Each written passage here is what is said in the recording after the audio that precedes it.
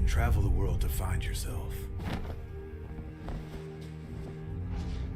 But that journey must start at home. Valley are going to end. Because you can't know who you are without remembering your past experiences.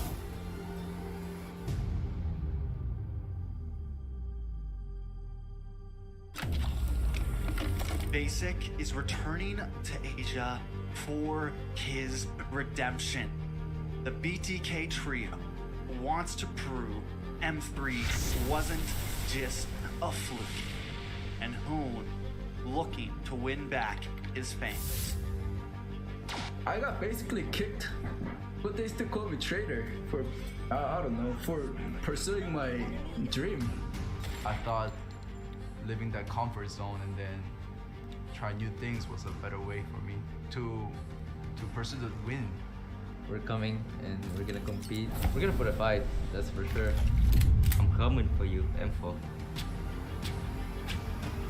This is what we have all been waiting for. You push us, we push you back. You respect us, we respect you back. You doubt us, we will bleed to prove you wrong. Everything on the line, right here, right now.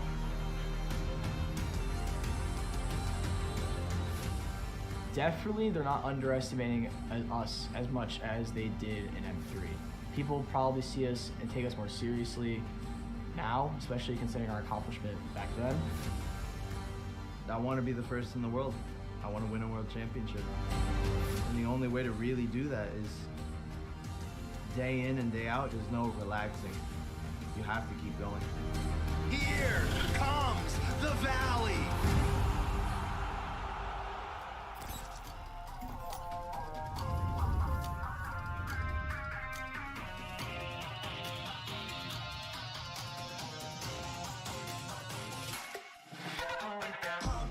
It's my time, I'm a ball. I'ma get this money right. I'm gonna live my best life. They been talking, tell me on me, but you know they'll never win. I'm controlling all my victories, and something that's gotta give. Cause this is just what I made it now, You can't ever. Sit down, been waiting so long. I'm here for the crown, I'm here to show off.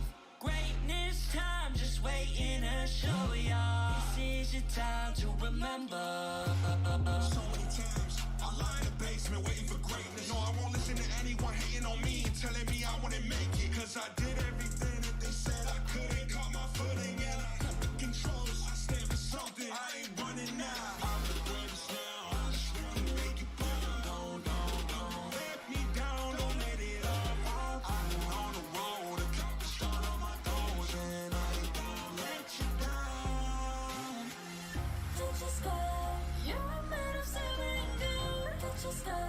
You're the greatest, don't you know? You and I, we can make it on the go. Hang tight, we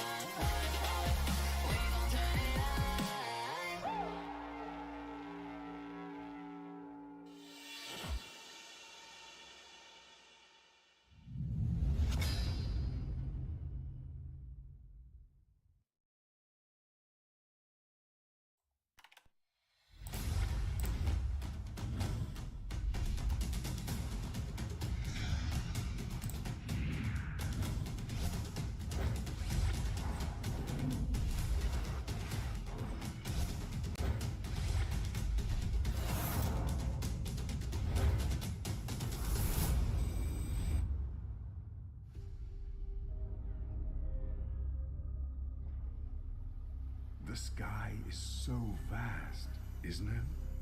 My little flare. Papa? Can you reach the sky and ignite the stars?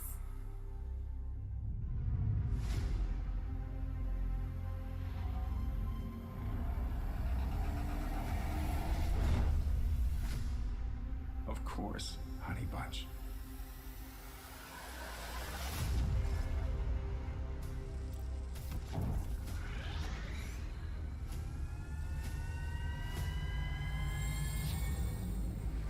Papa never returned home. He's among the stars now. But what about me?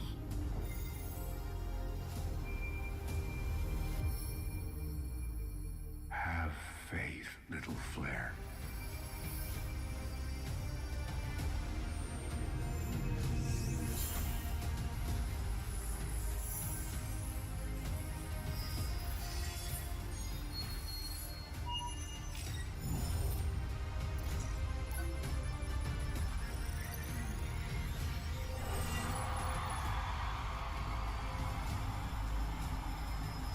Now this is a wonder to behold.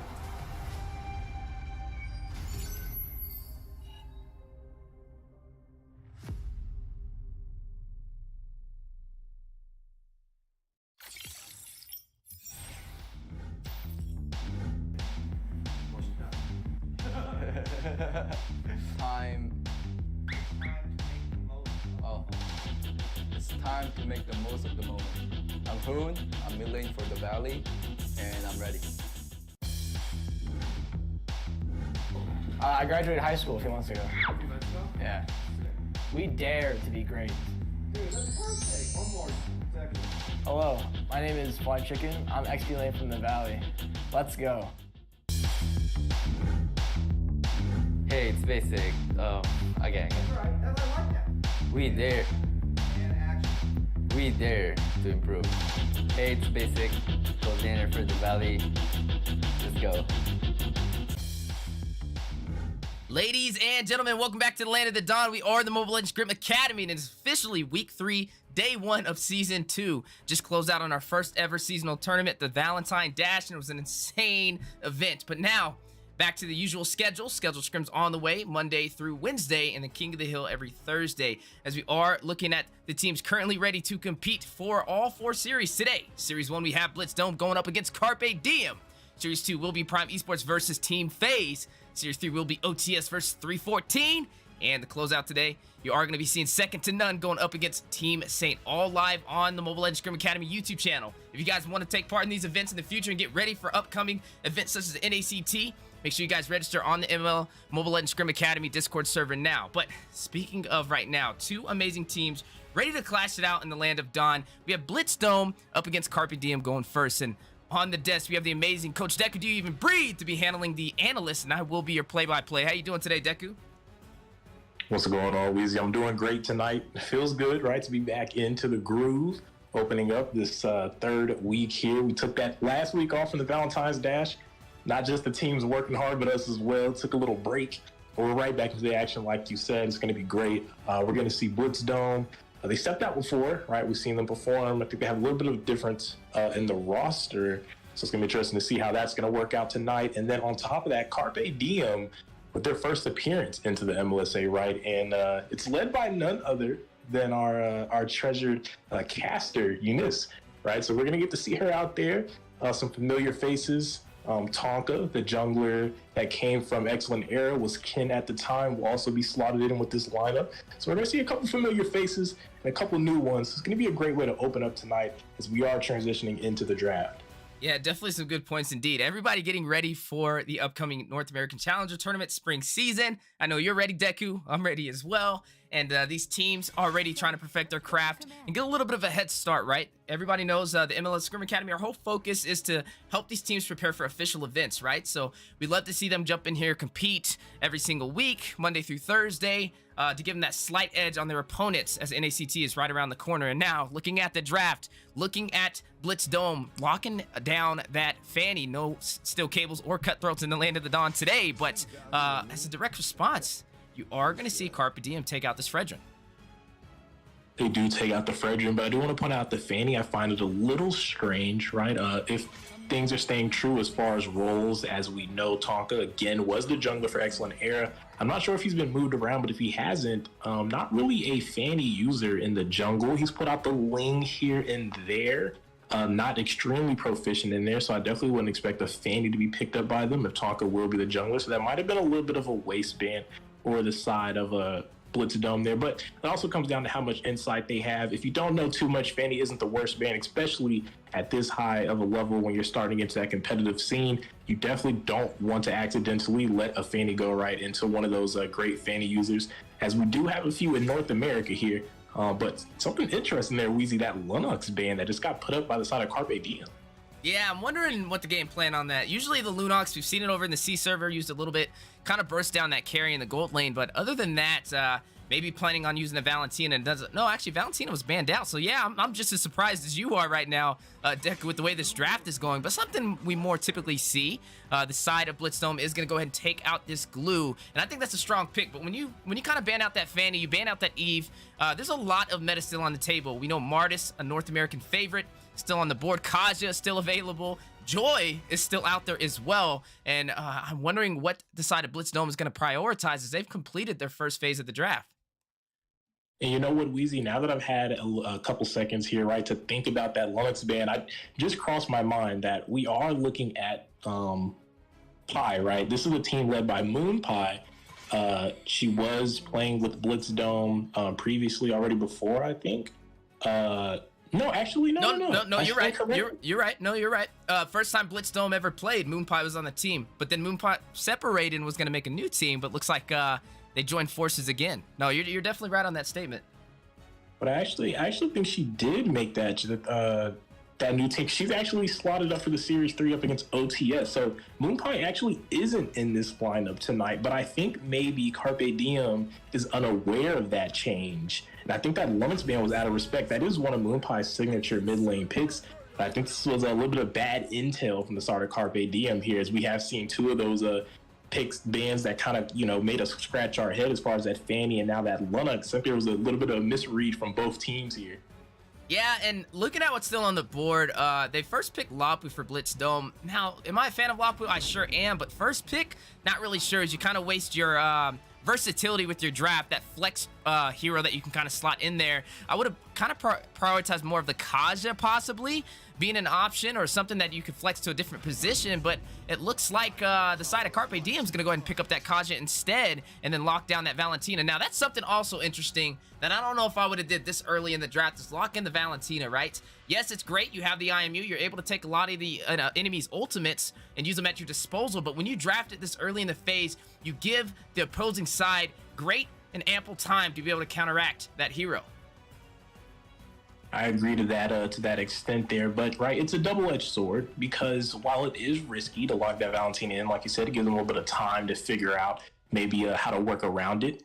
We do know the strength of Valentina is all on that IMU, that ultimate, to be able to utilize the opposition's key picks, right? But if they're not really able to adjust and don't really have any options or answers outside of the normal heavy utility picks, and they put themselves still at way to be in harm's way of the Valentina. So you kind of force them to have to adjust, and then on the other side, you have to successfully adjust, because if you don't, then, obviously Valentina still has worth in that match. So it can go either way. It just depends on how blue side responds here, how the side of Blitzdome finalizes their draft now that Valentina has been picked up. But so getting things picked up right, we have finalized the first half of the draft as far as picks and the bans, all of those out of the way. So we're moving into the second half of the ban, coming out from the side of Carpe Diem. Weezy, what are you maybe expecting to see right now? Maybe be taken out, as we have seen a lot of those picks secured. Only a couple roles left to fulfill right now for both sides.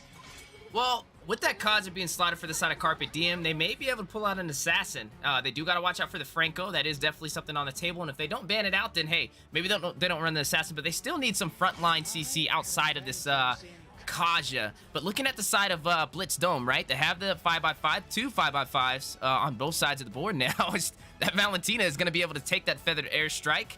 So I think both teams are kind of needing a little bit more CC. Yeah, you have King Dan on this Lapu Lapu. He is going to be able to provide that Land Shaker CC, but I don't know if that's going to be enough to rely on for a group set. Now, same story does go over to Carpe Diem, relying on that Kaja to be able to use that Divine Judgment. That's single target, so I think they need a little bit more group CC. You got the Terrified by Moon on this Valentina. It definitely does work.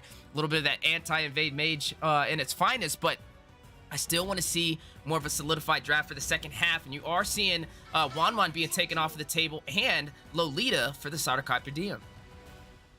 100%. I definitely agree as far as the lacking of CC from both sides, a lot of single target, but you're going to need more than that, right? If you want to stop this Leomord, if you want to stop this Lapu, or if you even want to get into the back line and maybe cause some havoc and disrupt that Farsa ult, obviously Joy can maybe make that happen. As we did point out, they don't have any CC to really stop anybody, so it could be a good game for Natch so far. We still have more of the draft to go as the bans have been finalized. Moskov and Ling being taken off the board from the side of Blitzdome here. Some interesting bans across the board here, mainly coming from their side. As now we are going to go ahead and transition to that first pick. They still need that gold lane right now if you are the side of Carpe Diem. Both teams needing that, and with a couple marksmans banned out of the way, Carry, Juan, and Moskov, it would be interesting to see if they go ahead and look to go ahead and prioritize that gold lane right now before the other side is able to respond. But no, they're going to go for the Grok here, Weezy. Now, I'm a fan of this, right? Tonka over there on this Grok, they needed some group CC, some AoE damage, and he's able to do both of those and also be flexed if needed. So this is going to be a possible Grok in the XP lane. He can still swap that Kaja to be in the XP lane as well. And with Kaja could even be slotted as the jungle, not to mention Joy. It's just an interesting composition, but I am a fan of it. I'm expecting Tonka to run this Grok as the roam, though, for the side of Carpe Diem. And it looks like Blitz is going to lock in this Mensa Thar. Not something we typically see, but they do have Notch over there on this Joy, and he's possibly going to try and slow him down. But I don't know how effective it'll be. Maybe it'll work, maybe it won't. But I'm excited, nonetheless, to see it for play on the way. But you are seeing Sui with an excellent pick, taking up this Claude. And ladies and gentlemen, this will be the first game of the day with both drafts finalized, as we are going to be jumping into match one. This is a best of three, as we are seeing Blitzdome go up against Carpe Diem. Who are you guys voting on for game one? And I'm also going to extend this question over to Coach Deku, who will be the on-point analyst to break down these keys of victory and also these engagements. I will be breaking those down for the play-by-play. Deku, how do you feel about the draft from both sides? I'm not going to lie, I felt like it was going pretty even until the Mensathar pick. And with us loading in, I definitely want to get into that and kind of, share my mindset on why I feel like the Mensathar kind of collapsed the draft for the side of Blitzdome. Now, right, they do see the Joy, you pointed that out, but the odds of Mensathar realistically being able to capture this Joy is almost, it just doesn't exist, right? Joy is extremely mobile. It's almost impossible to catch her. Even if you do land the King's Calling, right? It's just so much speed in this Joy's hand, is easily able to just walk out of there and get right back to dashing around. And you have to decide, do you want to go for the Joy or do you want to go for the Moon? Because both of them are heavily dash reliant. Right, and now you also give that utility to Moon on the Valentina, and who's their jungler?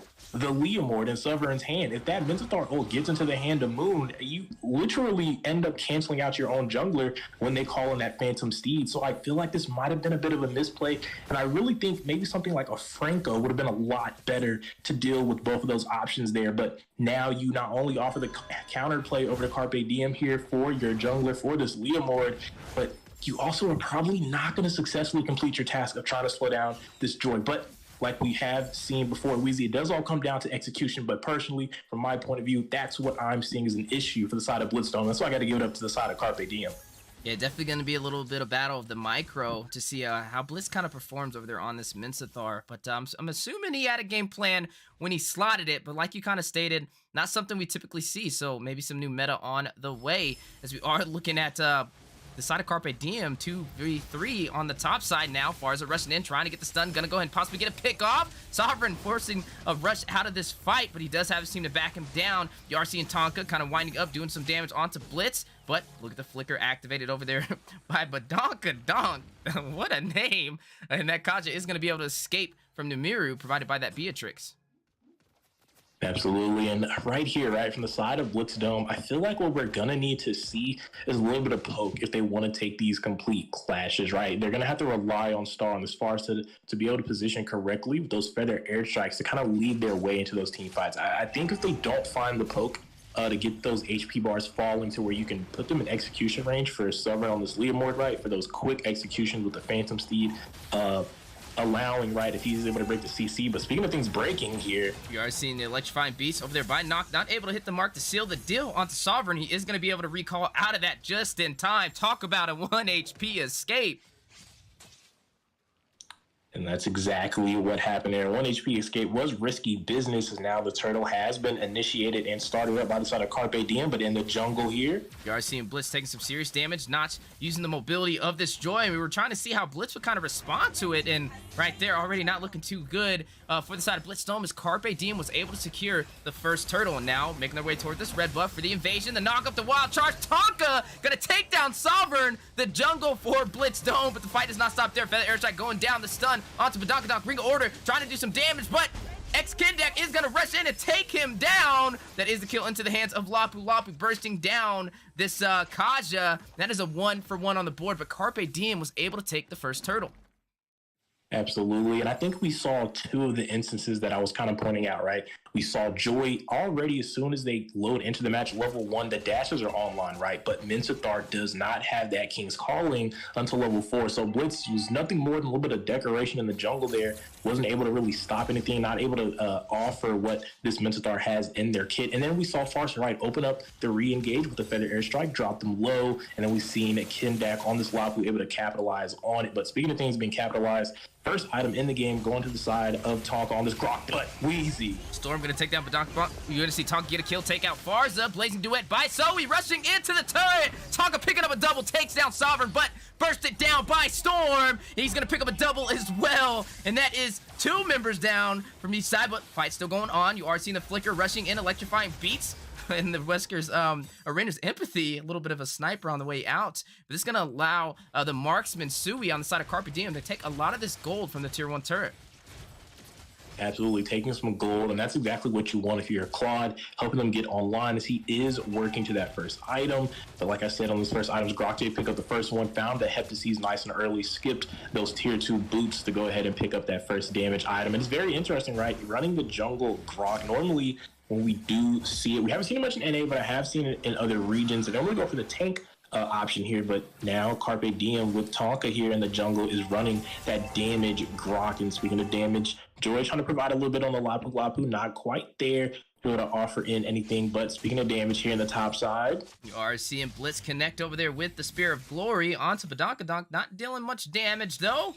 And he is going to be able to kind of sustain himself now. The Flicker in the wild charge, connecting into the wall. Feather airstrike going down. Tonka taking out Storm. The jungle Grok is on fire. 4-1-0 KDA. Talk about being online. And now shifting focus over to this turtle, pulling up the aggro. You are seeing not on this Joy, applying some of that pressure, trying to zone them out from contesting it. And it looks like this may be the second turtle into the hands of Carpe Diem, but Phantom Steed going in. Tonka going to go hit that Retribution, take the turtle, and take down the Liam Ward. 2-for-1 combo, and we just talked about it, right? Tonka is on fire right now, and I'm definitely adding this into the books for new junglers for 2023.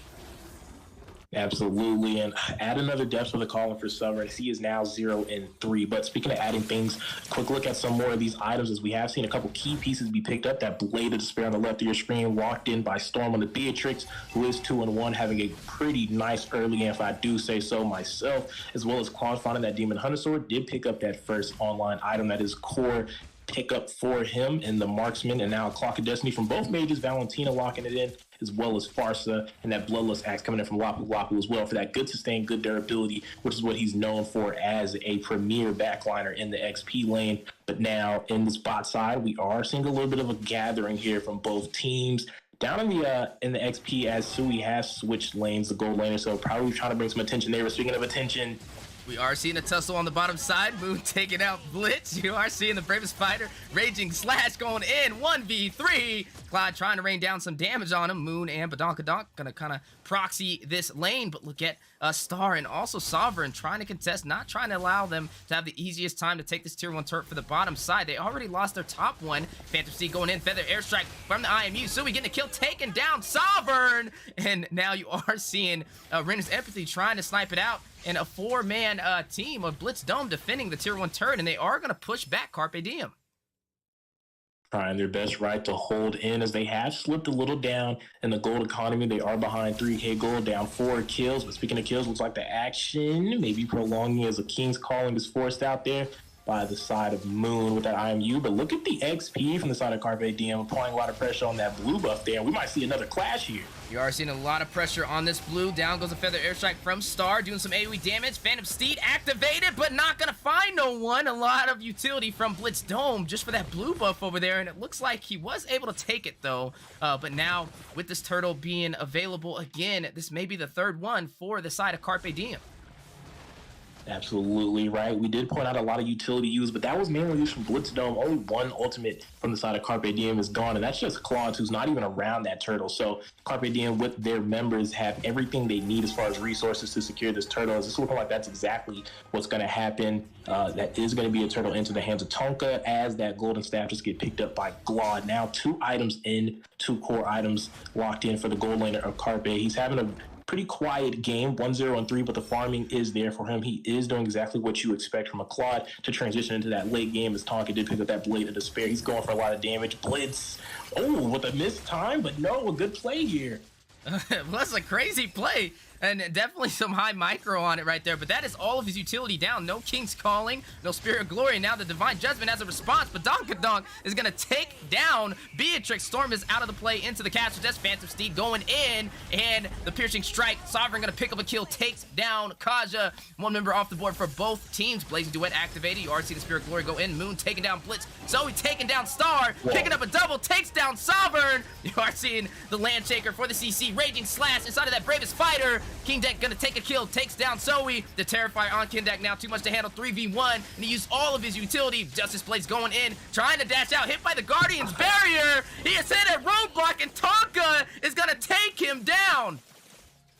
That was a crazy wipeout we just seen there. Carpe Diem was so in sync, Wheezy. I'm not even sure what we just saw. That was the quickest tower dive I've ever seen, and it was executed almost flawlessly from the side of Carpe Diem. If not flawlessly, I don't think any members actually fell to the way of that dive there, as now they're taking the aggressive positioning into the jungle here. But hang on, Tonka in a little bit of trouble. Is going to be have to use that wild charge to go ahead and disengage, as now he's looking to capitalize on the space they create for themselves and pick up this blue buff, this Blitz with another hook here. You already see the Feather Airstrike go down. The Spirit Glory did connect, but not able to find any members. You already seen the Bravest Fighter, Raging Slash, Land Shaker, Phantom Steed going out. Ring of Order by Kaza. Namir's passed him by this Beatrix, but all of the members of Carpe Diem still stand. How long will this last, though? Storm getting a kill, takes down Badonkadonk. Blazing Duet by Zoe, trying to do some AoE damage, not able to find the team. And you are going to see Moon get a kill onto Kindak. Down goes Lapu Lapu Tonka, taking down Sovereign. Moon picking up a double, takes down Blitz. 3 members off the board for Blitz Dome for 1 on the side of Carpe Diem. That was such a strange fight for me there. I mean, Sui came in with the Claw with the Blazing Duet, a little isolated by himself. He did drop 2 of the members low, right? He was on Blitz, he was on Storm, but it looked like they could easily turn that around, as he was all alone and maybe went to go ahead and re-engage on him and take that fight, as he didn't have the ultimate anymore. But they just, I don't know, they just let him walk them down, and they didn't even go for the trade there to maybe take down the gold laner. But speaking of trades and speaking of gold lanes, we are seeing some items being locked in with the gold that has been picked up from both teams. That Farsa has now bought in that Lightning Trunch, as well as Valentina. But Valentina is on the 3rd item after picking up the book. Farsa only on 2, but hang on here, Wheezy, and the bot side action going on. Phantom Steed going in, the push for the tier 2 turret. Raging Slash connecting. Can he get the kill? The Terrified by Moon, too much to handle. Tonka picking up a kill, takes out Kindak. You are seeing the Ring of Order, Kaja with the Divine Judgment for the suppression onto Blitz, and now the damage from Zoe to pick him off. And that is 3 members down for the side of Blitz Dome and all of Carpe Diem standing. Absolutely. I mean, again, another almost complete wipeout by the side of Carpe Diem, and they are completely online right now. They are up quite a bit of gold, right? They're up 9K right now up against Blitz Dome. They're having a very hard time as Malefic is picked up by Tonka, and he is full damage right now. This is insane what we're seeing from Tonka on this Grok. For the first times we have seen this Grok jungle in NA in these scrims, and he is profiting right now, right? 8-1-4, definitely establishing a new pick to maybe look out for all these upcoming junglers in the MLSA. Definitely need to take note of what's going on here. So he's making this look flawless and effortless in this composition that was created by Carpe Diem. Blitz Dome gonna have to find a way. We were talking about the bits and pieces that were gonna have to be important here. The Farsa, right? 0-3-5 has had a couple moments of opening up those fights with the Feather Airstrike. Nothing has came too much out of it, though. Even with that damage, Blitz hasn't really been able to make any outstanding plays. We saw an almost potential successful gank in that bot side not too long ago, but almost doesn't cut it, as we can see clearly as that goal lead has now increased to 10K by the side of Carpe Diem after crossing into the 12-minute mark. And I don't know, man. This is a head scratcher. I'm not really sure what Blitz Dome is going to have to do to overwhelm and overcome what Carpe Diem is doing, is they haven't secured anything on this map. 6-0 tower lead, but in the top, maybe a little action. You're going to see Zoe pick up a double, takes out Star, takes down Sovereign.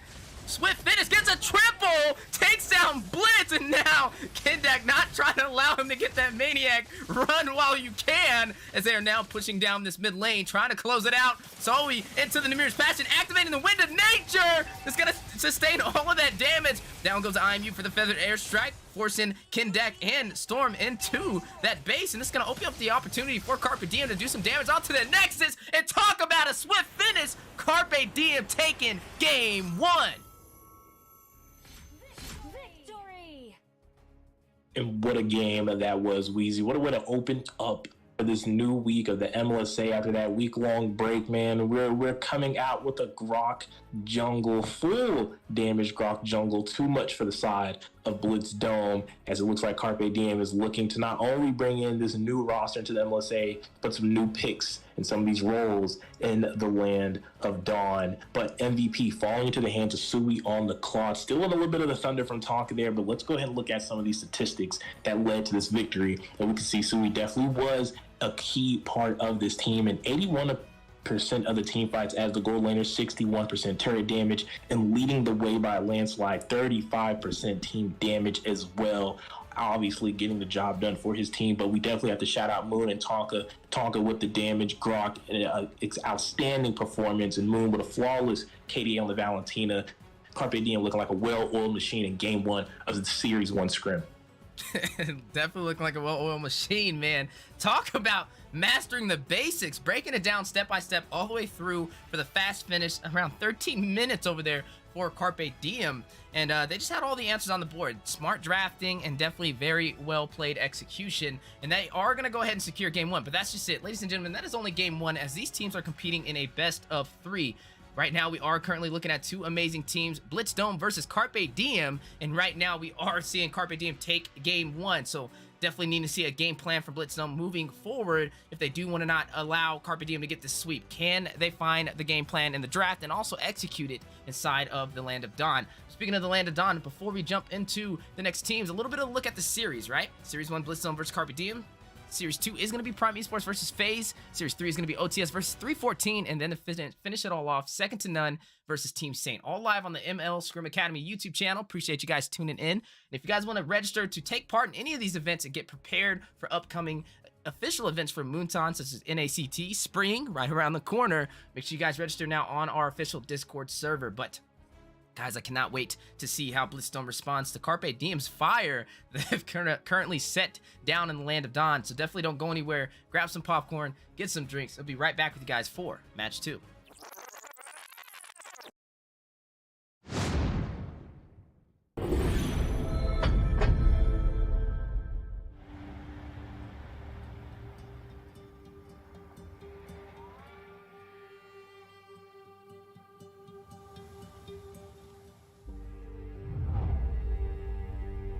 You can travel the world to find yourself. But that journey must start at home. Now we are going to end war! Because you can't know who you are without remembering your past experiences.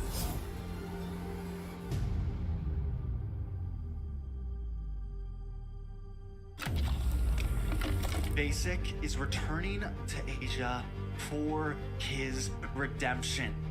The BTK trio wants to prove M3 wasn't just a fluke, and Hoon looking to win back his fans.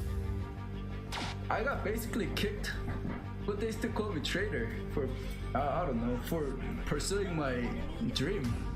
I thought living that comfort zone and then try new things was a better way for me to pursue the win. We're coming and we're gonna compete. We're gonna put a fight, that's for sure. I'm coming for you, M4. This is what we have all been waiting for.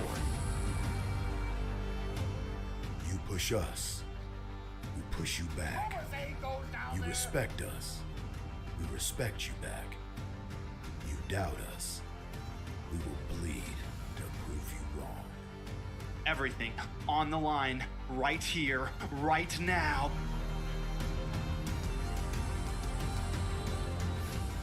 Definitely, they're not underestimating us as much as they did in M3. People probably see us and take us more seriously now, especially considering our accomplishment back then. I want to be the first in the world. I want to win a world championship. And the only way to really do that is day in and day out. There's no relaxing. You have to keep going. Here comes the valley.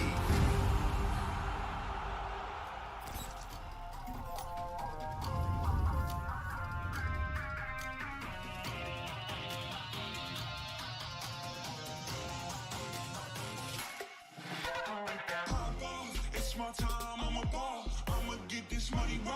I'm gonna live my best life. They've been talking to me on me, but you know they'll never win. I'm controlling all my victories, and something has gotta give. Cause this is just what I made it now, made it now. You can't ever break us down, break us down. I'll be speechless for the stars. Promise I'll be what they not, and I'll never ever stop. Won't never stop, yeah. Touch your sky, you're a man of saving good. Touch your sky, you're Ladies and gentlemen, welcome back to the Land of the Dawn. We are the Mobile Legends Scrim Academy, and it's officially week 3, day 1. We are on series 1, looking at Carpe Diem going up against Blitz Dome, and currently Carpe Diem taking a fast finish, 13 minutes, able to prevail for match 1, giving them a little bit of that momentum boost up against Blitz Dome for game 2. And if Blitz Dome does not find an answer in the draft, they are going to have a little bit of a harder time, as they don't have the additional firepower right now with that win underneath them, and that gives Carpe Diem the advantage to possibly sweep them, but can't count them out. We know Blitz Dome definitely has some vets in their team, and I'm excited to see what they do prevailing through today's matches, as we are looking at Carpe Diem going up against Blitz Dome. We have an amazing caster on the desk for the play-by-play. Coach Deku, do you even breathe?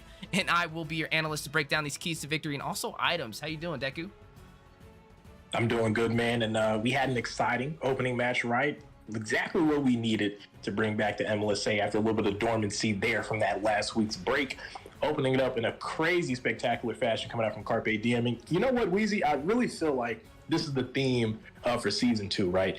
Not only the new teams in the MLSA, but even from the teams that have competed all through Season 1, everyone's really bringing it out. It feels like a lot of teams have stepped it up, and Carpe Diem is no different. In their first appearance, they're bringing it out immediately, the big guns. And ahead of NACT as well, I definitely expect to see some of these teams a little more calculated in their matches, a little more in the drafts, and a little more refined in the match for those team fights, those late game decisions, macro as well, because, like, again, official event, NACT is right around the corner, man. So teams are definitely going to look to pound it in and definitely try to make these things a little more well-rounded as far as a team. But we are in that draft, Weezy, and what are you starting to think now after we saw the first game, we saw the first couple picks, and maybe some new signatures you kind of leaning towards maybe expect to see in this draft? Well, definitely some better drafting in the early phase, right? We've seen that Valentina be slotted from Carpe Diem, and then Blitz Dome opted in on that Farza and basically just gave them a Farza on their side as well with that IMU, and then also maybe a little bit better placement on what they decide to choose for their roam. Yes, the Mizithar in theory could have worked possibly, but there was also other available picks that could have been a little bit easier. We know for Joy's weakness is suppression, and Mizithar's not a suppressive hero. Yes, he has that Spirit of Glory to be able to grab her up, King's Calling to kind of negate and silence anybody that's stepping inside of that little area of his to not allow them to do their skills, but that's not enough to stop a Joy. We even seen it on the neutral objectives, the turtles. Joy kind of zoning the entire team and nobody able to stop him in his tracks. So I'm expecting if you're going to let a meta pick walk, having a direct counter for it as you do embark into this game, because that's what it's all about. Half of the battle is inside of the draft as these teams are preparing to go into the Land of Dawn. And if Blitzdom wants to find a way to come back and not allow Carpe Diem to get the sweep, they need to find answers for the picks that they allow to walk. Absolutely. I couldn't agree with you anymore. And I'm kind of glad you kind of collided both of those points, right? They did let that meta pick go, and you definitely want to answer. And with, like you said, the suppression being the crutch to Joy, I pointed out in the last match, they definitely could have used that Franco in that roamer slot to kind of be that final piece of the puzzle, but they kind of overlooked it and went for something a little underwhelming for the answer to Joy. And I feel like right now, if they're going to do the same thing again as Joy is in the hands of Carpe Diem once again, they definitely need to make the right adjustment. They need to pick up the suppression. Kaja is already off the board. Barat has it's a very funny way of suppression. It's not very reliable to deal with Joy, especially with that cast animation. You'll probably never catch Joy. You have to lock in that Franco. If you're gonna go for the counterplay on Joy, it's the only answer right here. You need the suppression if you're looking to immobilize this Joy. Yeah, you make some great points, and something we didn't spot out. For the side of Blitzdom, Tank Storm, that's Randall. For those who don't know, he was in the NACT Grand Finals for Vegas last year. And now to see him back again inside of the MLSA, definitely going to be keeping my eyes on him. And not to mention, he also was able to slot in a comfort pick. He is a main 1-1. He definitely practices that every day. So definitely watch out in the goal lane, as we are going to have a battle ahead of us as Tonka locked in this Moskov with that Inspire. So double Inspire on the way. But the question is, who will be able to pull it off first? And now, looking at Carpe Diem, showing a little bit of their key players or their key roles picked nice and early for the draft. They're going to go ahead and lock in this Minotaur. And that's a very interesting. You don't really get to see the Minotaur locked in too often. It's a very bold lock, especially this early on. Going to be hard to go for some sets. I don't even know if I would have went for this right here. I mean, there's a Wapu who has those CC immunity frames, then the Wong with the self-purification. If she gets in the air with the crossbow Tang, you can forget about it. Definitely not going to connect with the Minoan Fury, but maybe they know something we don't. They do lock it in. But speaking of things locked in, the Valentina yet again falling into the hands of one of these teams, and now that does offer a little bit of usage. Actually, no. I don't think you can use the Minoan Fury anymore with Valentina. I think you just get the Rage Bar, if I'm not mistaken. So I don't even think there's any playback ability with that being locked in, and not really much to use otherwise. Spear Destruction, those electrifying beats from Joy. They're gonna have to hope and pray Carpe Diem kind of stumbles into a trap here as far as picks. Yeah, you make an excellent point over there. With that Minotaur, even though you slide in the Valentina, you're right. You definitely get the Rage Bar, but you don't get the Minoan Fury.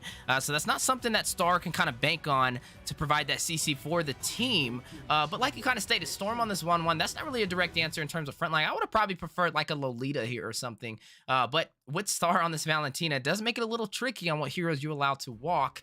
And so far, not really much Star can kind of profit off of. You can't really do much with the Moskov. Maybe you take the Spirit Destruction and try and like snipe a Lord or a Turtle. But outside of that, you're not going to be using the electrifying beats from Joy. And you're definitely not going to be able to use that Minoan Fury. So right now, I think for Carpe Diem, that is something that do have working in their favors. If they don't pick anything that Star can profit on for this Valentina, they're going to have an easier time in terms of the mid lane. Absolutely. Definitely could have an easier time. You know what? Something I really would like to see, I think would be a great pickup for them, is something like maybe like the Lilia, right? I feel like Lilia matches up very well up against Valentina, has a much stronger early. You don't get abused by Valentina, where she kind of wants to go with that dashing, the mid lane, the poke, and the little bit of the regen as well. Able to outtrade. Maybe, what else? Maybe something like, Faramus is banned. That's actually a good ban from the side of Blitzdom there. That's also another option I was maybe looking at, but Lilia definitely would be a pretty good option for them. Maybe something like an Xavier we can maybe see paired up with this Minotaur, that would be a great lock for them as well. Yeah, that definitely wouldn't be the worst option. Yeah, Star can take the Dawning Light, but I mean, hey, that's not really the best ultimate for her to use, and it definitely something that Carpe Diem can kind of sacrifice. But looking at the side of Blitz Dome, right? They have their Mage, they have their Marksman, and also their XP lane. They are still needing to slot in a Roam, and it looks like Blitz, speaking of comfort picks, first we saw Storm hover over this Wan, and now Blitz is going to go for his signature pick. Ladies and gentlemen, Boxia stepped into the land of Dawn. And definitely, that is a comfort for Blitz, and he loves that box. He used to give you a little bit of trouble on that old OTS lineup, Weezy, for that box. Yeah, we remember, man. He fought tooth and nail for it. I think the B in Boxia stands for Blitz.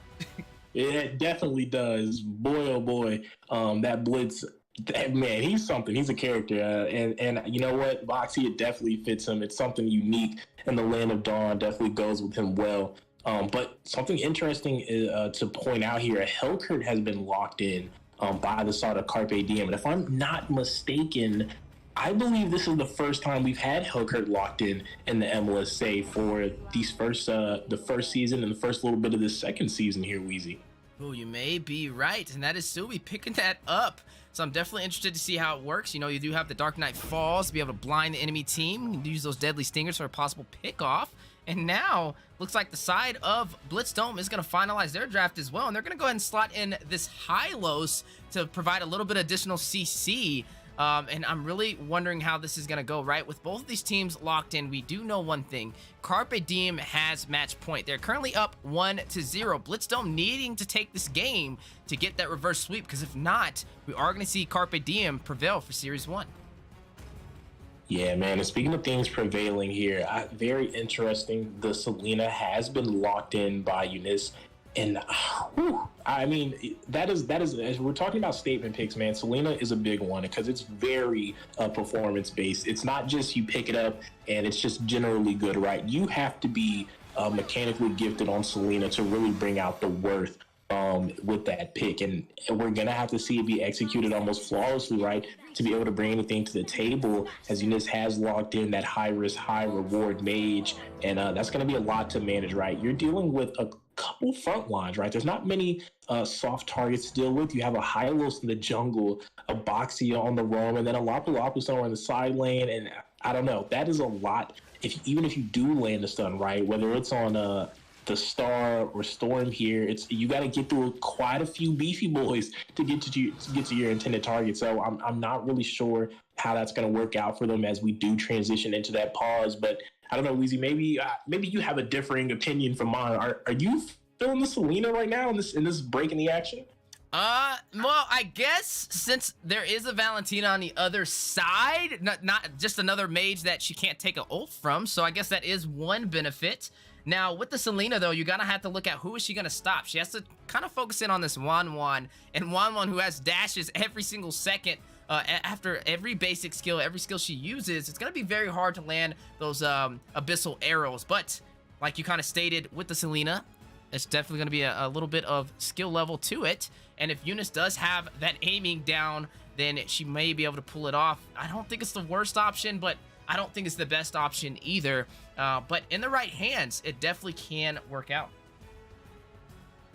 It definitely could. I mean, we're going to have to see the execution come in with the Selena.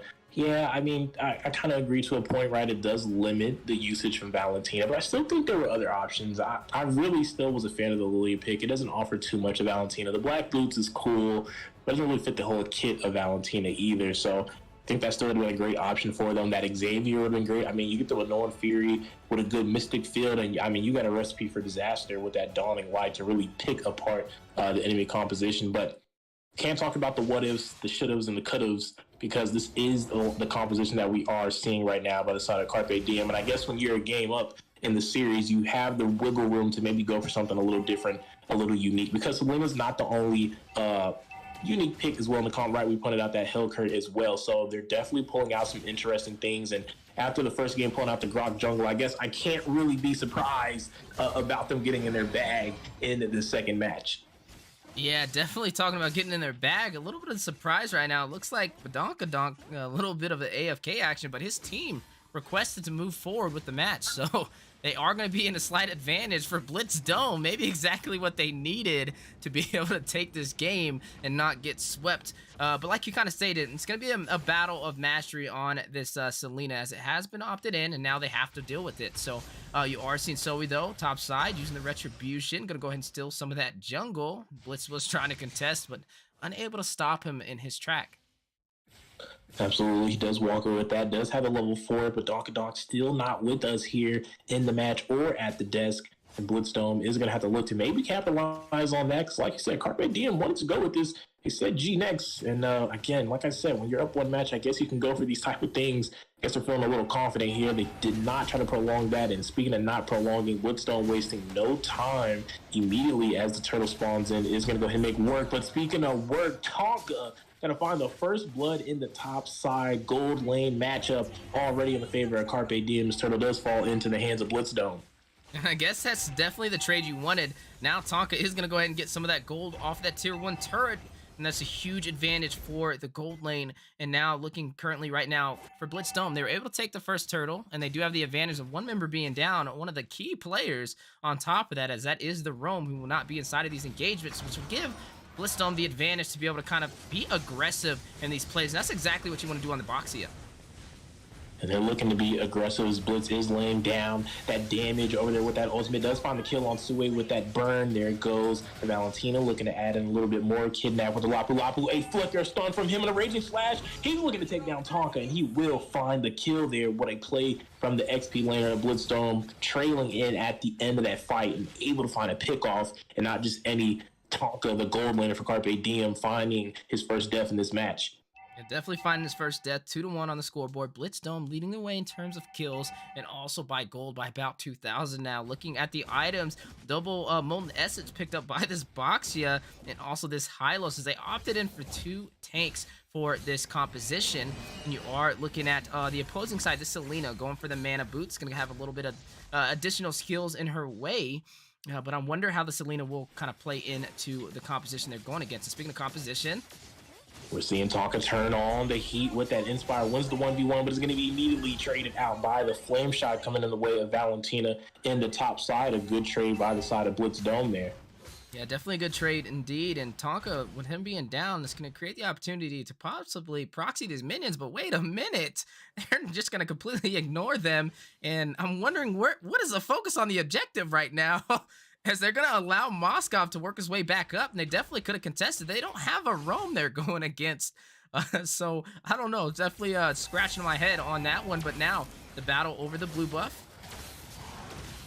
There is a little bit of action there. We are seeing Joy with electrifying beats and Blitz as well. Creating a bit of a snail trail there. As now here comes the glorious pathway from Severn on this high low, finding the stun. Then just coming out as Sui picks up a kill on the Valentina there. Joy still alive as Tonka takes down Blitz here. Now Severn all alone, but Angon here comes Kidnap with a little bit of backup, a little bit of assistance, looking for Tonka yet again. Isn't going to find the kill this time, as they're going to go ahead and disengage back across the river. And Abyssal Air going to miss the mark there. And now the action ceasing to exist for Hengo on Hellkurt. Getting a little warm welcome from Lapu. It looks like he wants to start this turtle, but he is low. Only Selena there all around him. And need to be careful as Lapu will go ahead and pull the aggro. Yeah, definitely going to pull the aggro. And right now, Blitzdome in a great position to take pretty much anything on the game. And engage from Blitz again, and now it looks like Kidnak is going to find Tonka for the second time in this match. He's been doing a great job finding the backline, finding the important kills. Tonka is going to find his third death in this match, but keep an eye on this fight as it's still ongoing. As Hylos is going to pick up the turtle, and now the disengage from the side of Carpe Diem, but here comes Blitz rolling in like a Hot Wheel. He's not just going to go ahead and flex the Joy mechanics there. Going to eat the roll and show the CC immunity for the side of Carpe Diem, but right now, gold economy in the favor of Blitzdome. Yeah, definitely in their favor right now, 4-4, but leading in terms of gold by 2,000, still kind of trailing their way to victory. Now looking on the bottom side, we're seeing a bit of a clash by the XP. Not going to lead to much. 3 members, though, from Blitzdome showing their presence in that bot side of the map. But in the top, Blitz making plays with the boxing. He's going to take down Tonka. That's another kill for him. He's sitting on 2 in this match with a little bit of a little bit of celebration. The comfort definitely playing well for the side of Blitzdome. But again, Sleeping Beauty for the side of Carpe Diem. But Donkadonk is left in the trunk for the side of Carpe. Does not have their roamer available and present for them in this match. Yeah, that's just a very tough thing to kind of deal with right now as you are seeing the engagement onto the mid-river. The action just won't stop. Blitzstone's taking advantage of the numbers. Kidnap gonna find Sui there with this Lapu, and now Storm looking to find a kill. Gets the crossbow Ting unlocked, Ting's down. Joy spreading depression as he does pick up the double kill on Tonka there. Demon Hunt Sword falling into his hands, and now a mid tower as well into the hands of Blitzdome. And just taking everything off of the board. This is what we call a one-sided story, right? They don't really have the positioning or the composition to be able to contest, especially with Badonkadonk not being in this game. That is their only group CC, and with him being off the board, we're kind of expecting Blitzdome to finish this one very fast, as you are seeing the Spirit Destruction go in, trying to take the red buff, and now possible engagement on the way. A stun did land with the Abyssal Air. Storm looking for the 1v2 at the moment now. A little bit of 1v1 as Joy is going to turn around, but look at Valentina. A little bit of trouble. Going to be able to disengage with the dashes. Blitz looking for the re-engage. Is going to jump on to Sui here. He's looking to make a play. He has been silenced, but there goes the ultimate. He has laid it down, but he's taking a lot of damage. The burst is real. He needs to be careful. He needs to get out of there. The Storm is looking to assist him, but look at the top side. Look at Tonka with the Inspire. He's unloading those spears. He's going to shut down Kidnap. This Lapu not going to lose the 1v1 this time, as he's going to go ahead and take that matchup in the top side. You got to keep your eyes on Tonka. Even though he has not really been able to do much in the goal lane without the roam being available, he is picking up some of these kills. He has 4 out of the 5 kills for Carpe Diem, so definitely Blitzdome need to keep an eye on him and shut him down any chance they get, as he may be exactly what Carpe Diem needs to be able to take this game on the 4v5. But so far, if we are looking at the items kind of being stacked up, we are seeing a 4,000 gold lead for Blitzdome, and now Eunice in a bad situation. Gonna go back with the Glorious Pathway rushing in. There goes Joy looking for the disengage. After those utilities, those heavy ultimates from Blitzdome have been utilized, and right now, Weezy, I mean, for what it's worth, they're down a member, but they're only down 4k gold. It's not the worst that I've ever seen, even in a 5v5. So for a 5v4, that's pretty good for them. Blitzdome is going to need to maybe try to capitalize, because Tonka in the bot side right now, looking to take down Kidnap again. He's going to drop him dangerously low, to maybe take this tower, but Severin is here to defend. Now it looks like they might back off. And they are going to go ahead and leave that, as now the members of Blitzdome are responding down the riverside. That's right. You are seeing Blitzdome make his way in. He's going to go ahead and try and rush in and get a potential set for the team on this box here. Like you said, looking like a Hot Wheel out there, literally. But Spirit Destruction connecting onto Star inside of that bush, taking him down to half HP. And we were talking about how deadly this Moskov can be, as you are seeing him in the bottom side. Storm trying to take a tier 2 turret, but kind of forced to play safe on that, as you definitely want to be careful. That Moskov with that Inspire can hit very, very hard. But speaking of hard hits, we are seeing an engage potentially. Darkness falls from this Helker. Does find a kill on Kidnap, but speaking of kills, traded out immediately by Summer. He's going to take down Joy here, and now Helker will be taken out as well. Blitz is going to pick up his 3rd kill in this match on the Boxia, as they are now looking to steam their way through the jungle Abyssal Air to go ahead and slow down a little bit of that pressure. I'm not going to lie, Weezy, from Carpe Diem, these fights are just not going to be in their favor. Even with the picks, you leave it back to a 4v4. There is no advantage right now for them. Yeah, definitely not an advantage at all, as you are seeing the marksman up by 7,000 to 5,000. And Storm's going to have the advantage when it comes to these clashes. Already picking up that Wind of Nature, the Corrosion Strike, and also he's going to have that Demon Hunter Sword to work in his favor. So you have to be careful on how you kind of clash with them. Moskov definitely a little underfarmed, and he can't really help it, right? He doesn't have the frontline presence to protect him. And with this full dive composition, this Hylos, this Boxia, there's just a lot of pressure in the gold lane, especially for a backline. But speaking of backlines, we are seeing the engage on Tonka. Will be taken out by this Lapu yet again. So we're going to miss the mark with the daggers, but he's not going to go off the play. Gets flame shotted for the disengage. A little bit of room for Star on the Valentina. Is able to escape the clutches of the jungler from Carpe Diem. And right now, I don't know. I feel like they really do need to try to maybe open up this map a little bit. But here comes Blitz with the backward swing engage here. He's going to find one in the bush, and that's going to facilitate a kill into his own hands. A killing spree for the roamer here, and the Abyssal Arrow finds the mark, looking to find a kill. This does take down Kidnap here, and now Blitz all alone, but job well done, as they have zoned off the members of Carpe. That is a Lord into the hands of Blitzdome. Yeah, definitely a Lord. Still holding on to all of their turrets, up by about 5 kills and leading in gold on 9,000. They are definitely sitting strong, and they do have the numbers. 5v4. Can't really expect too much, right? If Carpe Diem was able to pull it off, that'd be kind of like Very surprising, but maybe Badonkadonk will get back just in time. But if not, looks like Blitzdome is going to opt in on this possible early finish. But keep your eyes on Tonka, right? He is going to be their damage dealer to keep them in here. And it kind of puts them at a slight disadvantage with Eunice picking up this Selena, especially when you don't have the...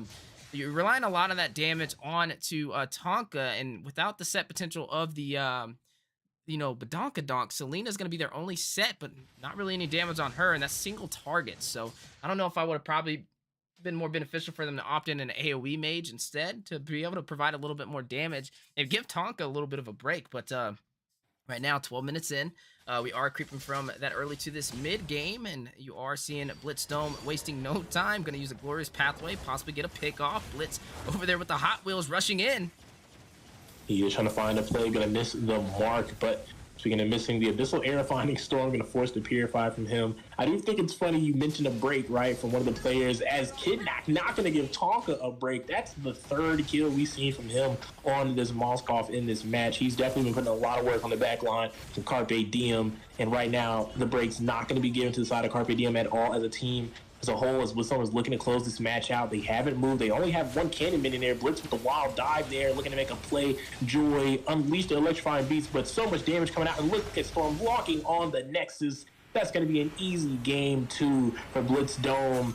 And I guess the 5v4 is exactly what they needed to get back into the series, Weezy.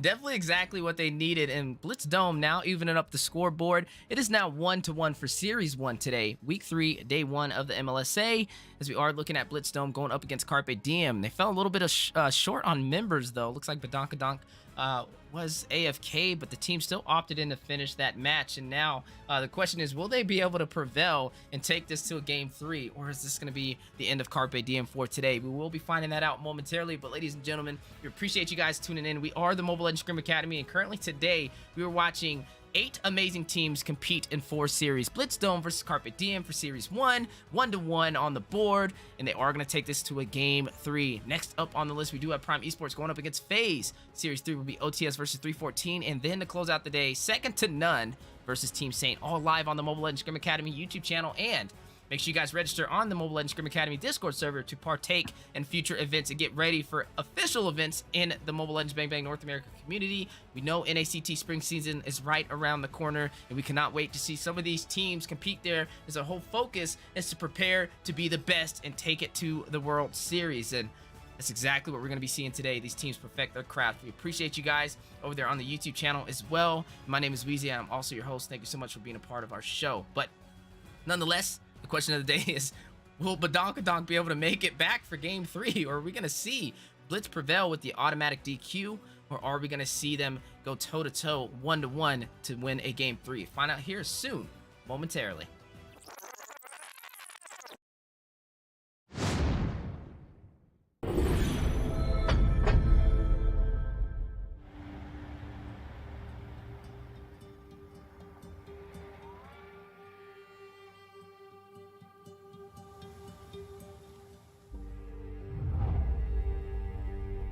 You can travel the world to find yourself.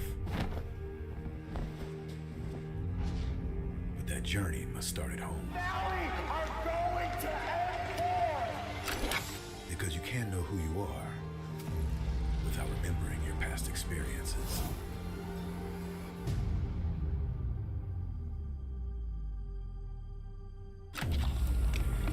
Basic is returning to Asia for his redemption. The BTK trio wants to prove M3 wasn't just a fluke, and Hoon looking to win back his fans. I got basically kicked, but they still call me traitor for, I don't know, for pursuing my dream. I thought living that comfort zone and then try new things was a better way for me to pursue the win.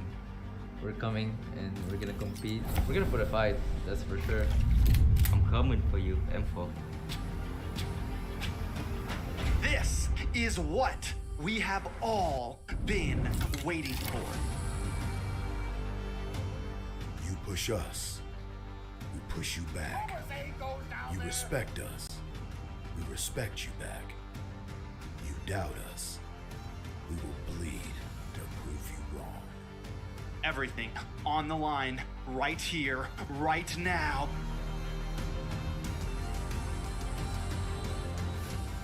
Definitely, they're not underestimating us as much as they did in M3.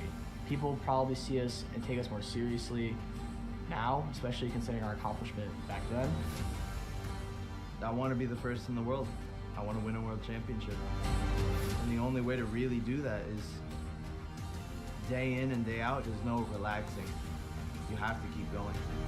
Here comes the Valley.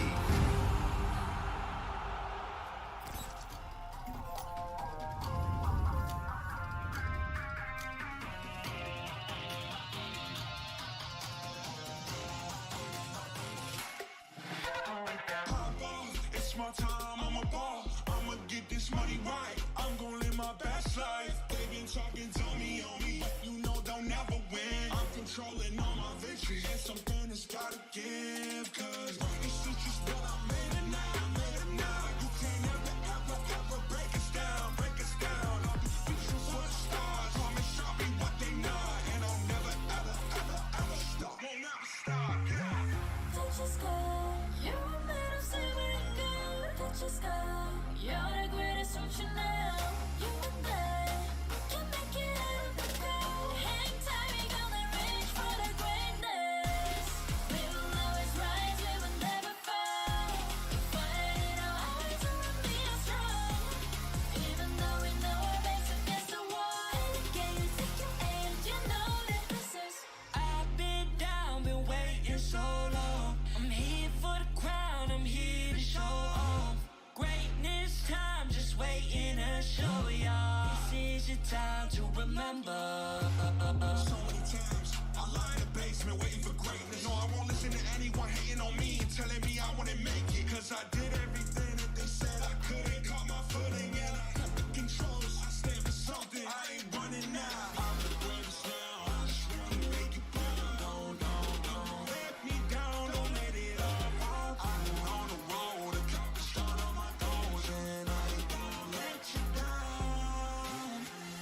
Touch your sky, you're a man of saving good. Touch your sky, you're the greatest option now. You and I, we can make it out of the cold. Hang tight, we gonna reach for the greatness.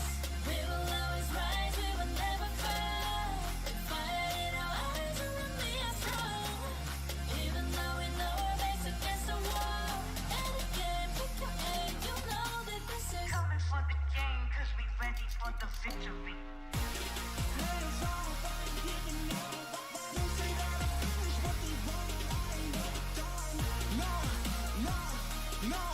No. So turn it up, turn it all the way up. All of you get your hands up, all of you raise your hands. Listen to what you feel inside. We gon' turn it up tonight. We gon' turn it on. We gon' turn it on.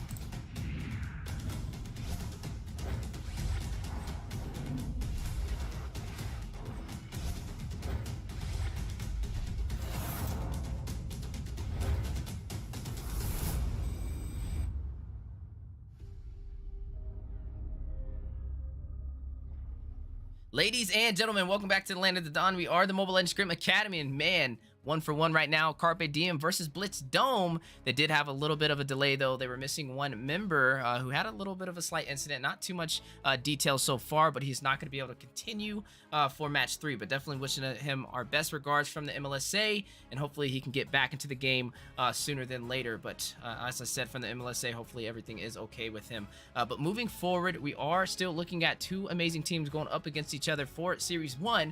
Blitz Dome versus Carpe Diem in a best of 3. And right now, both teams having one win in their favor. And the question is who will be able to prevail and take the series. After that, we will be seeing Prime Esports go up against FaZe. It's OTS versus 314, and then to close out the day, Second to None versus Team Saint. All live on the Mobile Legends Scrim Academy YouTube channel. And make sure you guys register if you do want to partake in any of these events you see going forward to prepare for official events from Moonton. This is NACT spring season by going to the Mobile Legends Scrim Academy Discord server. This is where you get the scoop on all upcoming events that we currently host and give you guys the chance to perfect your craft on the professional scene. Speaking of the professional scene, jumping into the match, the final game of Series 1, Carpe Diem up against Blitz Dome, 1-for-1, and joined on the desk with me, I have the amazing on-point analyst to break down these keys to victories and items, Coach Deku D Even Breathe, and I will be your play-by-play. How you doing, Deku? I'm doing good, man, as we are heading in to the final match of this series, Series 1, right? And that's just the first one. We got 3 more series, like you just pointed out there. But this is going to be a great final match in between these two teams. Blitz Dome, Carpe Diem here, Game 3, everything on the line. There is a sub, right, for the side of Carpe Diem in light of some bad news. Gosu Yue has been picked up by the side of Carpe Diem to fulfill that roamer position for the side of Carpe. And now Blitz Dome has one more obstacle to kind of get through if they want to be able to win this match. Because Gosu Yue is no light opponent. For anybody that doesn't know, Gosu Yue is with Team Gosu. He is one of those key pickups for their roster. He is a player. He is a caster. He has a lot going for him right now, and definitely going to look to maybe make a strong showcasing. We're only going to see him for one match here, but that's all you need when you are someone of his status to kind of make your impact in the series. And I'm excited to see how this prevails with that slight roster change. And looking at the side of Blitz Dome, right? They have a little bit of that momentum boost now, able to take game 2. And now with both teams being even on the board, the question is who will be able to close out this series? We are looking at the band so far for the first phase. Blitz Dome is going to opt in on this Ling, and I'm kind of scratching my head now. What are we doing right now? Because Ling, out of all the assassins, there's definitely other ones that you can pick. Hayabusa is still available. The Fanny, I'm wondering why they're opting in on this Ling, and maybe I don't know, was Gosei Yue the difference to make them choose this? So we will see as we slowly prevail through the draft. But it looks like the side of Blitz Dome is going to go ahead and take out this Faramis as well. And this is just not your typical bans you see usually teams do when they have first pick in the draft. Definitely not, but there is not a typical player over there for the side of Carpe Diem. Gosu Yue is very adept with that Faramis. Not only is he good with that, he's good with things like that Estes as well. And when Eunice is well in the mid lane, also liking that Faramis, it's not the worst ban. I am questioning the Ling ban myself, not really sure about that one. What was really the call made for the Ling ban? Not sure who on the side of Carpe Diem really warrants a Ling ban. Again, the person I've seen so far using it from their roster is Tonka, and he's not proficient enough, in my opinion, where I would prioritize it, especially not for a first phase ban as you're opening up the draft up against Carpe Diem. But hey, what do we know? We're just the casters. They're the players, and this is what they're going to go with. So we're just going to go with it as well, Weezy. Yeah, definitely going to go with it as we are seeing the first ban phase be completed from both sides. Carry being taken down to close it out for Blitz Dome, and we are seeing the Wan taken out as well. But wait a minute. The Eve has been slotted, but Valentina is still on the board, and I'm wondering if they're going to opt in for that. And also, not to mention, when you pick up the Valentina, you allow some easy, or not Valentina, the Eve, you allow some direct counters to rush up against it. And there you go. Gosei Yue spotting it out. Is going to pick up this Kaja, and Notch is going to lock in the Joy. And I definitely like it, right? The Eve was locked in, but the response with the suppression with Kaja, a great response from Gosu Yue. And for the third time in a row, Carpe Diem is going to pick up this Joy. And it's like, it's almost the meme, right? How many times do we have to teach you this lesson, old man? Because Blitz Dome is just not learning. They keep letting the electrifying beats drop out for the side of Carpe Diem. Obviously, they got the win last match with it, but there was a 5v4. Can you really say they handled the Joy well? Because we saw in the 5v5, Joy had their way with the side of Blitz Dome. And I just don't know if I would have let that go in this final match of the series. I mean, this is win or lose for either one of these teams. I just wouldn't be too comfortable if I was then letting that go. And now looking, Sovereign's going to pick up this Barats, and they have mobility. So with the Joy, you're not going to see the Detna's Welcome able to connect on him. And that's just a slight counter against themselves. And not to mention, they still haven't picked their mage, so they can definitely opt in on some burst potential. And you are seeing Eunice with that exact plan is going to go ahead and hover over this Lilia. And right now, I'm kind of wondering what the game plan is, right? They're going to go ahead and opt in for this Claude. Still another viable option. He has the mobility with the Battle Mirror image to be able to get in and out, especially with that Barats who does have that Detonus Welcome. And not to mention, Claude is going to guarantee the side of Carpe Diem late game damage. Does offer them in some of that late game damage. You are 100% correct on that note. It is a great option as well to get to that back line, get on top of that to go as well with this Joy to go ahead and deal with them. So some great options picked up for them to deal with the back line. Again, this is starting to stack up in a position where it's going to be a little uncomfortable for the side of Blitz Dome here. Yeah, definitely going to be a little uncomfortable as you are seeing the Atlas be taken down, realizing they do have that Kajin. They don't want to opt in on pulling out a Diggy. That is going to be the Atlas taken out, and I think that's a smart read from the side of Carpe Diem. And now you are seeing the Lilia taken down from Blitz Dome. Not the worst option, as we did see it kind of hovered over by Eunice as that direct counter over there for Sovereign on this Barats. And not to mention, when you're looking at Star on this Eve, it gives her an option to be able to get out with the black shoes. But still some options on the board. The Lunox is still currently walking. Definitely something that can go up against the Barats. And not only that, but can use that Brilliance to get out of Star as well. But there is another option still on the table, and that is the Kadita. Able to use the rough waves to get in and out, the Breath of the Ocean, be able to get a knockup. And I'm wondering if that is going to be the plan. And I didn't even think about the Valentina. That's a good read from Blitz Dome right there, because that might have been the best option for them to slot. And right now, I am seeing them get a little bit more smart as the draft finishes for their side, trying to limit the mage that Eunice can pick up. Definitely a good response, like you said, to go ahead and limit out some of those abilities. And that's a lot of mages off the board right now. With Eve being taken out, you got to count that. That's number one. And then for Ramus being taken out by the side of Blitz Dome, and then finalizing that in that second half of the band's right, the Lilia and Valentina. The final pick there being one that you felt was the best option, and I have to agree as well to be able to show that real-world manipulation. But they're going to have to find a new option here. I think you pointed out one, the Linux wouldn't be a bad option, but it's looking like the Xavier potentially from Eunice is going to be the lock, and there it goes. We'll be locking in that dawning light into the land of dawn. And I don't think that's a bad answer right there. It is another high ground mage. You do have the late game damage where utility comes in from Star. You pack a punch with the Xavier after you cross around that 14-minute mark into the game with those items coming online. It's a good way to slow down Barats as well. Not very mobile. A good Mystic Field will keep Sovereign at bay. That's not a bad response for them. I do like it, and you have a lot of options. I want to call this composition right now. It's like a flying gnat competition, right? You got Clyde and this Joy, the blazing duet with the mirror image, and then you got the electrifying beats and basically the unlimited dashes from Joy. It's a lot to deal with. It's going to keep them distracted and not always having their eye on Eunice on this Xavier for those setup plays to pack in that massive damage that we know Xavier can bring on as you transition into that late game.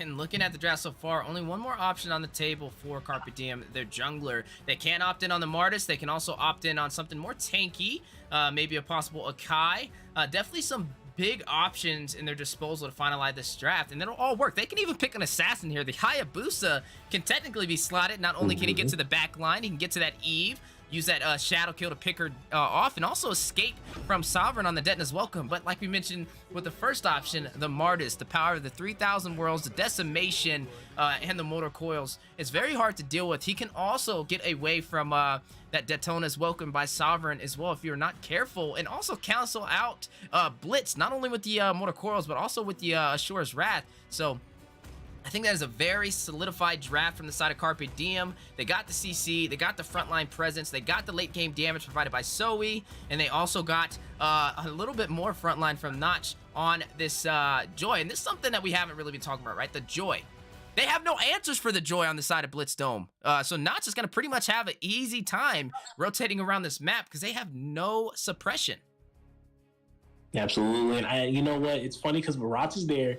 And I pointed that out as one of the other pseudo suppressions that are in the game, but it's not strong enough or quick enough to be able to catch that Joy and actually shut them down. So 100% do not have any answers, at least not a consistent and reliable answer in the hands of Blitz Dome. But speaking of answers as well, I feel like that Martis pick fit in for one more reason that we didn't really talk about at the draft, right?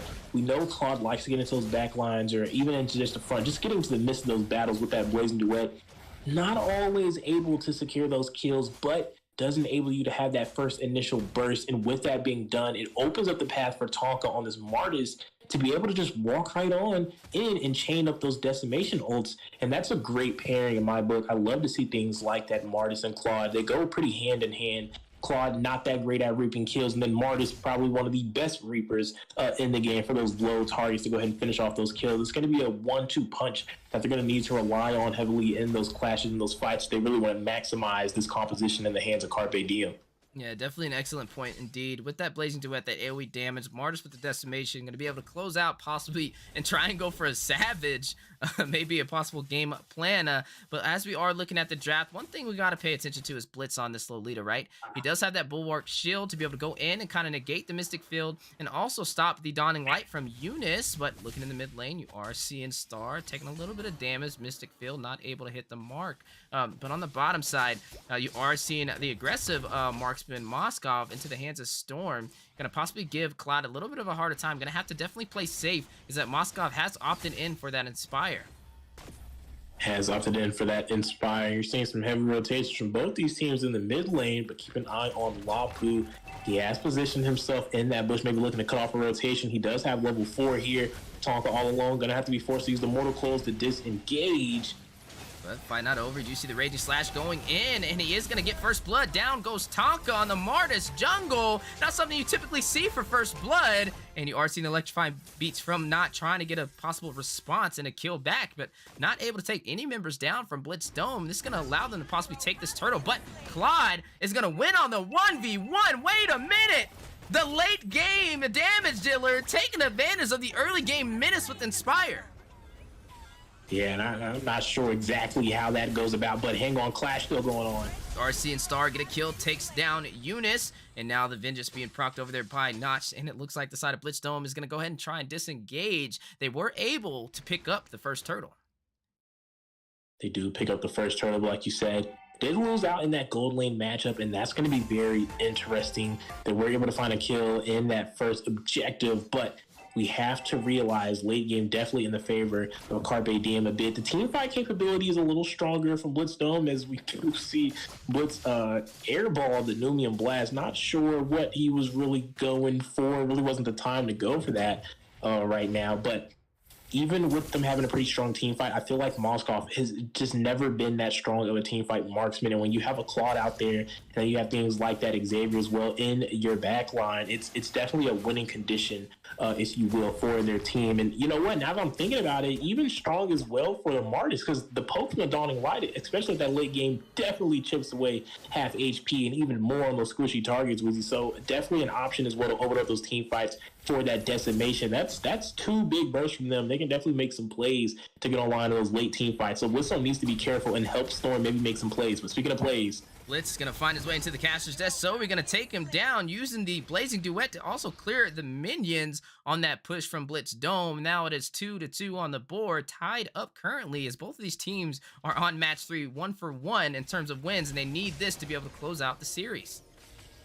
Definitely need this, and for the side of Blitz Dome, they need to tighten up. Like I said, we just pointed it out. They definitely need to be able to make it into that mid game with a solid foothold. You don't want to be going even with Carpe Diem, because that's what they really want. But speaking of things they want, applying a lot of pressure in the top side right now ahead of this turtle coming up. Severed and Blitz bringing in some of that pressure in that top side jungle, warding the members of Carpe Diem off. They are going to go ahead and start this turtle. They are going to look for the pull, but keep an eye on Joy here, already looking to make the beats unleash. Already seeing the battle over this turtle, and the question is who will prevail. Numenon Blast not able to get a stun on any members of Carpe Diem. Sovereign gonna hit the Retribution and take the turtle, and now down goes a 5x5. Kindak getting a kill, takes down Knock in response, but man, talk about some pure evasion for the side of Carpe Diem. Yeah, evasion, these Numian Blasts escaping the hands of Blitz. That's the second miss there, and I actually think he flickered after the Numian Blast had already went down. I'm not really sure what's going on with him, but speaking of things going on the top side. You are seeing Martis on the 1v1, Totnak versus Kindak, and he is going to try and rush in and take him down, defending on these minions. But look at the bottom side. Ring of Order by Gosu Yue, kind of protecting Soe. Void Crystal going in for additional damage provided by that Eve, and now the 3-man play over there by Blitzdome, trying to possibly get a pick off, but no, they are going to go ahead and split up and focus on these lanes. And with those lanes being focused, let's take a moment to focus on some of these items as the action is kind of slowing down a bit. We do see the Demon Hunter Sword has been picked up by Claude there. That is a great piece from him. Clock of Destiny already being locked in by units on this Xavier. Major component from him as a Spear Conduction goes out across the map. A handgun can still play on the bot side. Wheezy is going to find the Divine Judgment onto Storm. Blazing Duet to counter with it, and Tonka going to pick up the kill with the Decimation. Gets a double, takes down Blitz as well. Now the Dawning Light raining down from afar. Sovereign on the 3v1. Look at Star in the back line. Void Crystal doing some damage. Maybe another manipulation on the way. Ring of Order going in. Sovereign showing his frontline presence on this Barat with most of his HP still intact. Down goes that manipulation, though, unable to hit the last mark on the Tonka, and he is going to make his way back to the base. But on the top side, you are seeing the tier 1 turret fall into the hands of Blitzdome. Joy having a hard time defending her lane. Definitely having a little bit of a struggle in the top side, losing out on that tower, but not losing too much in the economy. This is a very even match in between these teams. 1-0 on tower, but the goal is only 300 apiece. As now a lot of the members grouping up in the mid. Not too much going on. That turtle is coming up. They're going to keep their eye on that. But speaking of our eyes, look into the hand of Star working on that Ice Queen wand. That's going to be a great pickup from them when that core item comes online. But things online. Turtle being pulled by the side of Sovereign. Now the response from Carpe Diem. You're going to see Kindak get the turtle. Now the manipulation on the way. Star picking up a kill. Takes down Tonka. Fight is not done there, though, as you are seeing Blitzdome on the chase. Killing spree activated by Clyde is going to take down Storm, and now making their way toward this mid lane, clearing these minions. Going to go ahead and try and take the tier 1, but you are seeing Eunice, Ghost of Yue, and Notch to defend it. Mystic Fill for the 2-man set. Ring of Order, Divine Judgment, pulling in Sovereign with the suppression to the tier 1 turret. Now dangerously low. You are seeing the Rage Slash rush in, not going to take down Sovereign. The chase with the electrifying beats, too much to handle. Double kill, takes down Blitz, and now Kindak, a little bit of that overextension, not protecting his teammates, and now it's going to be costly. His Knock is going to pick up a triple on this Joy. We talked about it, Deku. We mentioned not having an answer, and now Knock definitely online. Look at the Dawning Light, unable to connect. Zoe picking up a kill, though, is going to take down Eve, and man, this is definitely leaning more into the sides of Carpe Diem as we prevail toward this mid game. Absolutely. You know what, Wheezy, had that Dawning Light connected, Yue wouldn't have even been needed there to finish off that kill. And that's exactly what I was getting at earlier. The combination of these picks, man, the Dawning Light, Blazing Duets, Decimation. There is a lot of 1-2 combinations, a lot of you go first, I follow up after you to clean up coming in from the side of Carpe Diem. Speaking of things coming in, Tonga just imposing his will, menacingly standing in the jungle and securing that river with the retry, but plays being made. Speaking of plays, if you talked about it, the Asura's Wrath canceling out the Numenon Blast from Blitz, but down goes to Detonus Welcome. Notch going to be taken down into the hands of Barats, and now goes to Yue, forced on the flicker. Chase down from Kindak, picking up that kill for Lapu Lapu. Raging Slash, Landshaker for the stun. Toknak in a bad situation, going to get bursted down by Toknak. Oh, no, he does get the kill just in time, but taken down by this Eve. Speaking of takedowns, though, Zoe with the Blazing Duet, unable to finish off the members of Blitzdome. And down goes that Dawning Light in the mid-river. And a lot of sustainability right now working in Blitzdome's favor as they were able to take down Totnak. But we got to look at Blitz, right? He's having a lot of trouble on this Numenon Blast. First, it was a couple of misplays and a flicker. And then a good play on Tonka to rush in and use that Asura's Wrath to cancel it out as well. And he just has to be a little bit more careful on placement. If he can find the right time and the right moment, it may be another pickoff for their team. But speaking of pickoffs, Zoe on the bottom side is going to take down Barats, and now it's going to open up the opportunity for Carpe Diem to take this Lord. Definitely opening up an opportunity for them. But it's like Blitzdome isn't going to give this up for free. I think they might still contest. Who's going to go in for a little bit of a stun there on the Joy Spirit Destruction coming out. But the control from Carpe Diem here is going to make an easy pickup. No room for contest for the side of Blitzdome as they do find the first Lord in this match. A huge pickup for the side of Carpe if you are them. A great pickup indeed.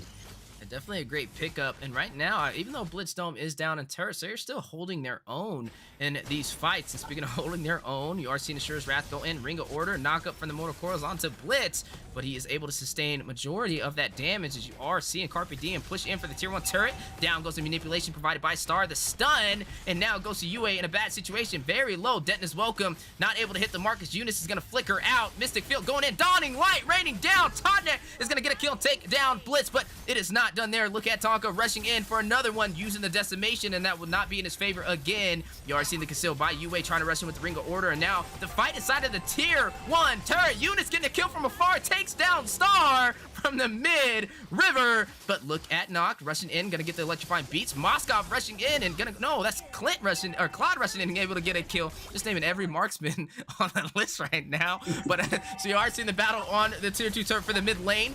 A really good push for Carpe Diem, and they are gonna burst that down, and now you are seeing the stun, maybe a little costly. Tonka in a bad situation, Bravest Fighter rushing down, Newman on blast as well, not able to CC Tonka as he is gonna use the Mortal Coils, but grabbed last minute from the Detona's welcome. Kindak gonna get a kill. Sovereign gonna take down Tonka.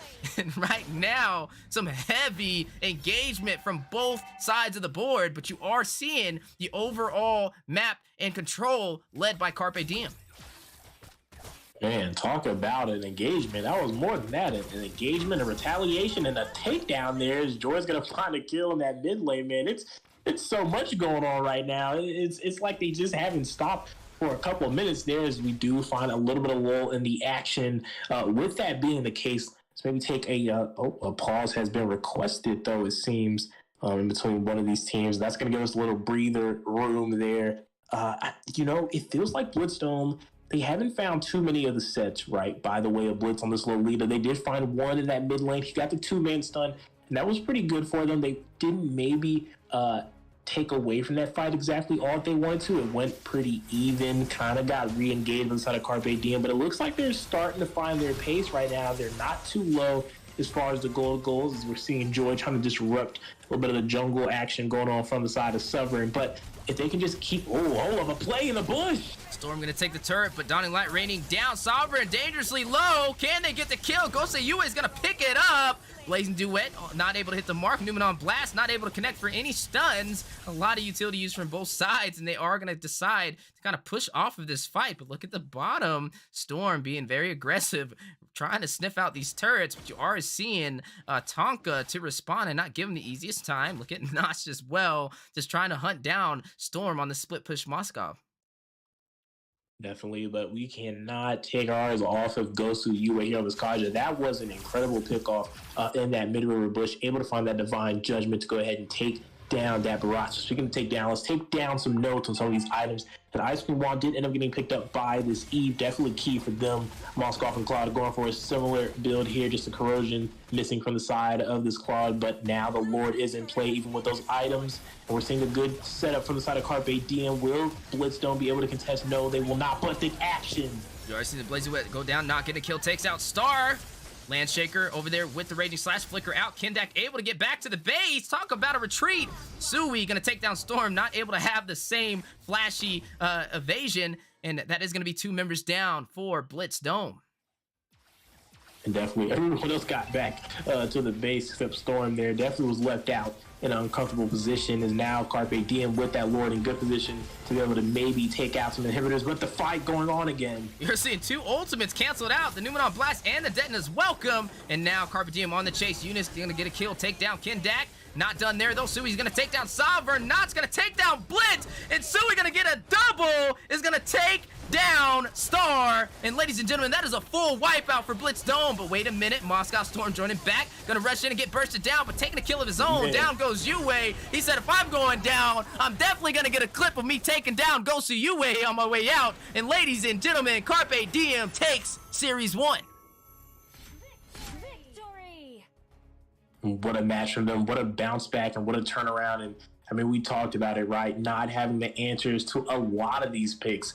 Is Claude, Sui gonna have a flawless game, 10-0-7. Some insane gameplay for him, a well-deserved MVP. Let's take a look at these statistics, Weezy. Let's see what really led to the victory here for them. And that's a crazy statistic count for the side of the marksman coming out from Carpe Diem. 37% in team damage, leading by a mile, even with an Xavier on his team in that 13-minute match, really 14-minute match, and then 58% on the turret. You pointed out Storm was definitely trying to put that pressure on those towers, but clearly outworked and outmanaged by Sui in those side lanes, as he was also there for 74% of the team fight. So even when he wasn't there, I guess he was there, right? Some flash or maybe some instant transmissions. He was all over the place getting it done as he leads his team to a victory, and like I said, closing out Series 1 in spectacular fashion.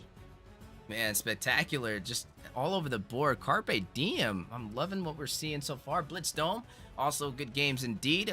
Didn't give him the easiest time, but it was a little bit of an earlier finish with that 13-minute, 51 seconds. I will say, if I had to give some teams a couple of notes, Carpe Diem, excellent gameplay, excellent drafting. I feel like some of the times, though, they had answers for the counter answers. I didn't see them really perform the best on it, but they were able to still win a majority of these engagements. So I definitely see some growth for them in the MLSA, and I'm excited to see how they prevail. But that wasn't their original 5. They did have Ghost Yue in there, a little bit of that cheat code. So, but on the side of Blitz Dome, I would love to see them kind of focus a little bit more on the draft. There's just a lot of things that they allow the other team to have that they can properly counter out if they just sit down, work on the draft prior to these matches, and have an overall game plan on what they decide to let walk.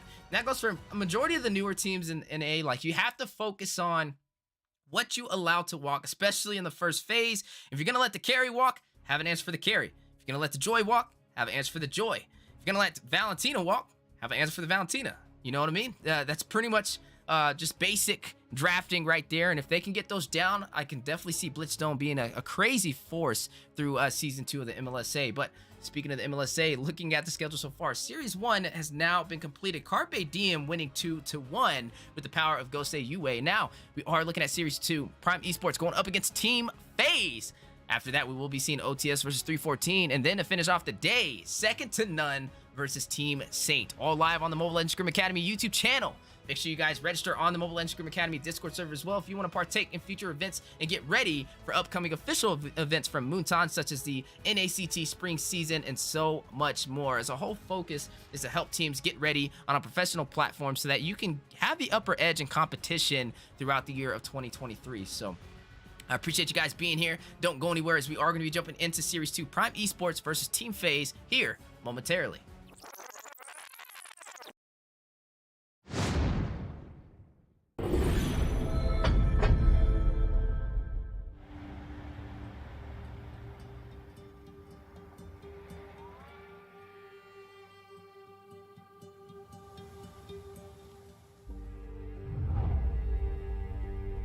You can travel the world to find yourself. But that journey must start at home. Because you can't know who you are without remembering your past experiences.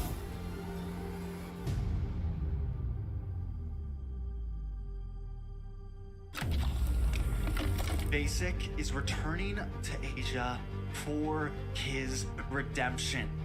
The BTK trio wants to prove M3 wasn't just a fluke, and Hoon looking to win back his fans.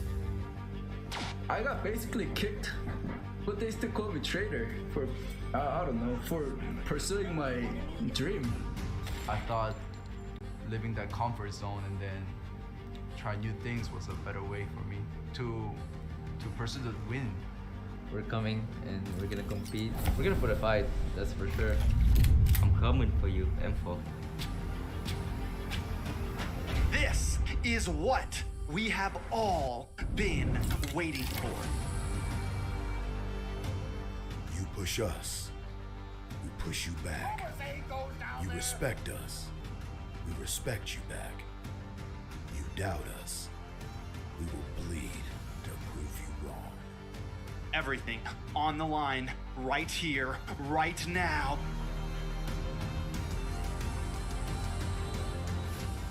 Definitely, they're not underestimating us as much as they did in M3. People probably see us and take us more seriously now, especially considering our accomplishment back then. I want to be the first in the world. I want to win a world championship. And the only way to really do that is day in and day out. There's no relaxing. You have to keep going. Here comes the valley.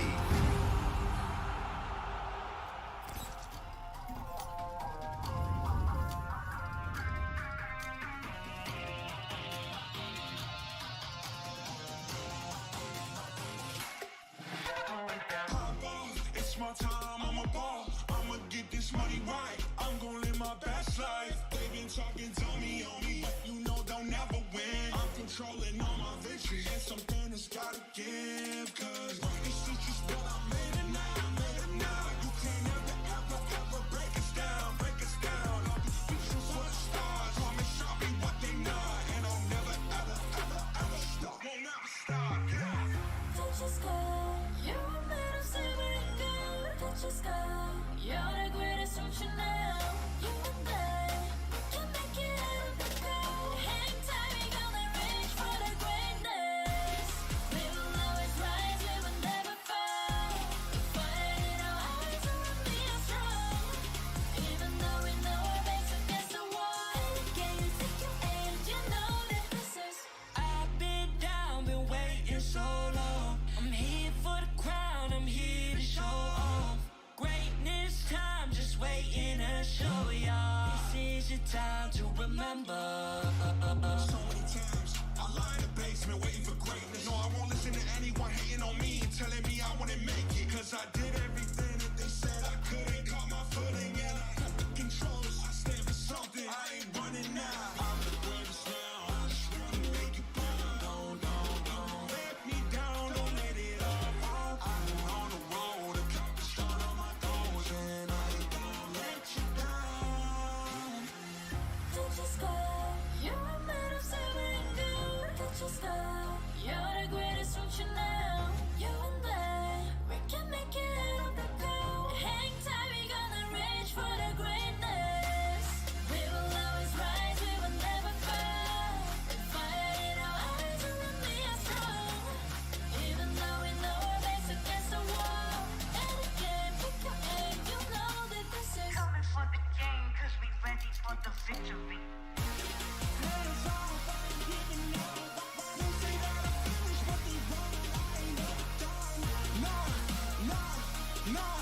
No. So turn it up, turn it up, turn it all the way up.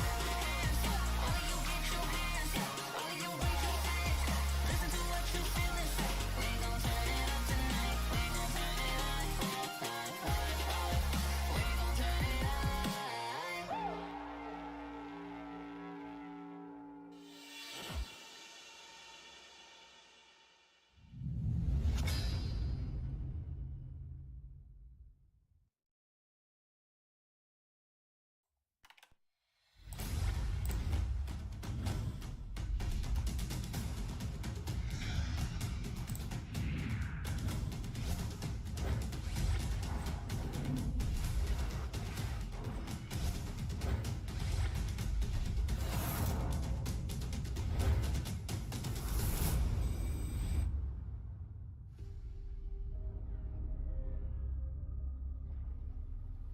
The sky is so vast, isn't it?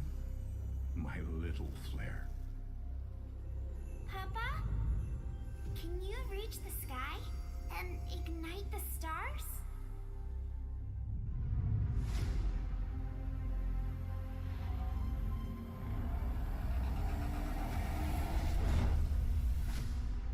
Of course, honey bunch.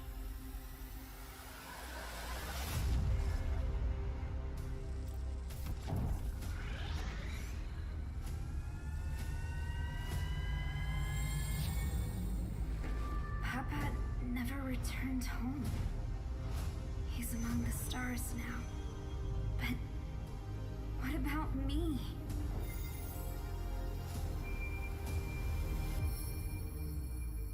Have faith, little flare.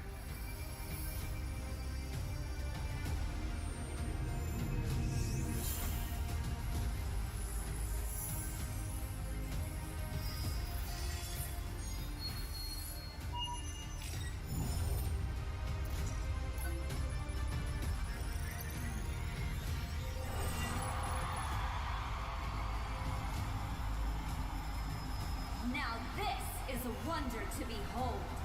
Ladies and gentlemen, welcome back to the Land of the Dawn. We are the Mobile Legends Scrim Academy, and we're currently on Series 2 for today. Two amazing teams ready to go up toe-to-toe in a best of 3. But before we get into that, let's get into the entire schedule of today, Week 3, Day 1, Season 2 of the MLSA. We've seen Blitzdome go up against Carpe Diem, 2-1. Carpe Diem able to prevail and take the series. Series 2 now on the way. Match 1, we are seeing Prime Esports go up against Team FaZe. And then for Series 3, we will be watching OTS go up against 314. And then to close out the day, second to none up against Team Saint. All live on the Mobile Legends Scrim Academy YouTube channel. And make sure you guys register on the Mobile Legends Scrim Academy Discord server as well if you want to partake in future events to be able to compete toe-to-toe with some of the teams you are seeing today and so much more. But let's go ahead and jump into today's current match. FaZe up against Prime Esports. Joined on the desk with me, I do have the one, the only, Coach Deku. Do you even breathe to handle the play-by-play and all these flashy engagements? And I will be your on-point analyst to break down these keys to victory. And I gotta say, we definitely have a show on our hands as we are going to be kind of talking about these teams. What are some things you're currently looking out for, Deku? Well, I mean, for one, right, we know Team FaZe is your team, right, led by Coach Wheezy, none other, as well as the caster. So it's going to be interesting to see how they're doing. The last couple outings for them, right, have been some strong matches from them. They have been a very strong team coming up. A couple star players as well starting to make a little bit of a name for themselves. People like Kyle and Jumo over there from the side of FaZe, some very great pickups for that roster. But up against Prime, one of those teams as well that have been doing very well in the MLSA. It's going to be a very nice test of the mettle for not just FaZe, but also Prime as well, to see who's kind of leading, right, on that ladder as far as upcoming teams out here. It'll be very interesting to see what's going to go down. I'm a big fan of Prime. I'm also a fan of whatever Weezy's working on, so I guess this is going to be some neutral ground for me. I don't really want to call out either team winning. I want to step on any toes. I love everyone. I love the competition, so I'm just hoping to see a great match, hopefully a game 3, and maybe not one because of a 5v4, but a full 5v5 clash going on the whole way through. Yeah, definitely hoping the same thing on my side of the board.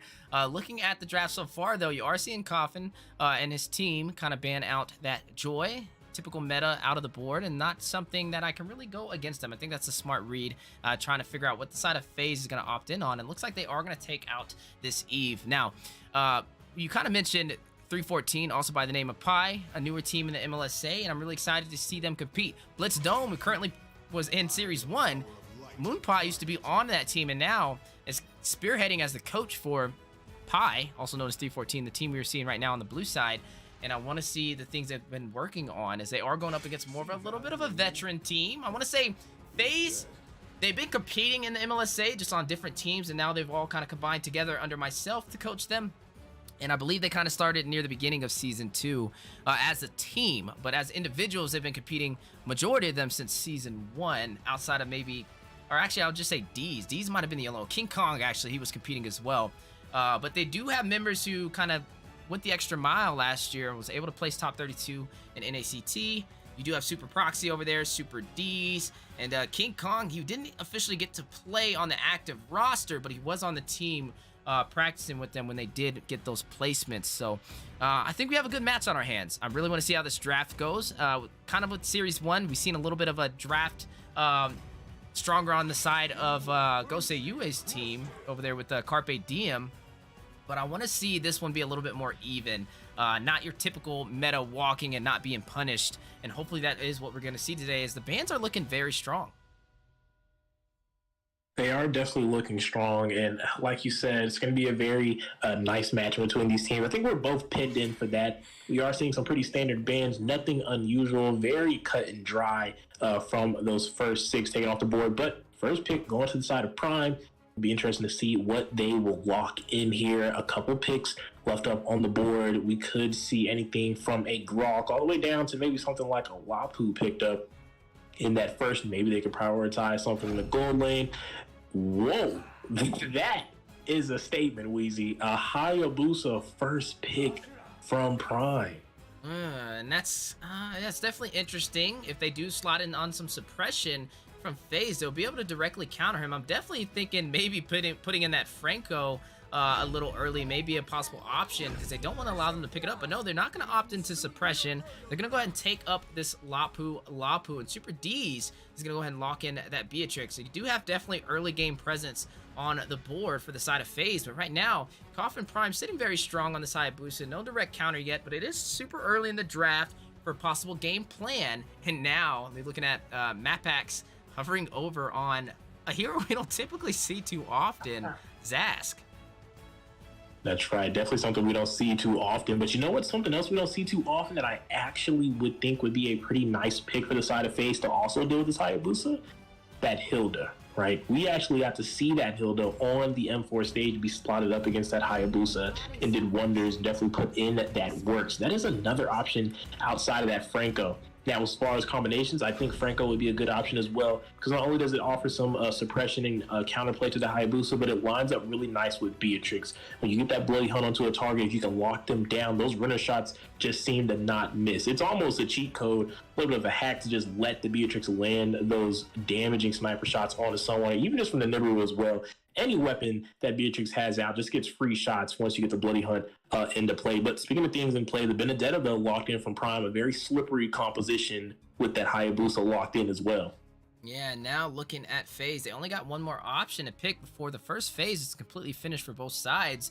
And Mobility leaning into the favor of Prime Esports, as they do have that Hayabusa and that Benedetta to work in their favor. They definitely have split push capability, right? Not only can Benedetta use that Electo Final Blow to rush in and clear the minions, but they also have Coffin Prime on this Hayabusa who can do the same thing. But wait a minute, ladies and gentlemen, a double assassin has been slotted. Super Kyle on the Fanny versus Coffin Prime on the Hayabusa. And this is going to be an assassin matchup, and I always love to see these type of things. I love when they avoid the utility and they go on for the head-on-head matchup, right? The assassin for assassin, Hayabusa versus Fanny, Luigi Shadow Kill up against the cutthroat from the Fanny in the hands of Kyle. It's going to be great, but it's not just a double assassin. We still have to pay some homage over to Benedetta. This is a little bit of the triple assassin lineup. Yes, the Benedetta's an XP, a little bit of the sideshow, a side character. Maybe not the main story arc here, but it is still another assassin. So we have a lot of threats on this board, a lot of dives, a lot of backline, because even the Lapu, while he is very beefy, very fighterish, I mean, the damage he brings in, if he gets to your Marshall, he gets on top of that Clint, he can start to feel like an assassin. Because you quickly can get wiped out in 3 slashes in that raging form with the Brave Fighter stance. So there's a lot of things going on for both of these teams in the way of burst, in the way of dive. And this is going to be a bloodbath is what it's looking like. It's being built up too easy. Yeah, definitely going to be some early engagement on the way from both sides. Kind of even on their compositions, right?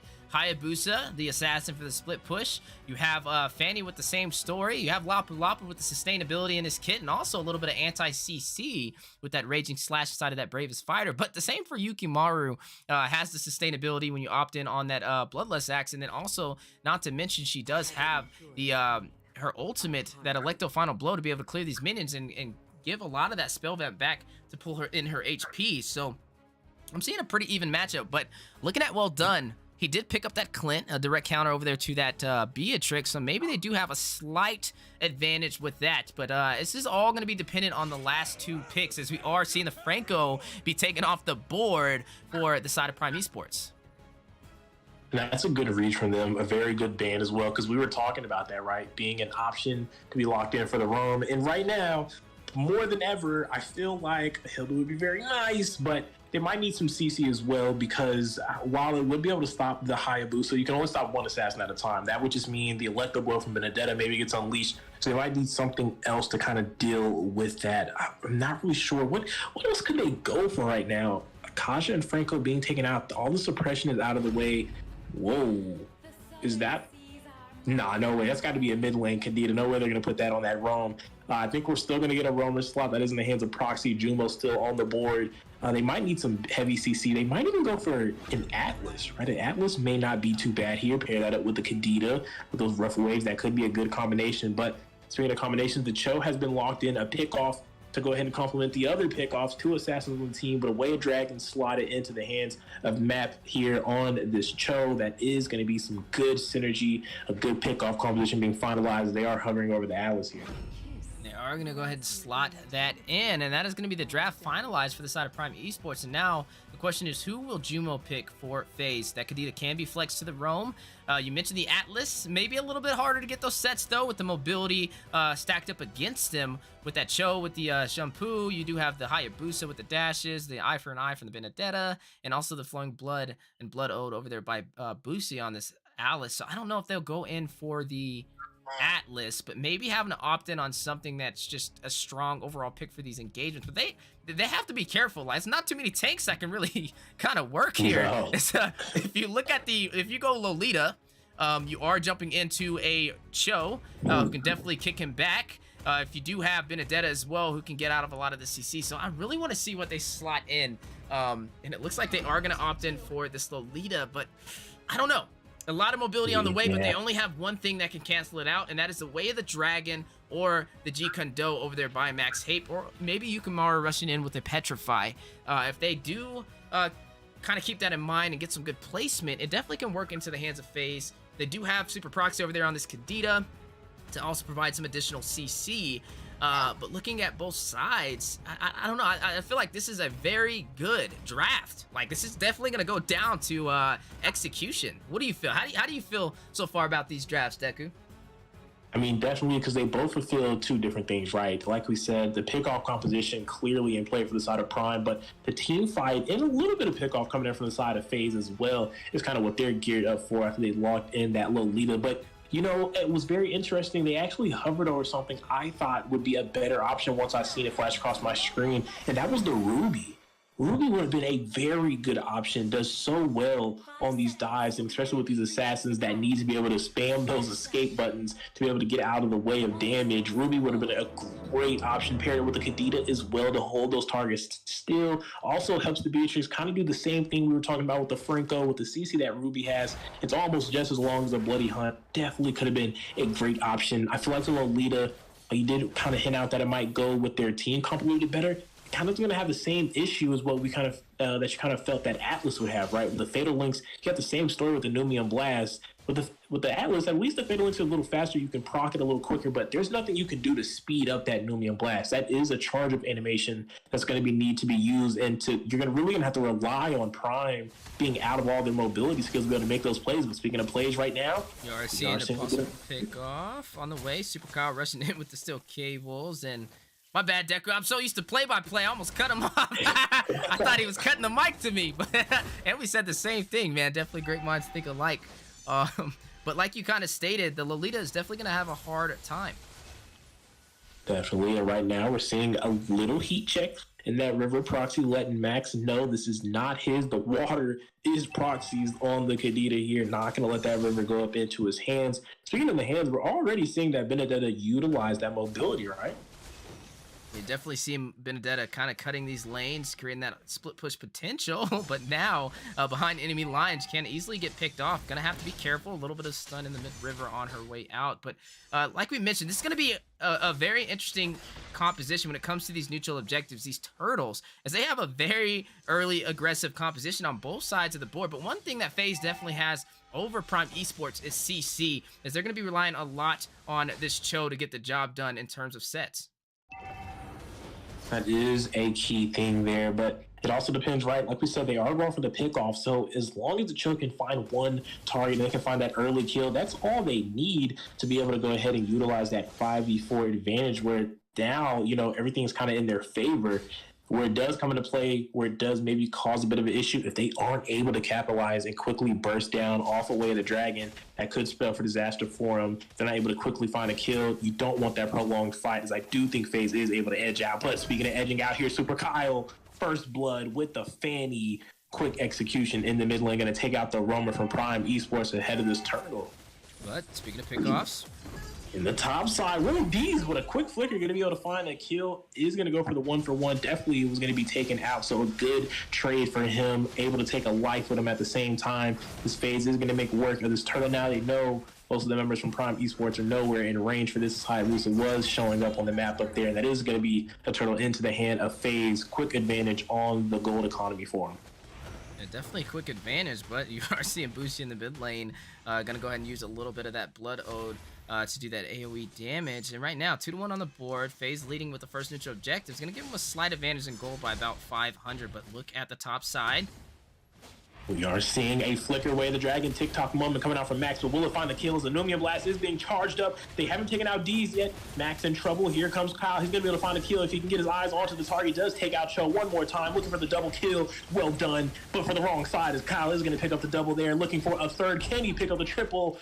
Not enough HP to make that happen as a shutdown falls into the hands of Alex, but not before the damage is done. But speaking of damage, Coffin looking to trade this out with the Hayabusa, finds one. Is D's going to be in trouble? High and dry, has been proc damage, has been boosted. He's not going to be able to find a kill, and Runner Empathy going to miss nearly both people extremely low. D's on the brink of death, almost got sent to the gulag, but is going to be able to escape this one time. But hang on, Clash still not over. They've almost found a player there. Gonna be able to disengage Proxy, using those ways to be able to get out, but in the jungle, a little action. And the Dead's trying to make a play, but now FaZe for the response. And use the eye for an eye, escaping the stun from King Kong on this Lapu Wapu. Another disengage down in the river. You are seeing Lapu pick up that Bloodless Axe, just some sustainability into his kit. Now going up against this Benedetta on the bottom side, but Yukimaru is showing his presence, not afraid, but taking some serious damage to King Kong. Definitely doing some damage to him. Items being picked up, though, here, Weezy. Let's break down some of this. Why we got a little rest in the action, kind of let us know what we're seeing here. Yeah, definitely looking at the items so far. You are seeing the Hunter Strike picked up by this Hayabusa. A little bit of that additional mobility and early pin to work in his favor. The Bloodless Axe picked up by that Lapu Lapu, giving them some of this nice and early sustainability. You are looking at this Alice picking up that Clock of Destiny, giving her a little bit more of that mana from that Elegant Gem. But speaking of mana, you are seeing Super Proxy with the same answers going to opt in on that clock as well. And now Coffee Prime going to go ahead and secure this turtle. Looking at the marksmans though, right? You did see the steel leg plates built over there by D's as his first item. Kind of something you typically see for the marksmans nowadays with this current shift in meta. But speaking of meta, looking on the bottom side or top side, Super Kyle and Jumo, we're going to rush in for a possible play, but now going to shift focus into possibly the mid lane. But no, they're going to just go ahead and start working on their generic rotations. Indeed, they are. As hold up and engage down on the bot side, King Kong has caught out that Brave Fighter Stance, Raging Slash, and the leg up blow from this Benedetta. Have to disengage from that as King Kong is showing that durability. But hang on here on the top side. Jumo in trouble, killing spree for the Hayabusa. Now D sandwiched in between three members. Well done, trying to find the kill. Going to miss the mark. Buse coming in just slightly late, not able to catch D's. He's going to narrowly escape death again for the second time, but the tower will fall. But it looks like some more action going on. Rough waves coming out from the Kadita from Proxy, but not going to find Max here. He's going to be taken out. Kyle going to do what he can to find a trade from the side of FaZe. Kills even up on the board, but gold in the favor of Prime Esports. Yeah, definitely able to take that tier 1 turret for the top side to give them a huge advantage, and now working their way on the tier 1 for the mid lane. And we are seeing a little bit of disturbance in the piece. It looks like both teams are going to go ahead and break away from each other and get back to some generic plays. Yeah, definitely going to get back to some generic plays. They can't really make a move. They're going to play a little patient. You are seeing it 5-5 on the board. Prime Esports slightly having the lead in terms of gold by about 2,000, which is actually pretty huge to only be 6 minutes in. So FaZe having to play it a little bit slower and wait for a possible pickoff. But speaking of pickoffs on the top side, you know, seeing Yukimaru using this Benedetta trying to push up these lanes, and you are seeing Super Kyle trying to clear the minions. Trying to do what he can here. Both assassins very agile. Not too many hits landed from either one. You can see Kyle's just going to give up on that and go ahead and prep to go ahead and start maybe heading towards that turtle. That Lightning Trench has been picked up by Alice. Those items that you pointed out earlier there, Weezy, we might be able to see them come into play here. We broke them down the first time. We kind of avoided those team fights, but now we might be able to see a complete clash as we're already seeing the roamers meet each other. Away the dragon comes out onto Max. They are going to look for the kill here. That is a kill into the hands of Hayabusa. Another one for him. He's 4-0-1 as a G-Kundu will find a knockup on the Proxy. He's in trouble. He's going to be taken out as a Nibiru's passion from D's isn't going to lead to much as Buse takes him down. Now Prime Esports in prime condition to go ahead and work on this turtle. Looks like they are going to go in for this turtle. On the top side, though, King Kong not going to go ahead and close in on this tier 1 turret for the mid lane. But speaking of mid lane, or for the top lane, speaking of mid lane, though, Kyle trying to hold this off, but now he's getting caught out there. He's going to be taken down by the combination of Clint and this Alice. Not really sure how that happens. Not too much CC to really hold him down.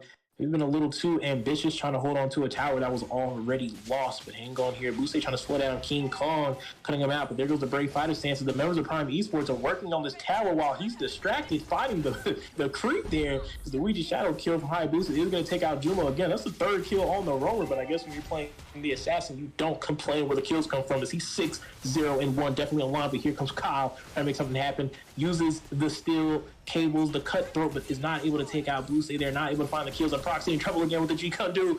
He's almost bursted out there, narrowly escapes. What a play from him. Kyle maybe looking for a little more action. Doesn't have the buff though. Let the will from Benedetta go ahead and disengage. And right now, Weezy, I don't know, FaZe feeling the pressure. They lost that mid lane turret and now falling behind in the goal. They're going to have to find a game plan to staunch the bleeding. Definitely needing a game plan. Gotta kind of patch up that bleeding, like you said. Down by 6,000 gold, which is translating into a lot of items being picked up. Hayabusa opting in on that Blade of Despair, the highest physical damage DPS item in the game, and also the most expensive. And that is going to work in his favor. But wait a minute, Newman on Blast going down.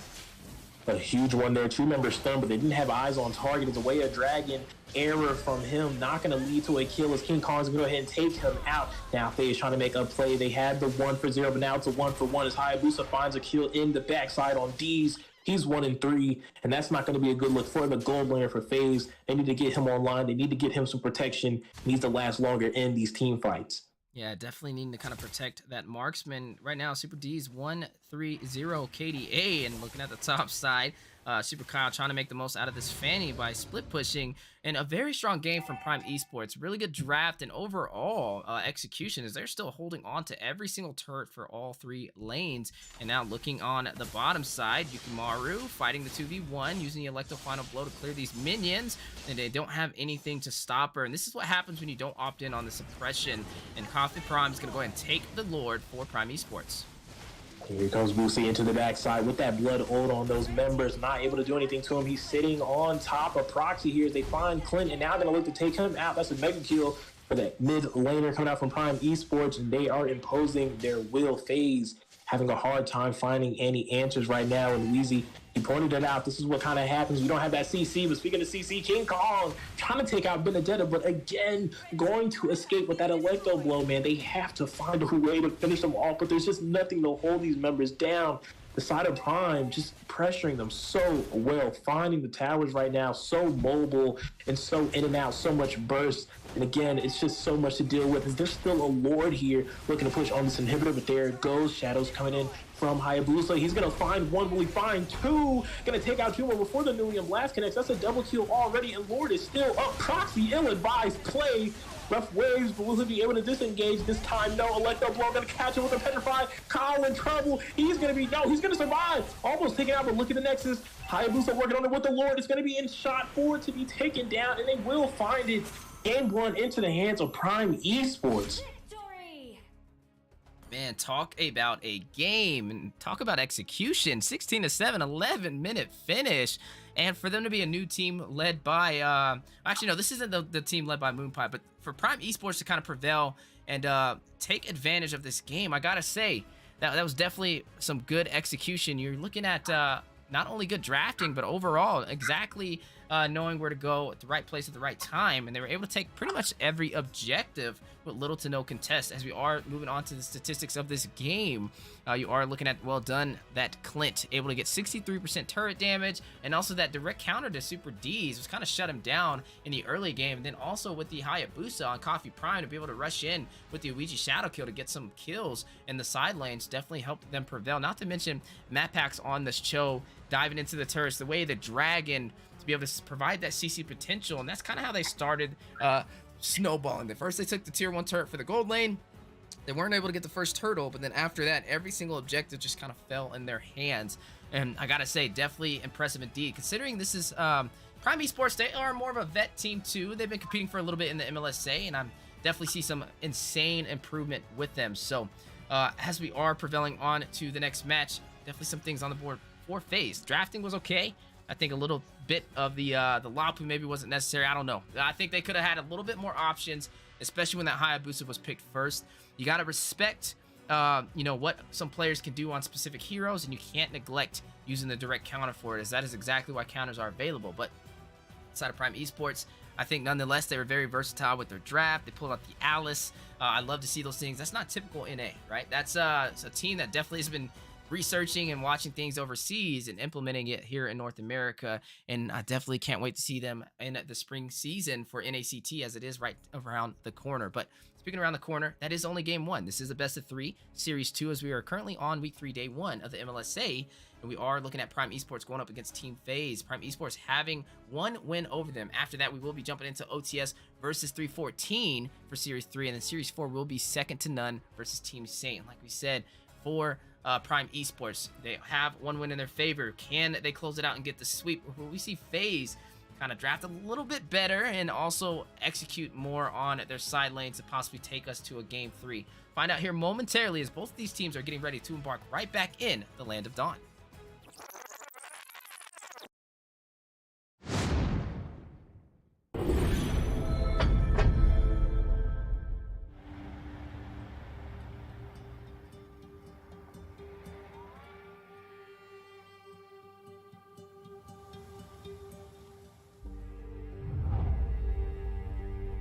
You can travel the world to find yourself. But that journey must start at home. Because you can't know who you are without remembering your past experiences.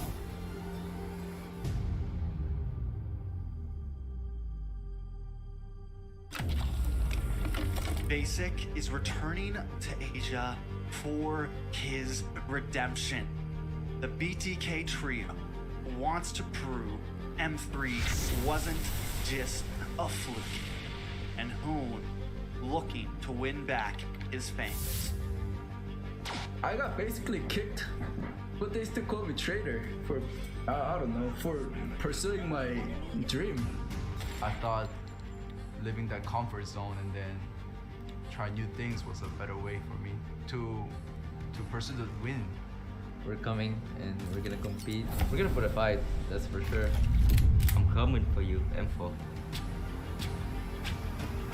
This is what we have all been waiting for. You push us, we push you back. You respect us, we respect you back. You doubt us, we will bleed to prove you wrong. Everything on the line, right here, right now.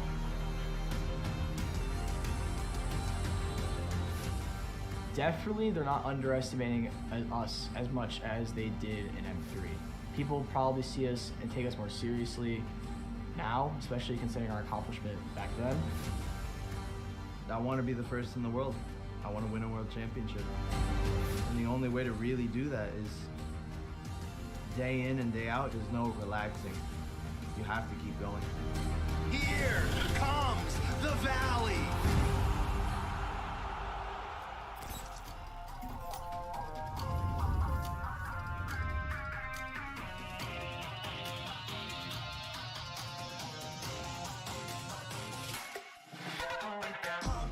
It's my time, I'm a ball. I'ma get this money right. I'm gonna live my best life. They been talking, tell me on me, but you know they'll never win. I'm controlling all my victories, and something that's gotta give. Cause this is just what I made it now, You can't ever break us down. All these pictures for the stars, promise I'll be what they not, and I'll never ever stop. Won't never stop, yeah. Touch your sky, you're a man of saving good. Touch your sky, you're the greatest option now. You and I can make it out of the crowd. Hang tight, we gonna reach for the greatness. We will always rise, we will never fall. Fighting our eyes to remain strong. Even though we know our backs against the wall. Can you take your aim? You know that this is. I've been down, been waiting so long. I'm here for the crown, I'm here to show off. Greatness time, just waiting to show y'all. This is your time to remember. So many times I lie in the basement waiting for greatness. No, I won't listen to anyone hating on me and telling me I wouldn't make it. Cause I did everything that they said I couldn't. Caught my footing and I kept the controls. I stand for something, I ain't running now. I'm the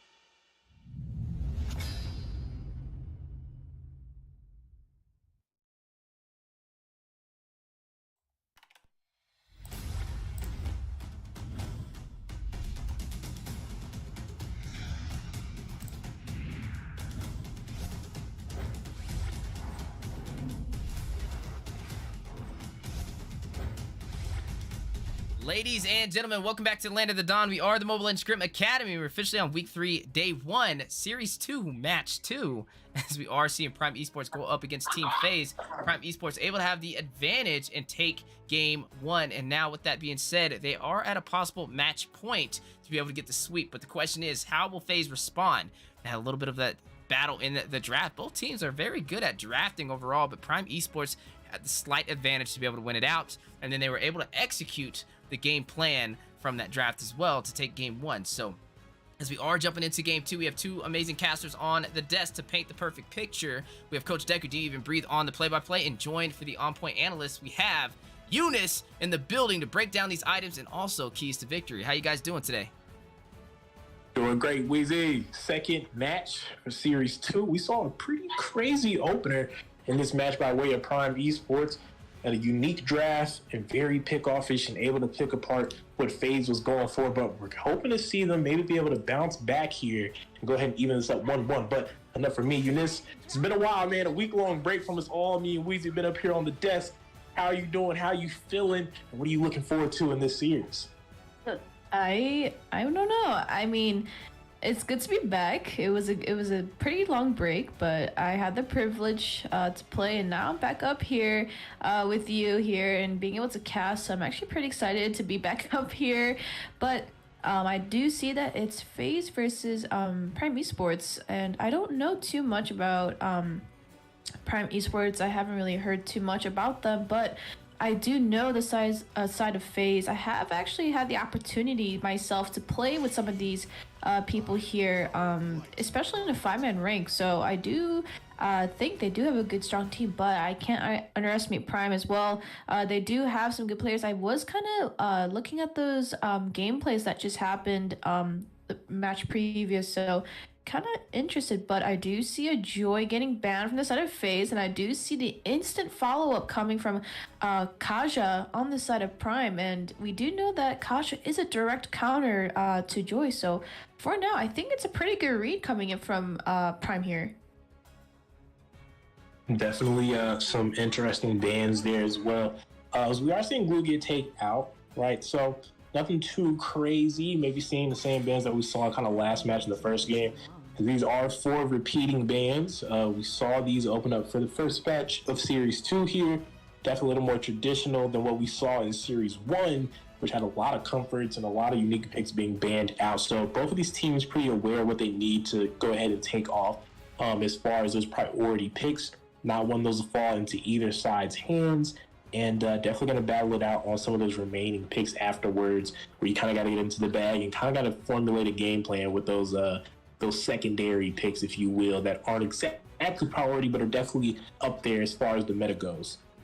Right, and speaking about meta, I do see a Glue getting banned again. I mean, Glue has been continuously banned. He is a menace, especially in the EXP lane and towards that late game power spike when he starts to kind of body bag everybody towards that late game. But I do see Carry getting banned, and on top of that, I do see Frederick getting banned. I mean, Deku, you and I've said this multiple times on stream, but Frederick is really a walking Petri, so it is a very hard hero to kill when it comes to that late game. But I do wonder who they're gonna slot for their last ban, and it actually becomes Haya. So speaking about Haya, I do see a lot of heroes actually being walked on here. I see a Valentina, I see a Yves.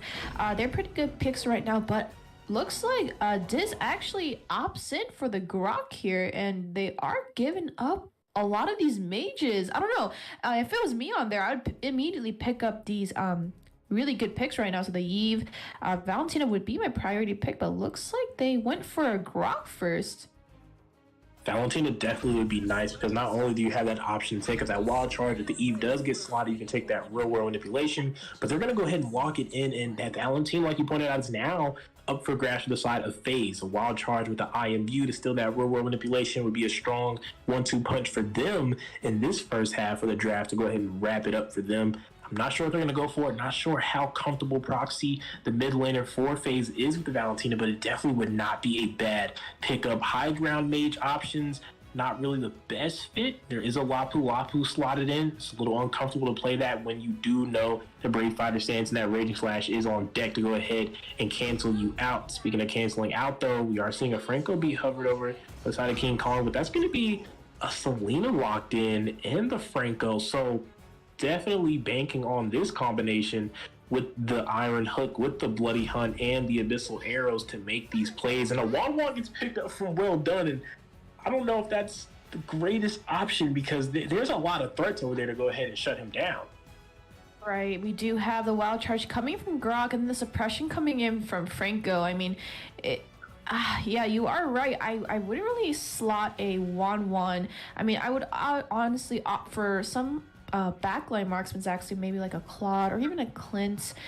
Birdie's not bad here either, but I don't know. There is two heroes on the board for the side of Prime. They do have the Yve and they do have the 1-1, but like you said, the response coming in from FaZe is pretty good. I mean, they do have the Garrosh for that AoE CC, but we also have that Franco for the single target CC, right? I'm not too sure about the Selena pick though, right?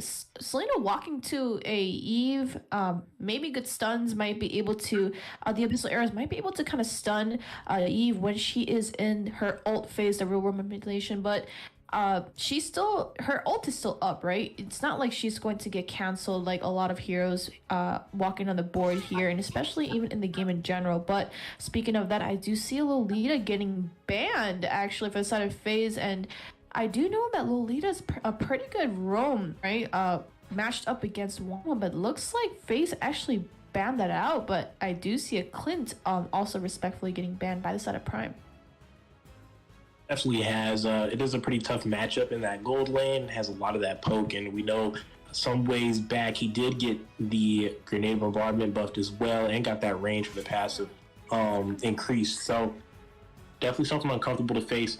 But I don't know. I feel like unless they show something here, I mean, you have some good setup, right? With the Eve, you have some zoning and play in that 5x5 real world manipulation to give Well Done and 1-1 a little bit of breathing room to kind of dance around in those team fights, looking for that crossbow hang. I would like to see them maybe take another frontline option, maybe to help out this 1-1, be able to secure that ultimate, because right now there's just so many threats, right? Any arrow, any hook or flicker, Bloody Hunt, a flicker, wild charge. There's so many options in those first three picks to kind of catch out Well Done or force that self-purify to go ahead and find the opening to go ahead and burst him down. But again, most of these, at least two of these picks are kind of performance reliance. Obviously, anyone can flicker and go for the Bloody Hunt on Franco, but when that's not up, you kind of got to rely on that Iron Hook.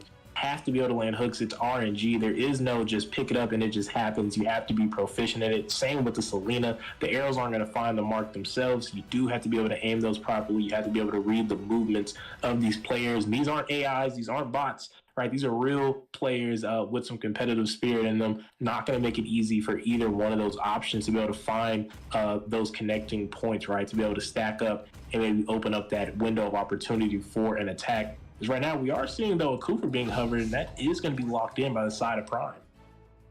Yeah, it looks like a good read coming in, though, right? They did pick up that Kufra, and we do know that one of the major counters on the side of Prime is for that 1-1 that looks like they're kind of drafting over that 1-1. So I do know that there was a roam already picked up by the side of FaZe, but Kufra getting locked in might be a little bit of an issue coming in from Selena, right? Her dashes do, it is a really core damage skill set here for Selena. You do have to be able to combo with her first, and she does rely on her dash. She is a mage assassin, right? So she is able to dive under these turrets, make some really good plays, but with that Kufra being in the way might be a little bit of an issue when it comes to diving into that 1-1, right? I feel like FaZe really has to be careful when it comes to draft. They're still very squishy, and I do see a Link and Harley getting locked into the side of FaZe, and I'm scratching my head really bad. They don't have a marksman. They don't have a marksman. They have two fronts, right? They have the Franco and the Grok, but I'm not too sure what they are trying to go for here. I mean, we do have Harley to... Harley Gold. Harley Gome, it is. They do have Harley. Whoa. Hold on. Is that a Ling with... Maybe they'll change it. Okay. I was gonna say really quickly, but I do see Barat's getting locked in by the side of Prime, and I'm looking at this draft. I can already tell FaZe is gonna have a very hard time being able to front. I mean, they do have the Grok and the Franco, like I said, but 3 of their main heroes with the most damage are really squishy. But if you look at the side of Prime, they do have the Loppa to front, they have the Barats to front, and they have a Kufra to front. So I'm not too sure, looking at this draft, what kind of draft they're going for, what kind of plays are going for here. But what do you think, Deku? I mean, just looking at this, right? Like I said, 3 squishies up against 3 fat people. I don't know. What are your 2 cents here? I mean, I'm always up for anything that's a little bit of new in the MLSA. The Harley Gold lane has not been picked up in the MLSA at any point. We've seen it in the mid lane, a little bit in the NA sometimes. If some people flexing out their pool mastery. But the first person I ever saw actually use the Harley Gold lane was actually 0ML. One of the casters we had actually did some of that analyst sections. One of those streams with us handling the post-match analysis. This was really something he hopped on, and against the 1-1, no less, as well, putting the Harley in the gold lane against him. But this isn't 0ML. This is Super D's, and I've never seen him play a Harley before. I'm not sure if he's going to be able to execute this properly. And when you're facing a Kufra, to be able to kind of sit on you with that magic ball, it can get sketchy. You know what I mean? It can definitely get a little hairy. I'm not sure if the execution will be there, and if it'll even be allowed.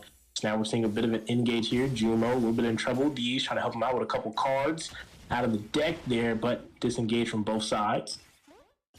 Yeah, looks like each lane is kind of doing well. Oh, hold on, a hook. What just happened, Deku? I mean, we saw Jumo go fishing is what just happened. He did pick up a wild fish there, and he did end up bringing it back home into his little boat there. But I do see a little bit of a quarrel coming down here in the bot side. I do see Diz and Wanwan was kind of low, but looks like Diz is going to go ahead and recall. But looks like Proxy's looking for something here, being able to place her trap. Oh, hold on, stun landed here. Finds the arrow. Iron Hook not going to be able to connect, but the Tempest of Blade is in play here. Well done, in trouble. Super Kyle's going to go ahead and take down the gold laner, but not after he takes Proxy with him. So that's a good takeaway for him, able to find the 1-for-1 trade in a 3v1. It's going to be a great play for them. But right now, Prime Esports finding some opportunity down to that bot side. Lapu Lapu has cut it up and opened up a bit of room for them for this turtle. Yeah, but the thing is, with this turtle here, we do need to be careful, especially on the side of FaZe. They're pretty squishy here when it comes to turtle. Looks like Prime Esports is going to go ahead and pick that up into the hands of Barat. And it's going to able to secure a lot of these objectives, knowing that they have a really good front. But hold on, Iron Hook does land on the Barats. A major hook, but I guess Bloody Hunt was not available. Now here comes the Daytona's welcome as he's looking to say goodbye to Proxy, and that's exactly what's going to happen. He's going to take down the roaming Selena there. Now real-world manipulation to stop any engagement. There goes another Iron Hook, and there's the Bloody Hunt, but not going to be able to find the kill either on this Lapu Lapu. He's going to be able to escape. It's just King Kong all alone underneath that tower, where they are taking that blue buff right out of the hands of FaZe. And that's not just out of FaZe, that's out of the hands of Kyle. But actually, I think Kyle traded that. If we need some eyes on him, I think he actually traded and found the blue buff from the enemy side. Yes, he did find the blue. So a good read from him, knowing to get out of there and going to find the trade as far as the buffs.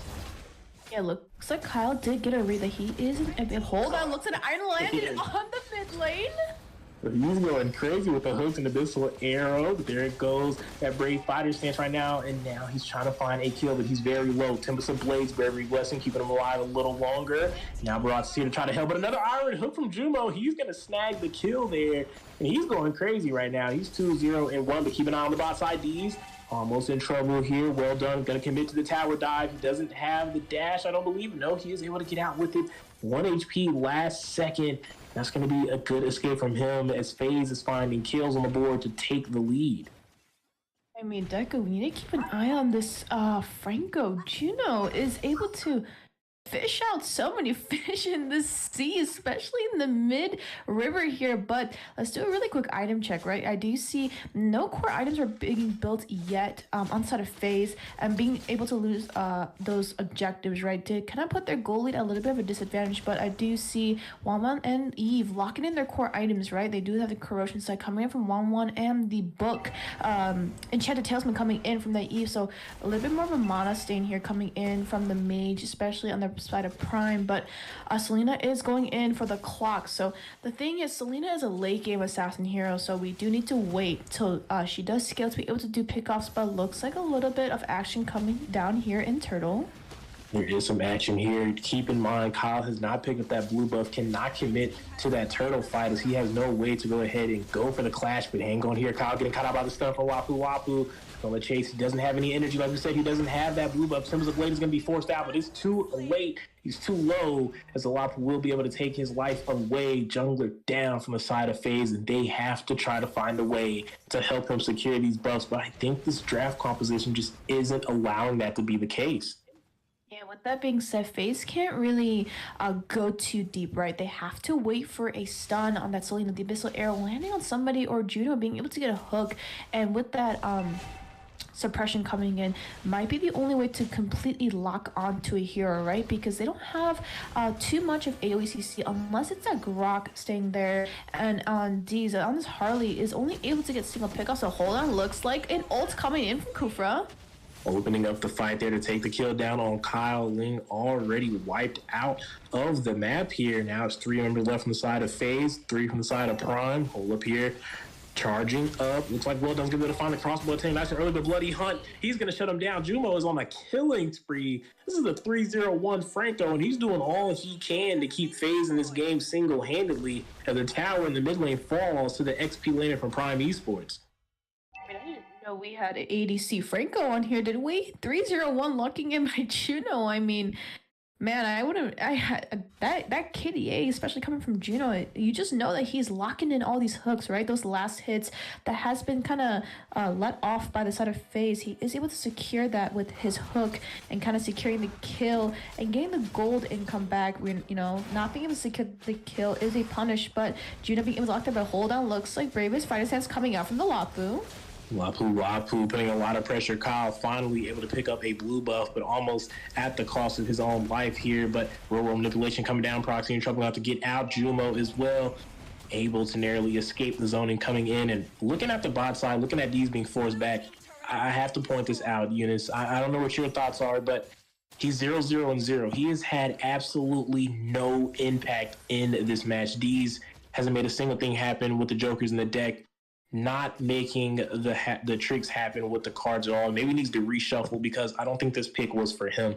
It's definitely a pocket pick. It's definitely a unique pick. But if you're not executing, if you're not finding a way to capitalize on what you slotted for, there's just no need for it. But hang on. Look at the bot in the mid side. It looks like Proxy able to take off Wapu Wapu there off screen with the real world manipulation. Abyssal Arrow coming out.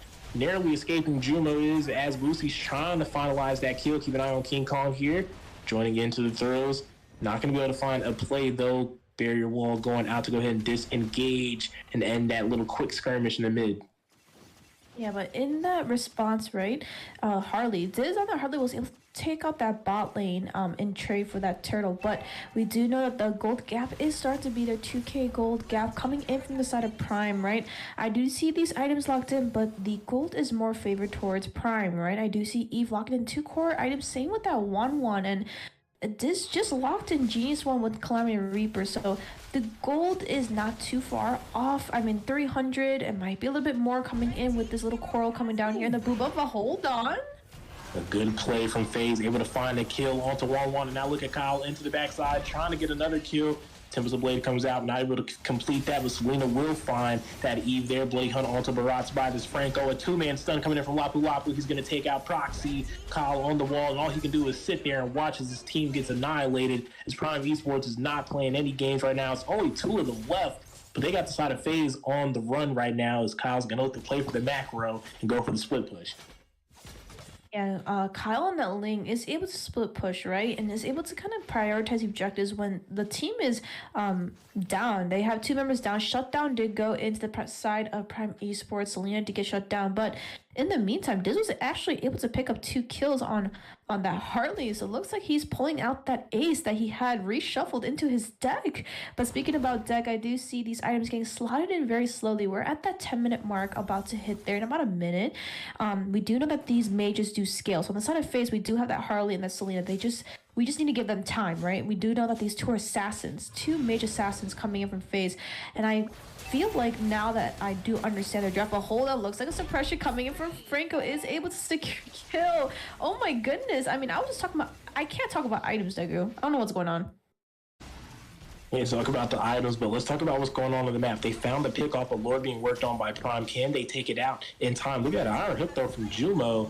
The Lord is going to fall into the hands of Prime. They lose Wapu, but they pick up a major neutral objective. The first Lord in the game. So count that as a win in my books if I'm Prime Esports. And now again, working on this blue buff in FaZe's jungle, and they are going to go ahead and walk away with it. Kyle has not had a great game. There has been no security for his blue buff, and I'm frustrated right now.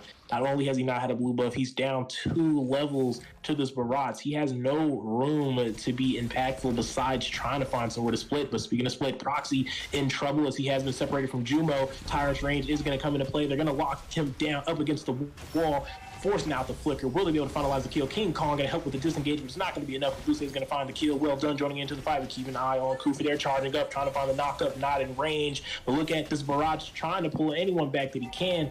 Not going to be able to find any more kills from there, but they are going to work their way onto this mid tower with Well Done. Kyle going to have to recall. The Abyssal Arrow going out, finds a stun, but with no one around, there is not going to be any follow-up. They're trying to zone. They're trying to find the mid inhibitor, force the passive out there. Your wall coming out, and that's going to end that little bit of a siege from Prime Esports. They've claimed a lot of real estate.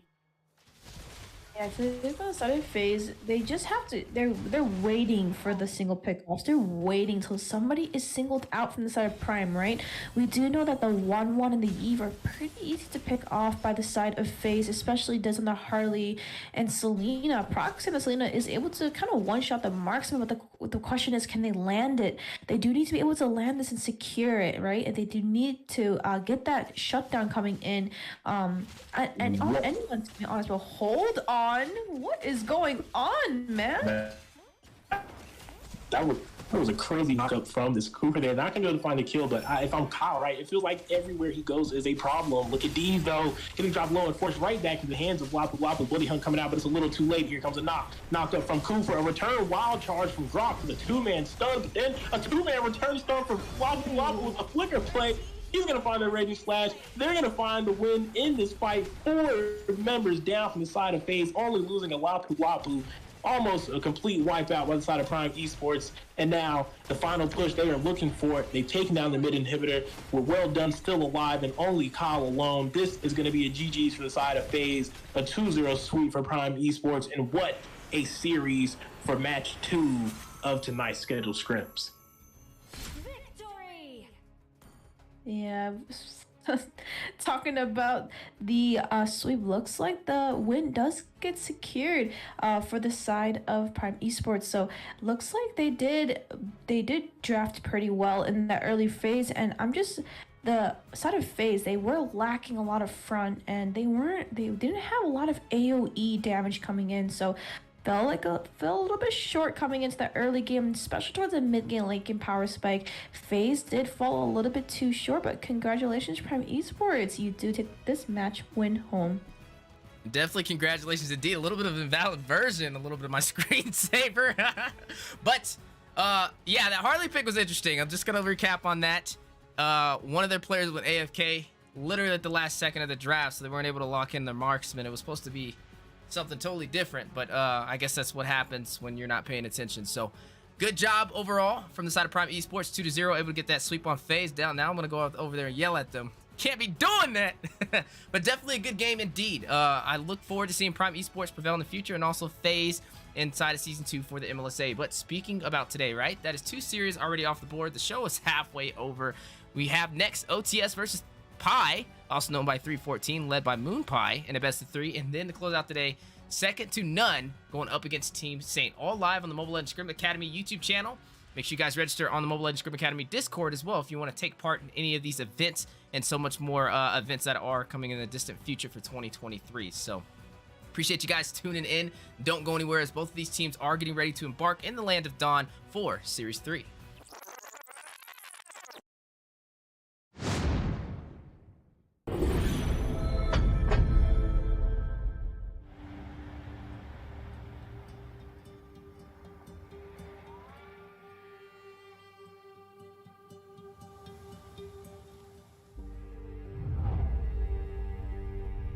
can travel the world to find yourself. But that journey must start at home. Now we are going to end Because you can't know who you are without remembering your past experiences.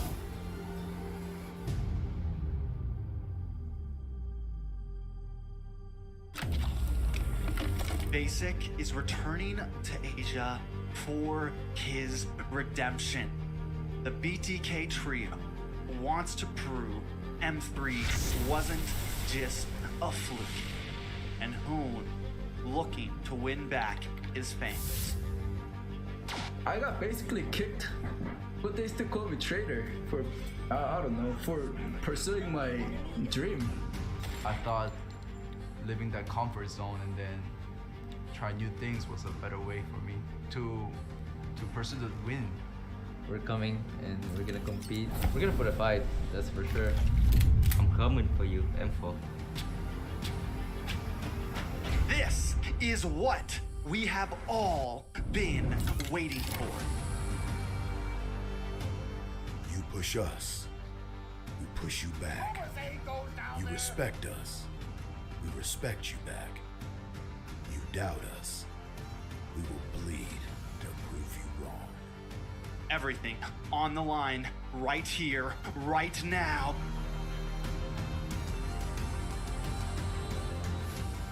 Definitely, they're not underestimating us as much as they did in M3. People probably see us and take us more seriously now, especially considering our accomplishment. I still gotta talk to them anyway because they need to learn how to, like, they have my drafts, but they also need to learn how to, you know, there's just certain things that you don't allow to happen. You know what I'm saying? Like the Selena was okay. I wouldn't have put the Selena on the Eve. And I think they're sticking too hard to one of my drafts when Valentina was available. They could have easily slotted Val right there. That would have been a great pick when that Eve was picked up. Second to none and Saint. And then the other game when Hayabusa was picked first and they could have picked Franco. They just completely didn't pick Franco at all. I was like, what? I don't know.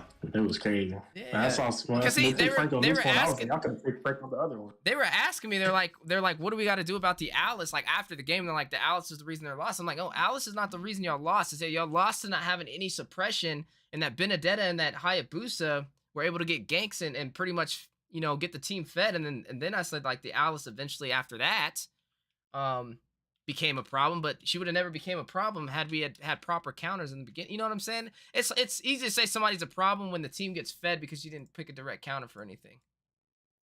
Of course, Alice is gonna eat if they already up all turrets and turtles because they didn't counter nothing. You got a good point. Oh, Dreams said to mention that we're playing on the new patch on this intro. What's the patch number?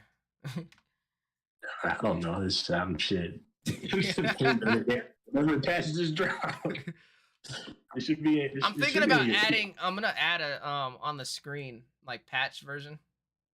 I'm gonna add that. I'll probably add it under our names. Oh yeah. Everyone got to update real quick. You should put a couple minutes up there.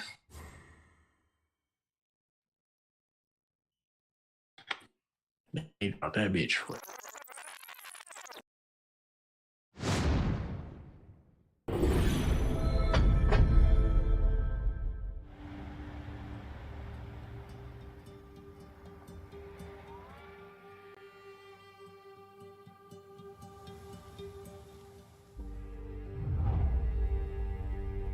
You can travel the world to find yourself.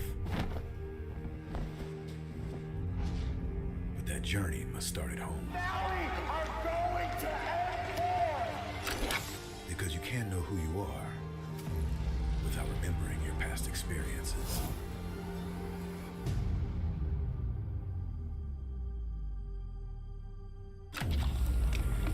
Basic is returning to Asia for his redemption. The BTK trio wants to prove M3 wasn't just a fluke. And Hoon looking to win back his fans. I got basically kicked, but they still call me traitor for, I don't know, for pursuing my dream. I thought living that comfort zone and then try new things was a better way for me to pursue the win. We're coming and we're gonna compete. We're gonna put a fight, that's for sure. I'm coming for you, M4. This is what we have all been waiting for. You push us, we push you back. You respect us, we respect you back. You doubt us, we will bleed to prove you wrong.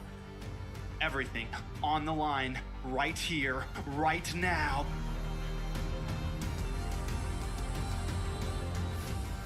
Definitely, they're not underestimating us as much as they did in M3.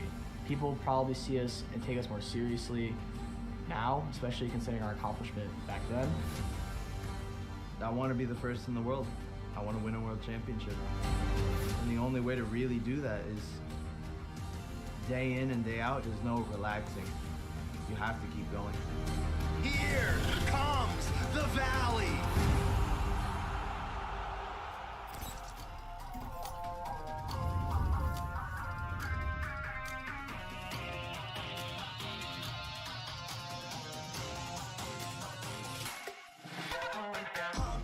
It's my time, I'm a ball. I'ma get this money right. I'm gonna live my best life. They been talking, tell me on me, but you know they'll never win. I'm controlling all my victories, and something has gotta give. Cause this is just what I made it now, I made it now. You can't ever break us down, break us down. All these bitches were stars, promise I'll be what they not, and I'll never ever stop. Won't never stop, yeah. Touch your sky, you're a man of saving good. Touch your sky, you're the greatest option now.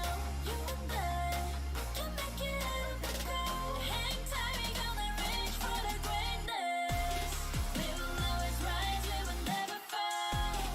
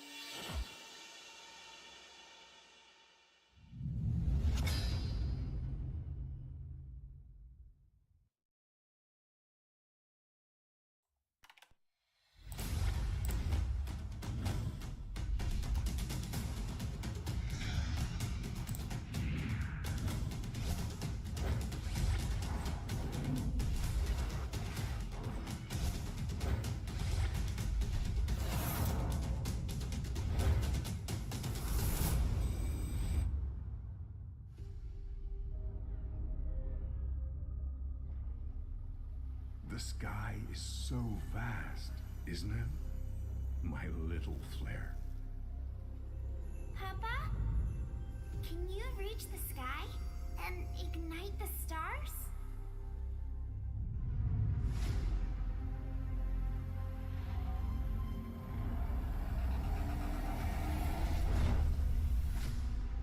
Of course, Honey Bunch.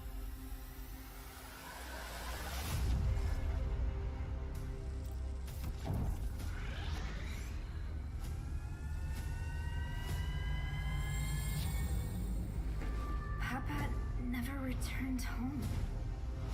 He's among the stars now. But what about me?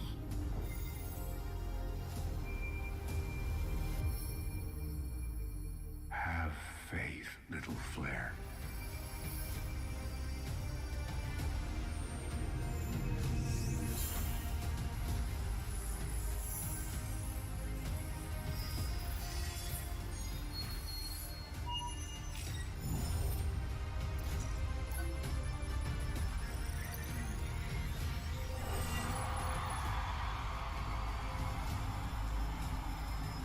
Now this is a wonder to behold.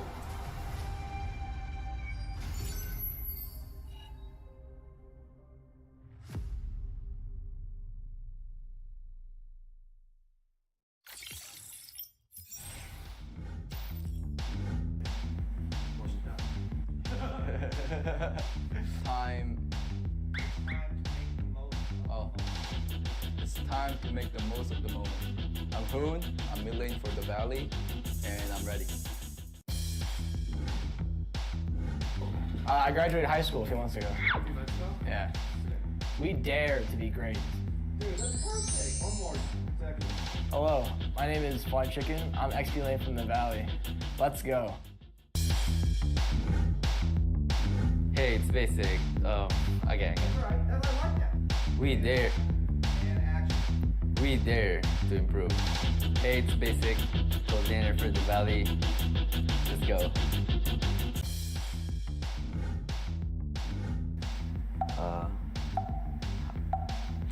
You say hi. 3 wasn't good enough. There you go. One more time. 3 wasn't good enough. One more time. You got a better one again. Hi, I'm Chuck.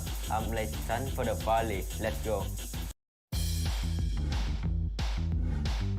You see my chapped lips on the camera? Like here a little bit? Don't disrespect the US of A. One more. Hi, I'm Moba Zane, Jungle for the Valley, and we're ready. I want to fight Yahweh from the Eagle team for Philippines. Definitely RRQ. They've done so much for Mobile Legends, and you could tell just by the amount of fans that they have. They've also been so driven. I mean, they've been in Mobile Legends for years and years and years, and they've always been pretty good. They've always, even when they weren't doing as well, even in this MPL, they bounced back in the second half of the season. And I have a lot of respect for them. They brought a lot for Mobile Legends. And in the Philippines, it probably blacklist because they're actually the first team that, even after winning a World Cup, they just stayed driven, stayed focused, and now they're on their way to having a chance of getting their second World Cup win.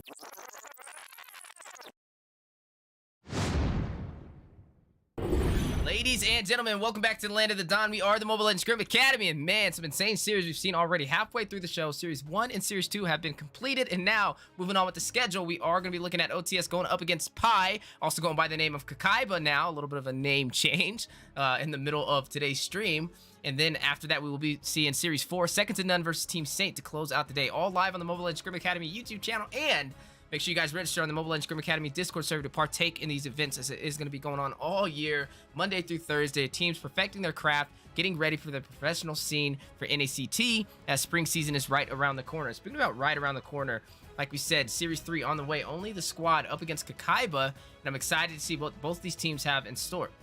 You see my team kind of run with a Harley in the gold lane. I don't know what that was, but now moving forward, we are going to see only the squad, which is coached by Coach Deku, and he is heading the way for that team. And not only spearheading, but he is going to be playing on top of that. So I'm excited to see what he brings to the table with this squad. And then speaking of Kakaiba, this is a team led by Moonpie, broke off from Blitz Dome, made their own squad, and now they are officially competing inside of the MLSA for Season 2. And I can't wait to see what tricks they bring to the table in terms of the draft and also the match. Join on the desk with me, I have the one, the only, Master Rim, to handle the analyst, breaking down these items and also keys to victory, and I will be your play-by-play. How you doing today, Rim? I'm doing great. I'm excited to jump into this match and see what these two teams are going to be, giving for us today. Like you mentioned, Coach Deku is going to be playing, right? And I'm always excited to see Deku be on the board, right? He does spearhead his things here when it comes to casting behind the desk, but, he doesn't have that coach in his name for no reason. There's a reason it's there. There's a reason that he's, kind of known for every aspect and every field that he decides to branch into, right? But looking at the draft so far, nothing's, been taken out yet. So there's still a potential for some really impressive things to be, on the board. A little bit of history, Weezy. Last night, I was duo with one of my friends, right? And I actually faced off against Brazilian Sauce, right? He did play the roam. I think he's going to be the roamer as well today, possibly. He was on that Kufra. I still ended up winning that match. All power to Kadita. So I'm excited to see, to watch him play rather than be, up against him this time around. So I'm excited for that. I'm excited to see not only how OTS is going to perform as a whole, but Kakiba right now, I don't know much about them, so my expectations are very much high. There's a lot of potential for them to impress us, which is something we'd like to see here over at MLSA, to be honest. Yeah, definitely a lot on the line. I'm excited to see what both these teams bring to the table. Like you kind of mentioned, we haven't really seen Kakaiba perform in the MLSA. This is actually their first time with this team name to be able to compete. So I'm excited to see these new members inside of the Land of Dawn for the MLSA Season 2 going up against some more known members, with Ergo being Arc over there in OTS. We've seen Foop, Coach Deku, you've seen on the caster's desk, Brazilian Sauce, definitely been in OTS for a little while now, and then also Zuna. So they are going to be going up against a composition of players that we haven't really seen. So I'm expecting some generic drafting in terms of bans for the side of OTS when you don't really know what comfort picks the side of Kakaiba has to pull out. And we are going to go ahead and see this Fredrin, topped off with this Valentina as well, be taken off the board for the side of OTS.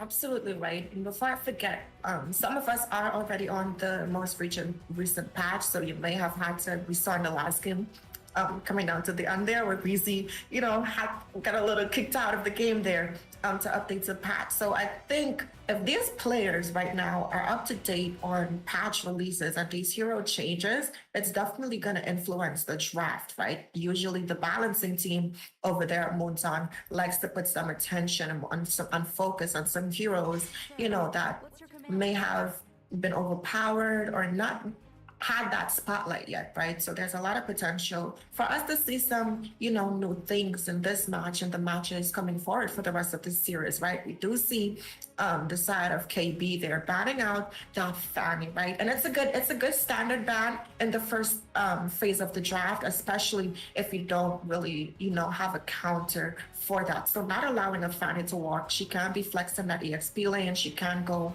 in the jungle. And like you said, right? Once you have a strong Fanny player, it doesn't really matter. You can lock in the Minsathar, you can lock in that Kufra, but a good Fanny, truthfully, honestly, they have no counters when it comes to it, right? The only counter is them not having a buff. And that's really all you can do, right? But speaking of buff, one of those more, stable and prominent heroes there being taken out, that Glue, he does have that potential to 1v5, and the Faramis, he was banned out, right? Which is one of his counters. I'm not sure why the side of OTS they would ban out that Glue, considering they do have the first pick here, but maybe they're trying to open up the board, right? The Valentina, she's still open.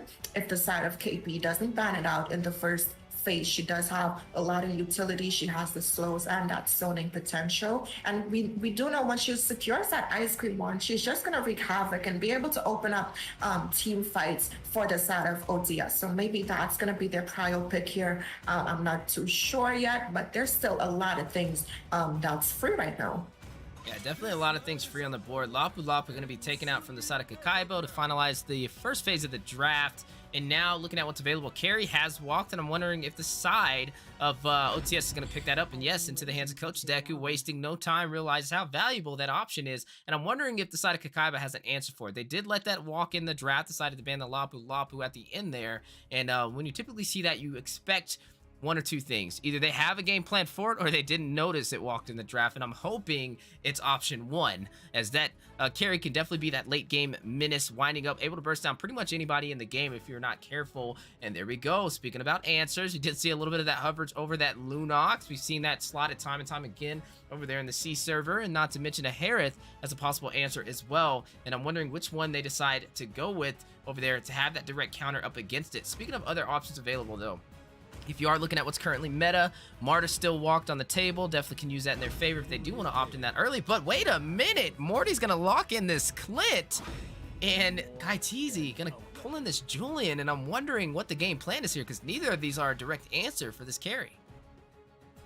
Now I get the vision, right? They're gonna have that true damage matchup going up there in the gold lane, and I like the Clint because he has that pressure. I would say when it comes to early game, he's gonna be able to bully this carry a little more if he plays on the aggressive side, right? But we already seeing some aggressive things being hovered over there for the side of OTS, right? We do see that Joy and Brazilian Sauce on this Franco being locked in, and if he does lock that in, that is already a secure suppression there coming in for the side of OTS, right? It's gonna make it easier for them to just burst down the focused target of that bloody hunt, right? And then Fu, a master EXP laner, locking in this Joy, and that's where she's gonna go in that EXP lane. So the side of KB right now, they have to have an answer. I want to see them pick up the Kaja right now. They need an answer for this Joy or this carry, right?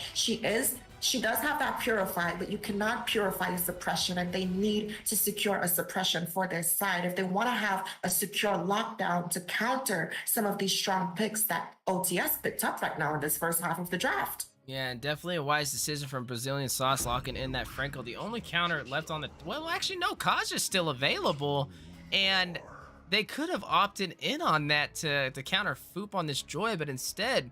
they are going to go for this Atlas. I do kind of respect it, right? You realize there is no Diggy in play, and they had the last pick for the first phase, and that's something we've typically been seeing, even in the last season. A lot of teams, when you have second pick in your favor, taking up that Atlas to finalize the first phase, and now I'm expecting the final ban for the side of Kaiba to be this Diggy, and that is going to give them some decent set potential, right? They'll be able to rush in with the Fatal Links in that perfect match onto Coach Deku, is running this carry, and then not to mention Brazilian Sauce is only single target CC.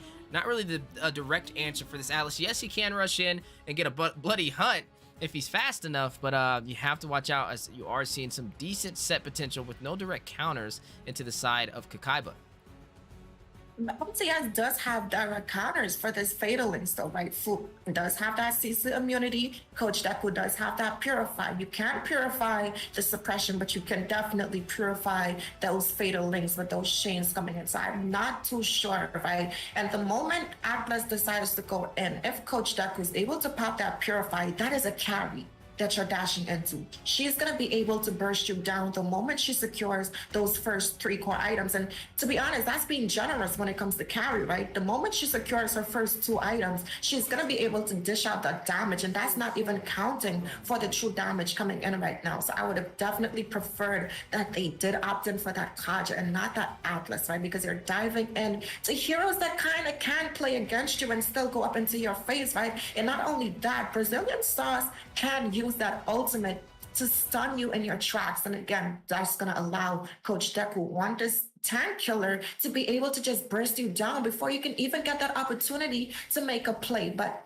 it's going to come down to execution, right? Right now, I don't think that was a good roamer for them. I would have, like I said, preferred them to lock in for that Kaja, but that's a dead tail at this point, right? They still need a mage. Both teams still need a mage at their disposal. Eve did get banned out. I would like to see the side of Kakiba pick up potentially that Farsa, right? Get a little more zonage and be able to have that wings by wings to escape Foop there on this Joy that's going to be able to, dash around if we do opt in for a mobile mage. So I would like to see them locking that Farsa. It's going to be a good combo for the chance of a successful fatal links there being, secured in. It's gonna combo well with Kate's there on this Julian. He does have that knockup, he has the dash, he has the damage. So she'll either be the initiator for that initial burst, or she'll be able to help secure some of those kills and finishes coming in from the damage output there from this Clint. But right now, as the first half of the draft has been completed, I'm gonna give it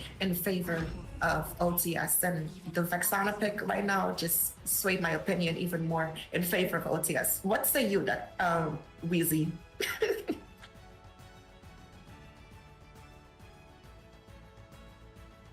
Oh, looks like Wheezy's a little. Oh no, I'm here. I'm there. sorry, but no. Looking at, I was in awe on this Vexana pick. I was wondering. I was trying to look through my notes on where this would work at, but maybe there is a game plan from Moonpie over there, locking that down, as that's not something you traditionally see. Only really slotted when that glue is in play and the Faramis has been banned out. But I don't know. I feel like right now, strong draft from OTS and not really any answers to stop them, as Zuna is going to finalize the draft and pick up this Lancelot. Not only does he have the Phantom's Executioner, he also has the Thorn Rose to be able to kind of negate the CC and get away from Atlas when he does rush in for a Fatal Links. They do have mobility from Foop to kind of get away as well. And like you mentioned, Coach Deku on the carry, he has the Purify, has a Saving Grace. And if he is able to proc that Purify, he can use the power of the Speedy Light Will to burst down Atlas. So I think it's an overall good composition. Everything's been checked off the board. They have the Franco for the Bloody Hunt, the single target CC, the suppression, definitely in play. And then not to mention they have the group CC from Ergo on this Xavier. But this is Ergo not as the marksman, but as the mid lane. Usually we see him, he's been a marksman player since I've known him. So I really want to see how he performs on this Xavier for the mid lane. But I guess the mechanics are kind of the same. Fight from afar, stay safe, you're the back line, and deal that range damage. But no, they're gonna go ahead and swap last second. Looks like Deku is going to be running the mage instead, and Ergo is gonna be on this carry for the gold lane. But one thing about Ergo, right, we've seen him, he's a very aggressive marksman player, and he can't really play very aggressive up against KB Morty when he does have that Clint in play. Is kind of how Rim mentioned, Clint has the ability to be aggressive in the early game and kind of control that gold lane if you do try and rush in. So definitely having to play a little safe. But ladies and gentlemen, the drafts have been finalized. Both teams are getting ready to embark inside of the land of Dawn. We have Kakaiba going up against OTS, Series 3, Game 1. Who are you guys voting on taking this series? Let us know what you think about the draft from both sides, as they are getting ready to fight it out and try and claim their victory for that momentum boost in the series. Absolutely right. Looking at the draft so far as they're making their way to their lanes, I do think, even though OTS has a very solid composition in terms of what can happen in these lanes here, I'm not going to discredit the crowd control coming in from Kakiba, right? Even though I wasn't impressed with the Roamer and then Moonpie locking in this Vexana, I see the potential. They have a lot of potential. And like I said, Coach Deku and Ergo there on this carry, that's 2 Purifies. But those 2 Purifies, they have cooldown, right? And one thing Kakiba has at their disposal is chain CC, right? The Vexana, she has her taunt, she has the knockup coming in with that Eternal Guard. Then we have Atlas there with the Fatal Links, and then you can have Yu Zhang coming in with that Black Dragon, and he does have the knockup and the additional Petrify to layer and stack those CC, right? Clint also does have that Immobilize in his kit, and then this Julian, he has the knockup as well, right? So Kiba right now, what I have to see from them, don't let Atlas be the main initiator here. They have additional crowd control to be able to bait out these Purifiers to secure that Fatal Links pick, right? So that's their win condition. Don't let Atlas be the engager. Someone else has to be able to deal some damage as well and poke out to bait out some utility from the side of OTS right now. Looking at OTS's win potential, focus on Ergo. Help him have an easier time in lane, right? Foop on Destroy is able to win this EXP lane, but speaking of EXP lane here, Weezy. You're going to see Zuna rush in, use that Thorn Rose to take down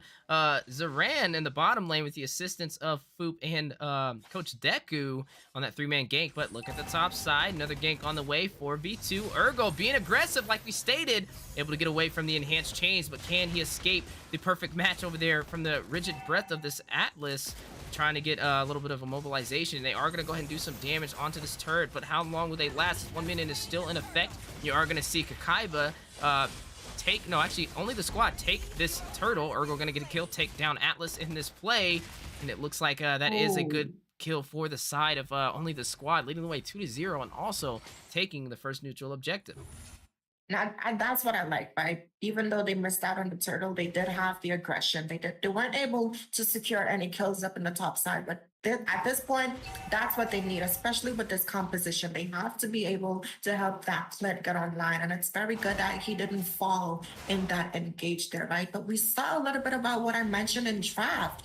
Brazilian stars, they're being able to use that ultimate on Atlas to, make him not able to pick up anything, right? But speaking of pickups, we do see some early game components being picked up here. Foop going in, locking in, and to deal some damage here in the mid lane. We're going to try and do a little bit of chip damage over there. Electrifying Beats may be on the way for a brand new mixtape. But like you kind of stated, it's going to be into the hands of Atlas to be able to get some good set potential, and he has to be able to find his mark. Speaking of marks, Dawning Light inside of the Mystic Field doing some damage. You are seeing engagement on the way. A possible gank for the top side is only the squad is prepping inside of this bush with a 4-man team. Looks like it is going to be a 4v4 though. Look at Atlas wrapping around. He does have the set potential. You are seeing the Thorn Rose by Zuna, and that is going to be a little bit of skills on cooldown. But speaking of skills, Mystic Field for the stun inside of the tier 1 turret. And it looks like the side of OTS is going to go ahead and wrap around a mirror rotation from both sides. But OTS now a little bit overextending, is going to now shift their focus to the mid lane. Man, do you see these rotations coming in? Speaking of things coming in. Coach Deku going to get the kill, assisted over there by Franco in the Bloody Hunt. And that is going to be a kill for Xavier. 1 member down for the side of Kakaibo. That was their roam. This Atlas now sitting at a KDA of 0, 2, and 0. Now, I appreciate what I'm seeing coming in from the side of OTS right now. They're securing these objectives, and they're automatically, it's like a reflex response right now. They're rotating on to the next objective. We see them applying pressure in the top side while they go ahead and secure yet another turtle without any contest, right? We did see Foop being able to secure that Genius Wand as well, and it looks like they're trying to secure this top side, we see. Garcia Morty versus Ergo, a battle of the marksmans, and Ergo able to prevail, gets his second kill, now sitting 2-0, and that is Morty falling from that trade, and definitely a good advantage as this carry is going to be scaling as this game prevails, but the more kills she picks up, the faster her damage will pick up as well as she's working toward those core items. And in that top side, we do see Joy being able to apply so much pressure and take a kill, even though she did fall to that tower, right? But Kakiba right now, y'all cannot be trying to focus on Joy. She has the CC immunity, she has the dashes, and now she already has her first core item with that Genius Wand being picked up, right? We do see Coach Deku as well following behind with that Clock of Destiny, and then Kari being able to lock in that Corrosion Scythe, right? So a lot of first core items being picked up, and again, Lance on the same page, securing that Hunter Strike, right? So OTS is definitely having the momentum and the easier time in terms of economy. They're also being able to secure that first tower in the top side. And knowing OTS at this point, they're already secured that objective. And like I mentioned before, moving on to the next thing. But speaking of the next thing, you are going to see Zuna fall in that over-engagement. The hook onto the blue buff. Mystic Field for their mobilization onto Atlas, who is now rushing in for a possible set. Speaking of rushing in, you are seeing the Soul Grip enhanced over there by this Black Dragon form. Fatal Links does connect the 2 members, but now the Purifies have dropped. Boop gonna get a kill, take down Atlas, assisted by that Dawning Light. And it looks like Kakaiba is gonna push off of this fight, biting onto a little bit more than they could chew. now we do need to focus on who you're prioritizing as a target, right? Looking at this Yu Zhang there, he wasted the entire duration of that Black Dragon to try to chase down this Franco. That's not who you want to target, right? Wait for Atlas to secure a Fatal Links to combo. And speaking of combos here, OTS not giving up.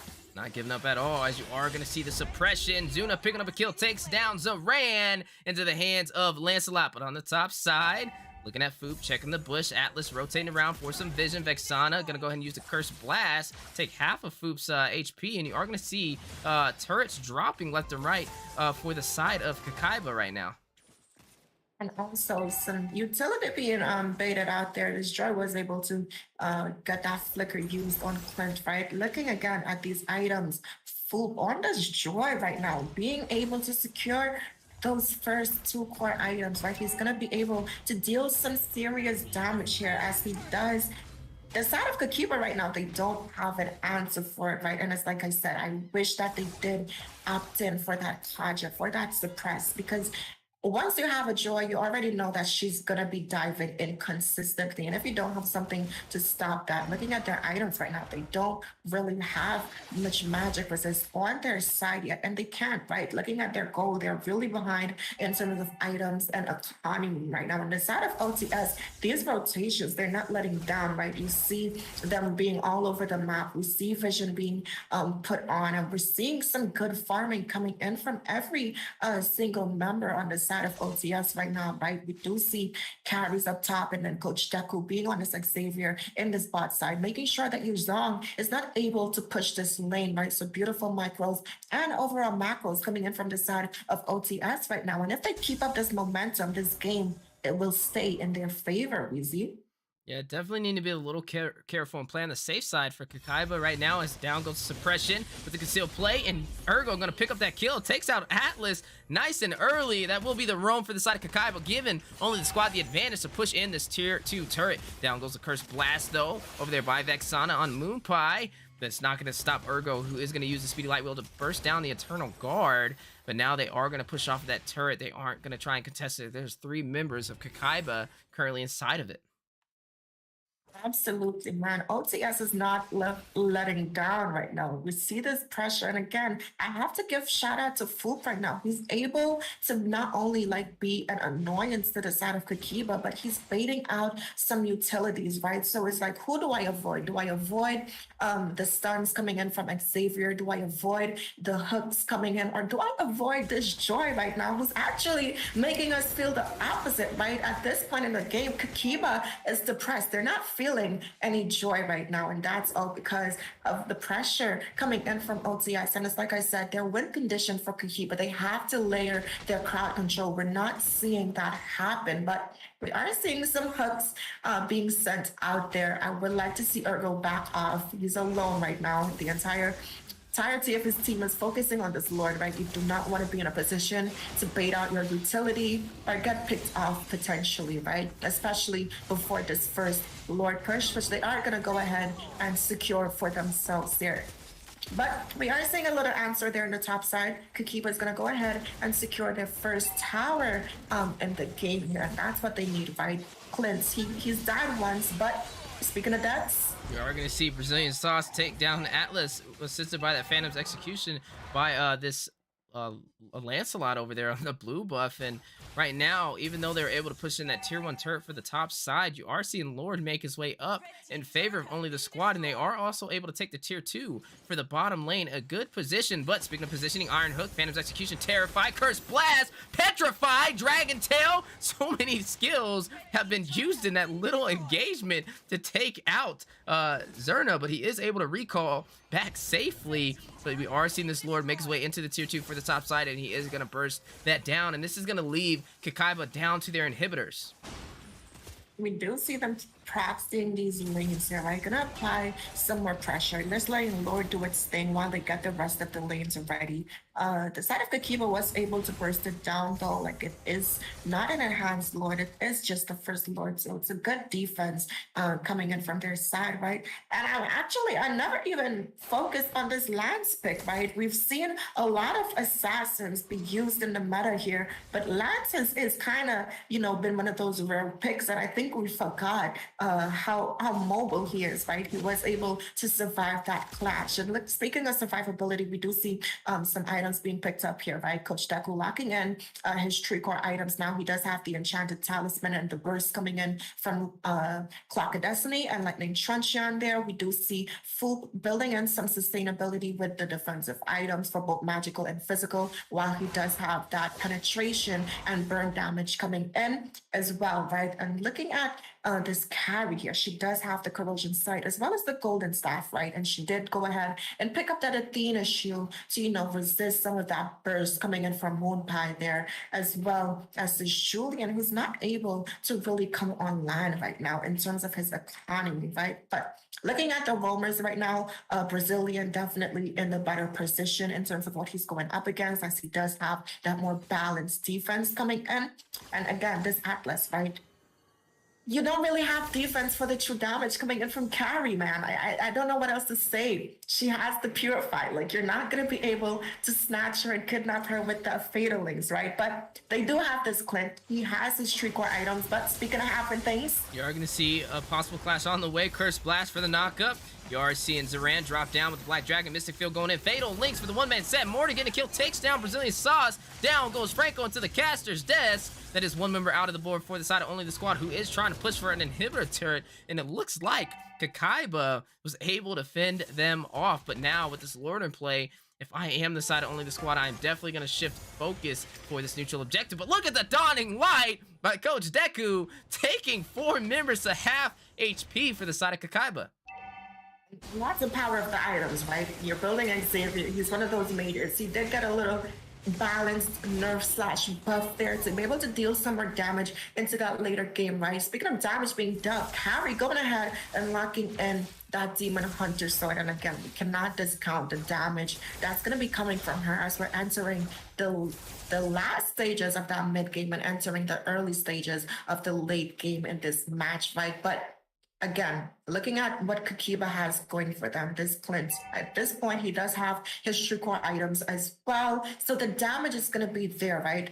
Looking at Moonpie there on this Vexana, she does have the burst combo coming in there. So that's something that they can count on as well, right? At this point in the game, a pickoff is a pickoff, right? Brazilian sauce, when he's going in for that deadly hunt there, you can burst him down. You can interrupt that ultimate with your crowd control and be able to burst him down, right? Yu Zhang, I would like to see him pick up a little more magic defense to go in and focus on this Xavier here to not make him be able to secure things, but a hook being secured. From afar with the bloody hunt, you're gonna see the Black Dragons around getting out of there with barely any HP, but you are gonna see the inhibitor for the top side going to the hands of Only the Squad as they are looking for some more real estate, gonna make their way to this mid inhibitor as well. Dawning Light raining down, as well as the inhibitor falling for the mid lane and leaving them only with the one-legged table, the bottom inhibitor turret on the side of Kakaiba. If without that, they will be defenseless, only holding on to a hope and a dream and the Nexus, and it looks like Only the Squad wasting no time is gonna go ahead and use this carry over there, Ergo, to burst down the last inhibitor. Iron Hook connecting with mobilization onto Morty, forcing out the flicker.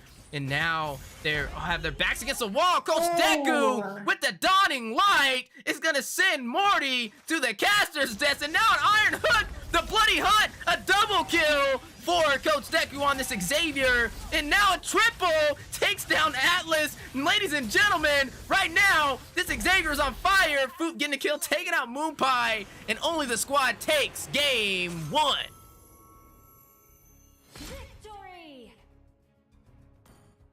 I'm flabbergasted. I'm speechless. My jaw is on the floor right now. Beautiful game there coming in from the side of OTS, right? Urga was able to secure that MVP, right? But honestly, the way they played, the rotations coming in, the itemizations as well, beautiful execution there. And it's definitely showed that OTS has been putting in that work, right? We did see Ergo being able to put in some work on that tower as well himself, being able to secure that 60% overall tower damage, right? Looking at Coach Deku there with the overall team fight damage coming in at 35%, and that's just the power of Xavier, man. We saw it at the end of the game, being able to secure that triple kill there before they were able to take the game into their hands. Shout out to Brazilian Sauce on this Franco, being able to snatch some enemies. He really showed Atlas who has the actual hooks and chains in this matchup here. And again, beautiful execution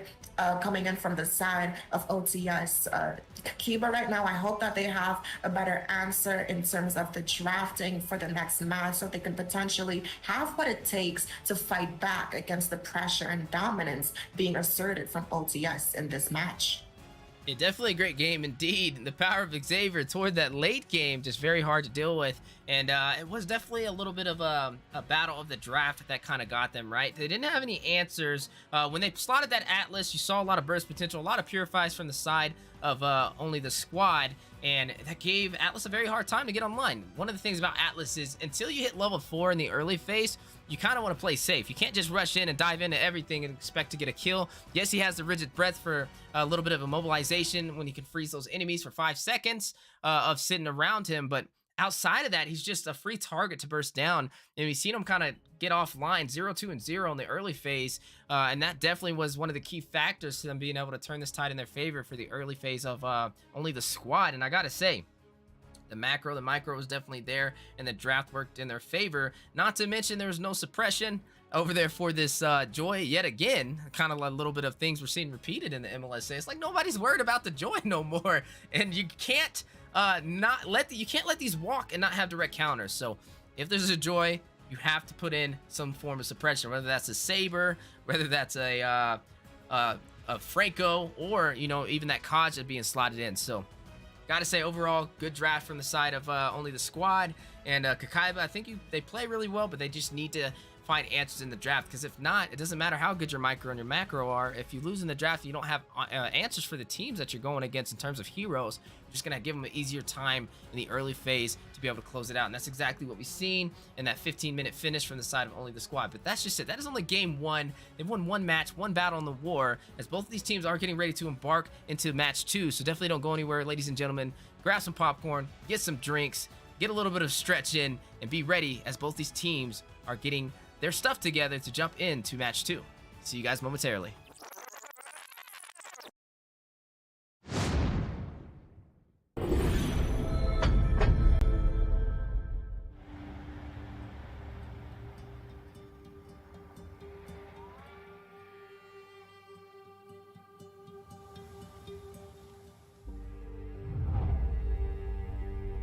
You can travel the world to find yourself. But that journey must start at home. Because you can't know who you are without remembering your past experiences.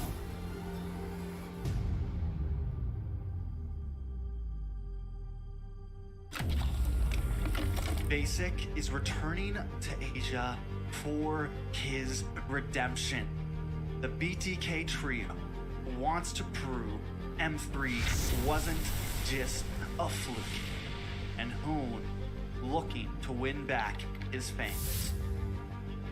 I got basically kicked, but they still call me traitor for, I don't know, for pursuing my dream.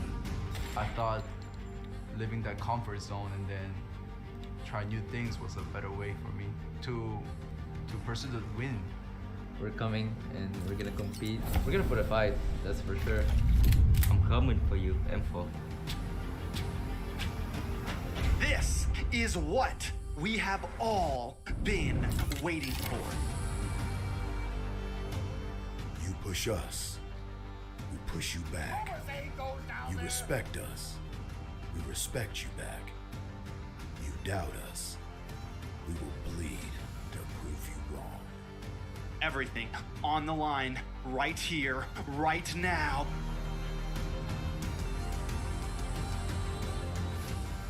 Definitely, they're not underestimating us as much as they did in M3. People probably see us and take us more seriously now, especially considering our accomplishment back then. I want to be the first in the world. I want to win a world championship. And the only way to really do that is day in and day out. There's no relaxing. You have to keep going. Here comes the valley.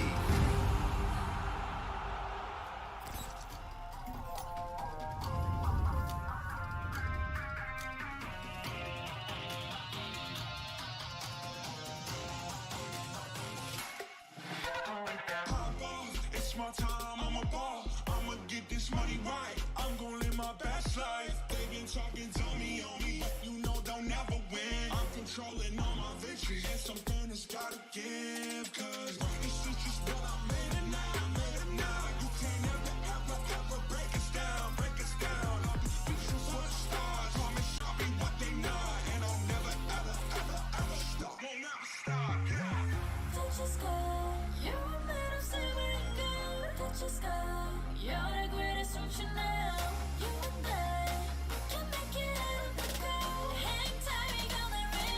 Ladies and gentlemen, welcome back to the Land of the Dawn. We are the Mobile Legends Scrim Academy, and currently we are on Series 3, Match 2. Two amazing teams fighting it out. OTS, only the squad versus Kakaiba, led by Moonpie. And I gotta say, it's been an insane match already. Game 1 ended with the easier finish for the side only the squad, giving a lot of pressure to the Atlas Roam that was slotted in the first phase of the draft. And then we seen an Xavier close it out with a triple kill, trying to get that Savage, as they were able to take the Nexus in a 15-minute finish. And now you are going to see only the squad with match point, a chance to get a sweep over on Kakaiba. But the question is, how will Kakaiba respond? They do have second pick in the draft now, so maybe they're going to have a possible answer. Actually, they have first pick in the draft now, so they'll have a possible answer up against only the squad, as they will be able to prioritize and kind of lead the way. But you have to be careful, though. Only the squad led by Coach Deku, definitely having a lot of notes in his coach book to work with, and I'm wondering if Moonpie has the same thing. Joined on the desk with me, I have the on-point analyst going by the name of Coach Manny, L Manny. Coach Manny, too, if you want to be a Coach Manny. Are you coaching now? Oh, yes, sir. I'll be out here. I'm assistant coach, though. Okay. Well, how you doing, man? How you doing? How you feel about the game so far, man? Only the squad. This is Coach Deku's team. And then Kakaiba came from, it's a revamped team. It used to be Blitz Dome. One of the members kind of broke apart and made their own squad. So I'm excited to see how this goes. But what about you? So, all right. So I'm glad to be back. It's been a little bit of a hiatus, but thanks for putting me in here. I was just happy to see Coach Deku's team thriving. I know he puts all of his effort putting his cookies in a lot of other cookie jars, but when it comes to his team, he makes sure they're on point. So I know that OTS is thriving.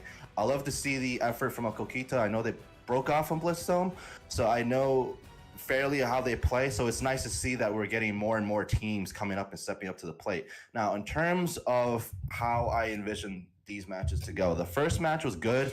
In my opinion, though, they needed to work on their drafts. So when it came down to it, they let Joey go, and honestly, that Joey did destroy them there because they didn't really have any suppression for her. But I want to see a better draft and utilizing their strengths and not getting out rotated, because I know both teams are strong with rotations, but it always comes down to those micro decisions, right? When we're playing with fives in a professional setting as a whole, when you're not rotating on point properly, you're kind of just letting the other team snowball. So I want to see better rotations. Also not get picked. That's a huge thing. Picks are just what has these teams thrive when it comes to the early game. Now, when it comes to the ban, I don't want to rank too much, but we got the Freddy ban, typical. He's super strong. Glue and Joy, given that's a good ban right there that they got the Joy off rip away. So that gives them some room to open up. I do want to see a Moskov ban. I know Carry's always a ban, but Moskov's been destroying lately. You see him in every rank game, So maybe they can pick him up and utilize him. Try to get some more of these comfort picks as well. It doesn't always have to be what's meta. It comes down to what can your team play and what can your team do right. You don't want to just force somebody on a role that they can't do. So that's what I want to see. But anyway, getting past these typical bans, Weezy, who do you have your money on in the second match? I know we have the boys on OTS side, but I do know that Kakaiba can step up to the plate. We just haven't seen any picks yet, so I can't really determine what the draft's going to be. Well, I will say one thing. If I'm looking at both teams from game 1, we did see only the squad prevail in terms of drafting. So I will give them a little bit of a higher score in terms of knowing how to properly draft over on against Kakaiba, but I don't know. This is going to be different, though. We are seeing Kakaiba being first pick this time around, something that they weren't in match 1. So maybe they have a different drafting plan. As usually when you're the second pick, you're the reactive team, right? You kind of slot what's still available after they kind of focus in on that first pick. So looking at the ban so far, looks like Kakaiba opted in on this Joy, this Glue, this Faramis. Not too out of the ordinary, but Kaja is still walking, and I think that should be a very strong pick. But, actually, no. Morty's going to pick up this carry. Now, I'm cool with that. Carry definitely works, but I feel like the Kaja may have been a stronger answer, just considering there are still some counters for the carry, and I think this is a great time for only the squad to practice up against that meta and pull something into the table, such as that Lunox or also that Harith. But something we don't really traditionally see is this... Boop over there on this hero right now. I'm getting a little bit of a Julian. There we go. Julian pick, like I said, that's how often I see him. I almost forgot his name. You know, he definitely is going to have an interesting part to play inside of this composition. Julian's kind of a jack of all trades, right? He has sustainability, he has mobility, he also has CC potential with the enhanced change. He can fight from afar with range damage, and then not to mention he kind of has all CC on his skills when he does use his ultimate. So I gotta say, it's gonna be interesting to see where he kind of slots it. Another thing about Julian is he can be flexed inside of the XP lane, the mid lane, the jungle, so you can't really read where he's going to be at, especially when he's locked in this early in the draft. And now, looking at the side of Kakaiba, they are going to take this Lunox, and I'm thinking the answer for that, or the reason for this, is to stop it from being slotted up against Morty for the gold lane, as we've seen that be a direct counter. But what better way to counter it than to just pick it into the hands of their mid lane, and that looks like that is the game plan. Now Kaitizi locking up this Paquito. Now, as we mentioned, you're not seeing Julian, right? So this new patch, I reviewed the patch before this match. Julian got a huge buff, and maybe it's in part to the new skins coming out, but like you said, he's a jack of all trades, and with this buff, he has a lot on his plate now. He got the burst, and he has utility to provide for his team. Unfortunately, that means that Carrie also did get nerfed on her passive, so she's not as strong when she activates the ultimate, even with her full set combo with the golden wind. They did nerf that, so we're not going to see that usual pop-up with Carrie that we always see. But they did buff Paquito, so he's in a better spot to provide what he used to be. He's not a powerhouse, but he's in a stronger spot, so hopefully I get to see him, you know, be more utilized. I don't know if they're going to slot him in the jungle or keep him XP, but for now I do want to say I like OTS's draft. They have Lolita, who's a staple support tank. You know, she makes sets, she can peel, she can get away with continuous damage from mages. Really good tank. And Julian, those are two really good utility champions. As well as a Brody. Brody has a lot of zone. And I hate to say it, but OTS, just from from the three first drafts alone, they seem really strong with how much CC they have in their zone. So it's going to be really hard to get into their backline, right? But I do want to note that, like you said, with the Lunox pick getting thrown in there, she can, if OTS decides to go tanky, Lunox can get past that. So at least they have, and carry, so at least they have anti-tank, so they won't get bullied out of lane, bullied out of team fights, actually, I want to correct myself, when it comes to the mid-early game. Now, I hope that they can pick somebody that can forego all the CC that OTS is bringing to the table. Preferably, maybe even a Kaja pick. Something with suppress if they decide to go with the. Sorry, I lost my train of thought. I was going to say that if they pick a suppressive champ, you know, CC is suppression is the most valuable CC in the game. So with those picks, and if they focus on picks and getting their jungler online, whoever they may be, I think that'll be really good compared to forcing the team fights, because OTS has a stronger team fight potential. But definitely avoid the early game. OTS is notorious for getting those early game sets and picks, so I can't wait to see what Kakaiba has to bring out. Yeah, I'm definitely excited to see what they bring out as well. You kind of mentioned over there on the suppression for that Kaja. Yeah, you can use that Divine Judgment to go in on Brazilian Sauce, possibly cancel out his Numenon Blast, or you can also go into Foop or Ergo. It is definitely an answer, but that'll require them to have some CC in the XP lane. If Kaitizi does not put this Paquito on the XP, if he decides to opt that in as a jungle, I do see that being a really good pickup. And maybe slotting in, I don't know, a Ruby for the additional CC can definitely counteract Brazilian Sauce on this Lolita. And I actually think that might be the best thing that they can do here. But I wonder how it's going to play out, right? As the bans have been locked in for both sides, and now Zuna kind of hovering over what he wants to pick.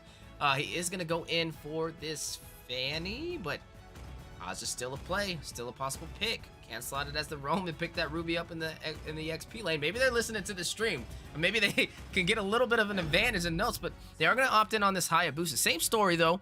His only weakness is that suppression, so you are going to have to watch out for the split push capability that Zuna has. He does have the quad shadows, the Ouija shadow kill, and most likely going to focus in on Morty for this carry, who has the flicker So he does have a little bit of a means of escape, but is it enough, especially with Zuna going to be rotating on that top side? And not to mention, Brazilian Sauce locked in this Lolita to use that Bulwark shield to kind of block in those speedy light wheels and not take much damage. So I'm seeing a good draft from both sides right now, but looking at the draft, my hooks always miss. Gonna go ahead and pick up this Kufra.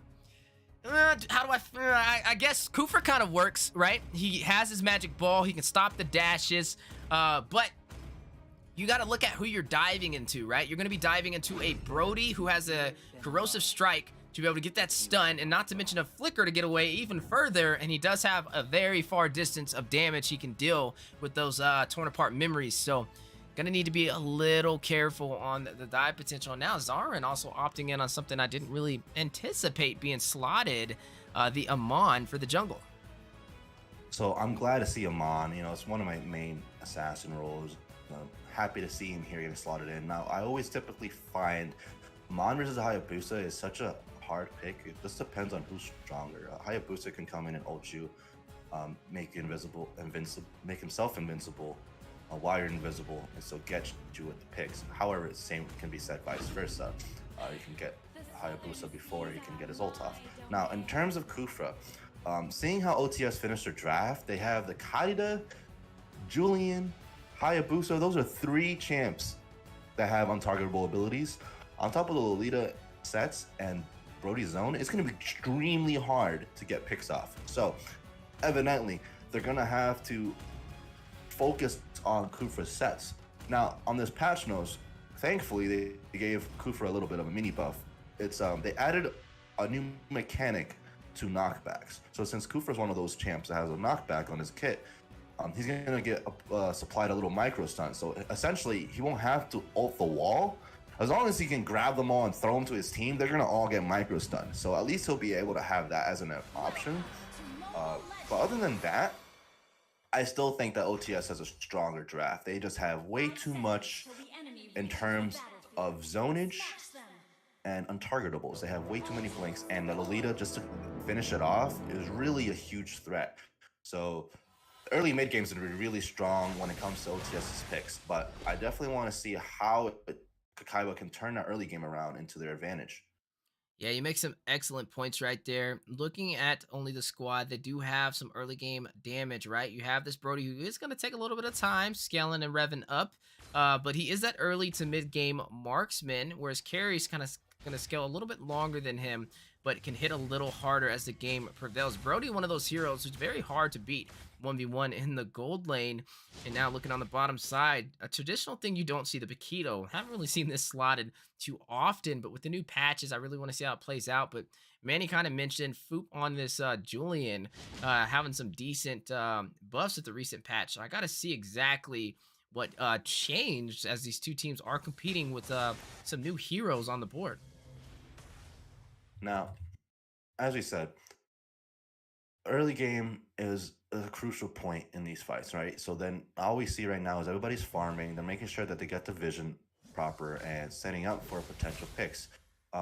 But as we see here on the side of the gold lane, it's extremely crucial that nobody on either side dies. Because once one of the marksmen gets going, it's going to be really hard for them to get back if they're able to choke that lane. But as we were talking about that, both teams decided to go gank opposing sides and they didn't get it off, Weezy. So at least we can see that Kakai was being really more careful when it comes to this early game. Well, I wouldn't say both didn't get it off. I mean, we did see that gold get stripped down to a little bit less than halfway, and that was Ergo able to take a lot of that advantage. And on the bottom side, you know, they opted in ganking the XP lane. They didn't do any damage to that turret. So now you are looking at a 600 gold lead for only the squad. Not to mention that marksman who was able to pick up majority of that, now leading by about 300 gold up against Morty. Now, as we mentioned, yeah, you're right. They did get that enough, a little bit of a gold lead just to tack enough for the gold lane to get that 300 gold ahead. But that 300 gold, let him have the penetration club right there, right? So he'll be able to do more damage for once they get the initiation in. As we look over here, though, when they're getting this turtle, and Kakaiba just let him have that turtle free, you know, we can see that they're just trying to be more patient in the early game, letting him get the objective in exchange for getting more farm. But we see that only the squad is creeping in here for this gank. In the charge going into Urgo, trying to burst him down, able to secure the kill. Morty picking it up with the speedy light wheels, but on the bottom side, you are going to see a kill. Kai Teasy falling into the hands of Zuna on this Hayabusa. A mere trade, a 1-for-1 blow. But right now, you are still seeing Kakaiba lead in kills, but still down 400 gold. But may change that as Morty now doing some damage onto this turret with little contest. Is going to strip down that gold halfway. As we mentioned, I actually crossed my names there, but it worked out because both teams were ganking their opposing lanes. But anyways, I wanted to point out here, as we said, 3 minutes down. The gold lead's still a little bit significant with that 500 gold. Items are getting farmed out. As we spoke about Foop here, going against Carl C, for a little bit of an exchange there. But as we see mid, Kakaiba getting in the vision properly, trying not to fall, has a little bit of a kill lead, maintaining that constant, not saying pressure, but they're keeping up in the game, right? They're not letting themselves fall to the pressure that OTS is providing here. And speaking of pressure, you are seeing the Luigi Shadow kill go in. Zuna picking up a kill, focusing on the gold lane. And that is going to be a huge play for the side of only the squad to push in this tier 1 turret. But on the bottom side, you are going to see Foop take down Kai Teasy. 2 members falling for the side of Kakaiba right now. And only the squad leading the way for the early game. Now, as we talked about, only the squad out there choking the gold lane. Hayabusa with the pick on the carry, able to secure Brody, able to get that gold. Okay, so now he has that 1K. They have 2K lead when it comes to the whole team overall. Now, as their moves is going to get this turtle and pressure the other side lane so that they can free lanes and focus on mid, or are they going to bait the turtle and just get a wipe in this team fight? They can go either way. They have options now that they opened up the gold lane.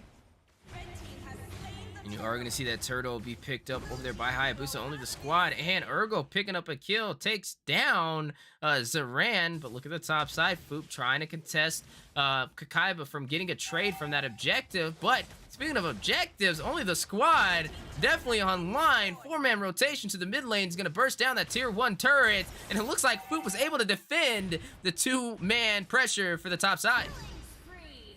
Now, as we were talking about pressure, they were able to secure that mid lane in exchange for these picks as well, right here, as we talked about. Yeah, you are seeing a lot of bodies dropping on the floor. Hayabusa was able to take down a kill, and then on the bottom side, Kai Teasy falling again.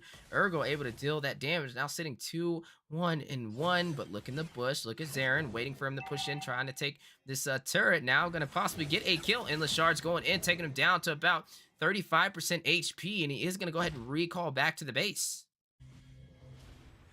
All right, so as we see here, they're recalling to the base, right? So trying to not to feed as many kills as to only the squad here. As we talk about another kill.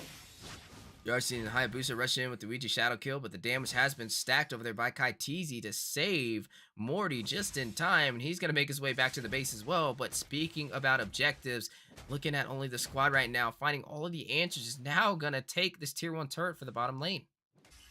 So, only the squad, perfect rotations. They're going into this mid game here. They're able, once they freed up Brody, they were able to just secure the snowball. They got the mid tower. They were able to rotate top, counter that gank, and then now they rotated bot side and got that tower. Now they're constantly rotating together, making sure that nobody gets picked out. Tide was losing the advantage here. They need to pick up, not get picked.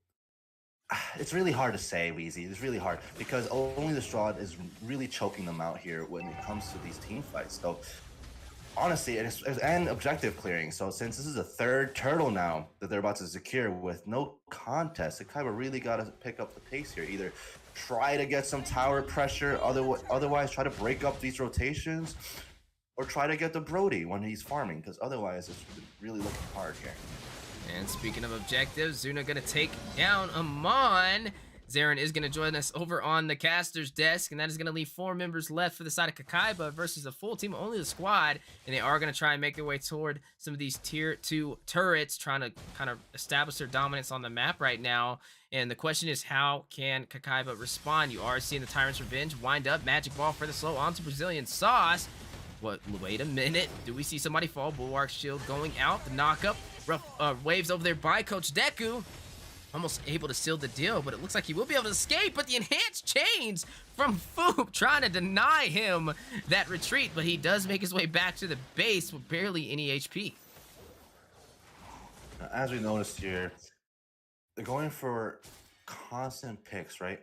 Making sure that the Kaiba knows that the pressure's really on them. So in my response here, it's really hard to analyze as only the squad's been constantly beating them down with pressure, minion waves going. As we talk about pressure, You already seen a lot of pressure on the board. Coach Deku getting a kill over there with the Breath of the Ocean. Gonna take down. My hooks always miss on the roam for Kakaiba, and they are now short one member. And you are seeing not only the tier 2 for the top side, but the tier 2 on the bottom side be pushed in favor for only the squad.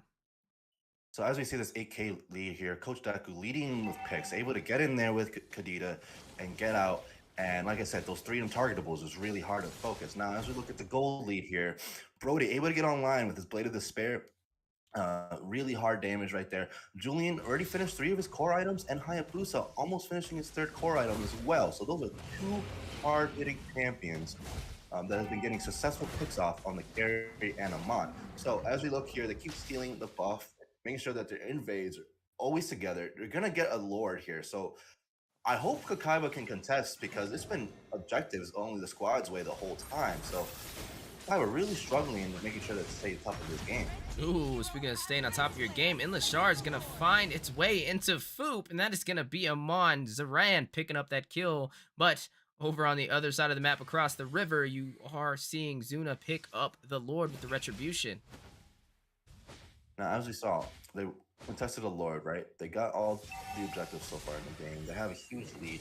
Now, as we lead on to the mid to late game, though, however, Kakaiba does have a chance to come back. They just have to turtle it. It's only tier 1 Lord. It's not going to crash into inhib. So it just comes down to not getting picked. That's what's really been killing them, is the constant picks off from the Hayabusa, from the Kadita, right? Lita following up and then rotating together. Your only hope here is to make sure you turtle and only the squad makes a mistake and their team fights. Because really, you got to last this late game. Yeah, definitely some great points indeed. They need to last to the late game. They do have Morty on this carry, not really having the easiest time, sitting 1-1 and 0 on KDA, and definitely down in terms of economy right now, but they are going to go ahead and burst down this Lord, no contest, but OTS again, with their eyes on the prize, is going to go ahead and take the tier 2 turret for the mid lane, leaving Kakaiba down to their inhibitors, and now Tyrant's Revenge canceled out by the Breath of the Ocean, knockup provided by Kadita on Coach Deku, and down goes Numenon Blast. Can it get the stun? Able to get 1 member. That was Kufra, who did get set inside of that. But down goes the inhibitor for the bottom side, taking advantage of the separation. Zuna is going to burst it down. Now, as we saw, at least they were able to get 1 tower in there. By just opening that 1 tower up, that opens up the super minion waves, right? So now we have their bot side constantly getting pressure. So on only the squad's way, they really got to wait for the next Lord, since Kai was going to be turtling it up, making sure that they get their farm and not letting them get another tower open here. Speaking of getting another pick here, Hayabusa taking some serious damage, down to half HP with that Endless Shards provided over by Amon, but Ergo gonna find the tier 1 turret, or tier 3 inhibitor on the top side and get a kill, taking out Kaitizi on the Bakito. Numenon Blast for the set is gonna get a kill into the hands of Coach Deku. Down goes Kufra. Brilliance activated over there by Moonpie to escape. A lot of utility off the board. Only 3 members left against the full team of only the squad. And it looks like they are going to try and close this out, shifting their focus over to the inhibitor for the mid side, leaving the Kakaiba defenseless with only the Nexus and 3 members. 9 seconds until Kaitizi spawns in, but will it be enough time as the Nexus is getting bursted down? Zarin going to get a kill, take down Fook. Ergo going to take down Zarin. In response, no minions in play, but no problem. Only the squad is going to burst down the Nexus and take game 2 for the sweep. Congratulations to OTS right there and then. Like we talked about, they were controlling the map pressure. They were able to get the gold lane broken, and that right there, as we talked about early in the game. Once they were able to free the gold lane, they're notorious for the rotations. They were constantly getting picks, making sure that the Amon was behind, invading his buffs. And all you see is rotations after rotations after rotations. At the end there, like we were talking about, Kaiba needed to wait for the late game, right? But OTS was not having it. They wanted to make sure that they broke that bottom tower, got the front tower while they were busy on having Haya distracted, and they let the pressure keep going. They were down teammates. They were just able. They were overall phenomenal. Well played to OTS. Yeah, definitely well played indeed. And I gotta say, definitely been working on their craft. Some swift finishes. That was only a 12-minute game, and I think for the side of Kakaiba, they're a newer team. First time seeing them actually compete as a 5-man in the MLSA.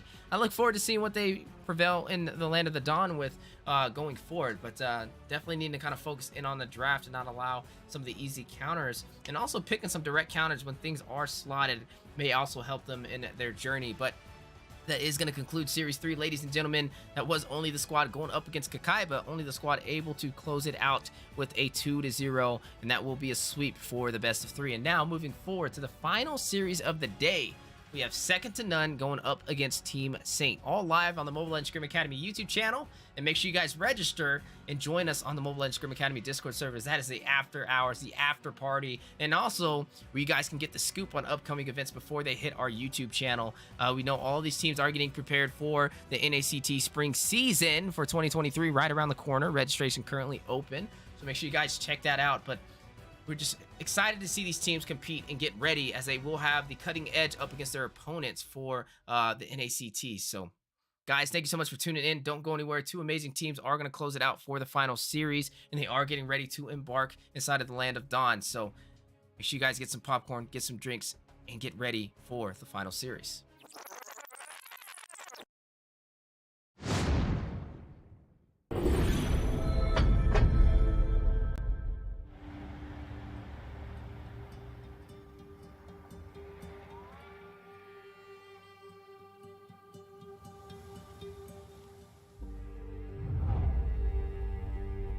You can travel the world to find yourself. But that journey must start at home. Because you can't know who you are without remembering your past experiences.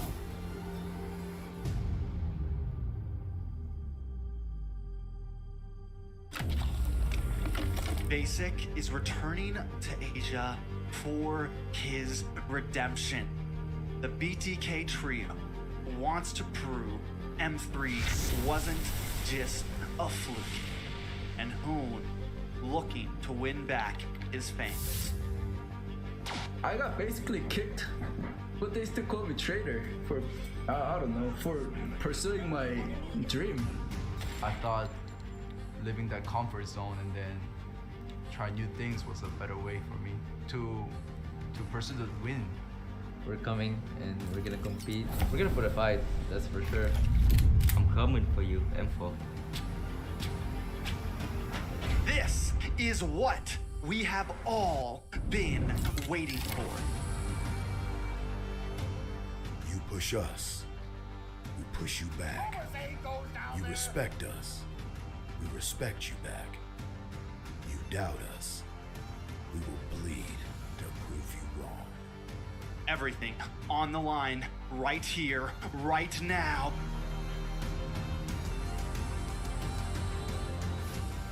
Definitely, they're not underestimating us as much as they did in M3. People probably see us and take us more seriously now, especially considering our accomplishment back then. I want to be the first in the world. I want to win a world championship.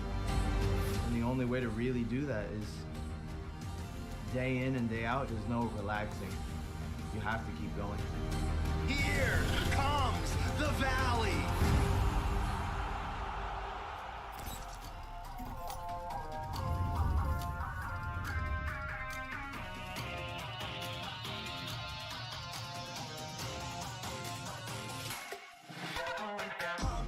It's my time, I'm a ball. I'ma get this money right. I'm gonna live my best life. They been talking, tell me on me, but you know they'll never win. I'm controlling all my victories, and something has gotta give. Cause this is just what I made it now, You can't ever break us down, I'll be speechless for the stars. Promise I'll be what they not, and I'll never ever stop. Won't never stop, yeah. Touch your sky, you're a man of saving good. Touch your sky, you're the greatest option now. You and I can make it out of the crowd. Hang tight, we gonna reach for the greatness.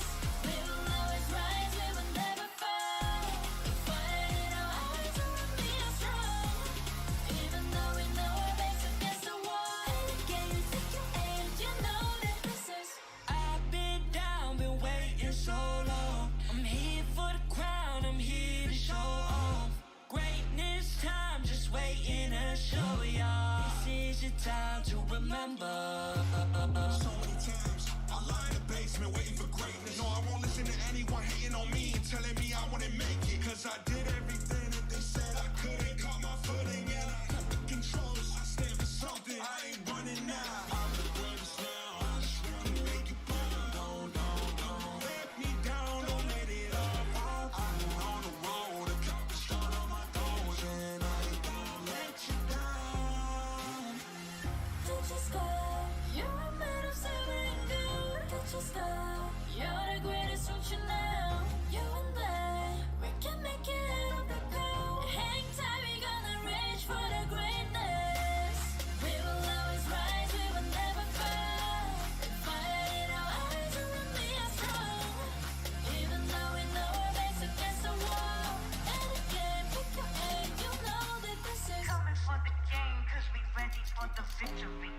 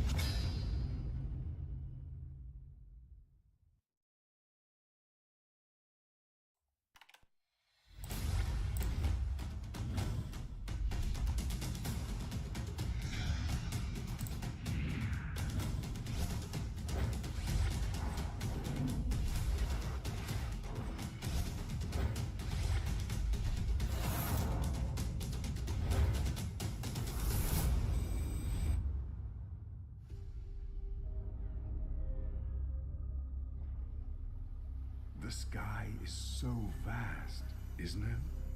My little flare. Papa? Can you reach the sky and ignite the stars?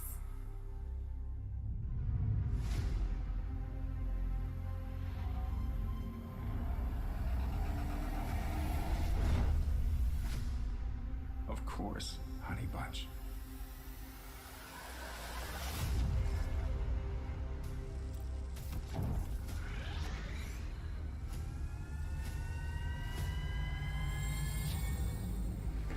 Papa never returned home.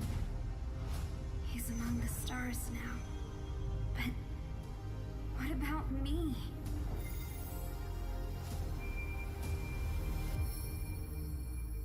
Have faith, little flare.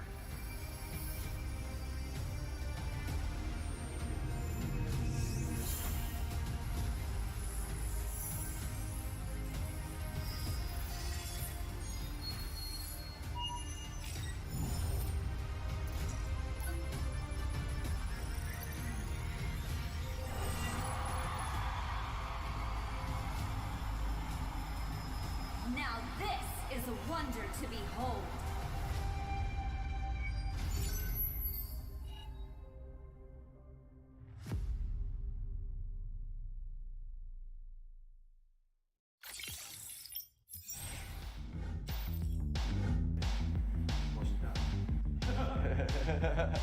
Time. Oh, it's time to make the most of the moment. I'm Hoon, I'm milling for the Valley, and I'm ready. I graduated high school a few months ago. Yeah. We dare to be great. Dude, that's perfect. One more second. Hello, my name is Fly Chicken. I'm XP Lane from the Valley. Let's go. Hey, it's basic. Again. That's right. That's I like that. We dare. And action. We dare to improve. Hey, it's basic. Coordinator for the Valley. Let's go.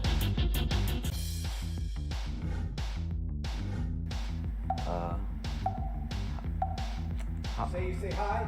Hi. 3 wasn't good enough. There you go. One more time. 3 wasn't good enough. One more time. You got a better one again. Hi, I'm Chuck. I'm Lexington for the Valley. Let's go. see my chapped lips on the camera? Like here a little bit? Don't disrespect the US of A. One more. Hi, I'm Moba Zane, Jungle for the Valley, and we're ready. I want to fight Yahweh from the Eagle team for Philippines. Definitely RRQ. They've done so much for Mobile Legends, and you could tell just by the amount of fans that they have. They've also been so driven. I mean, they've been in Mobile Legends for years and years and years, and they've always been pretty good. They've always, even when they weren't doing as well, even in this MPL, they bounced back in the second half of the season. And I have a lot of respect for them. They've brought a lot for Mobile Legends. And in the Philippines, it probably blacklist because they're actually the first team that, even after winning a World Cup, they just stayed driven, stayed focused, and now they're on their way to having a chance of getting their second World Cup win.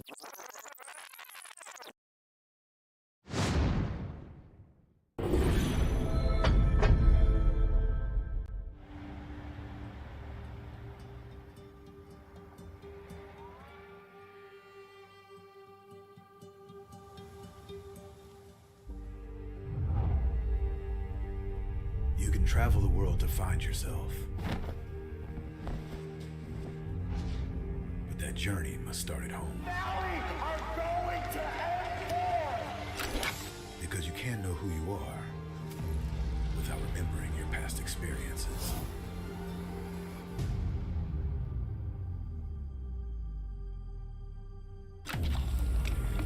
Basic is returning to Asia for his redemption. The BTK trio wants to prove M3 wasn't just a fluke, and Hoon looking to win back his fans. I got basically kicked, but they still call me traitor for, I don't know, for pursuing my dream. I thought living that comfort zone and then try new things was a better way for me to pursue the win. We're coming and we're gonna compete. We're gonna put a fight, that's for sure. I'm coming for you, M4. This is what we have all been waiting for.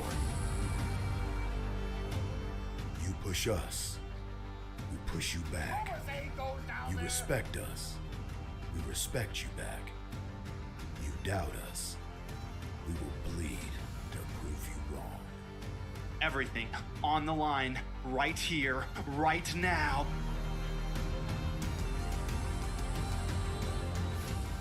Definitely, they're not underestimating us as much as they did in M3. People probably see us and take us more seriously now, especially considering our accomplishment back then. I want to be the first in the world. I want to win a world championship. And the only way to really do that is day in and day out. There's no relaxing. You have to keep going. Here comes the Valley.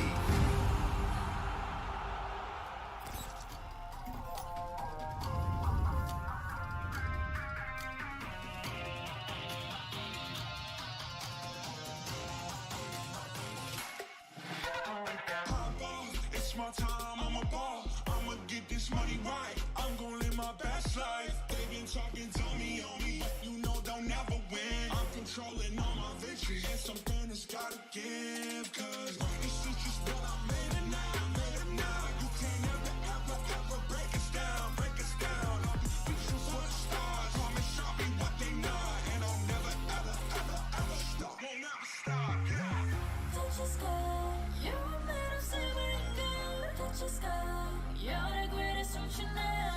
You and I can make it out of the crowd. Hang tight, we gonna reach for the greatness. We will always rise, we will never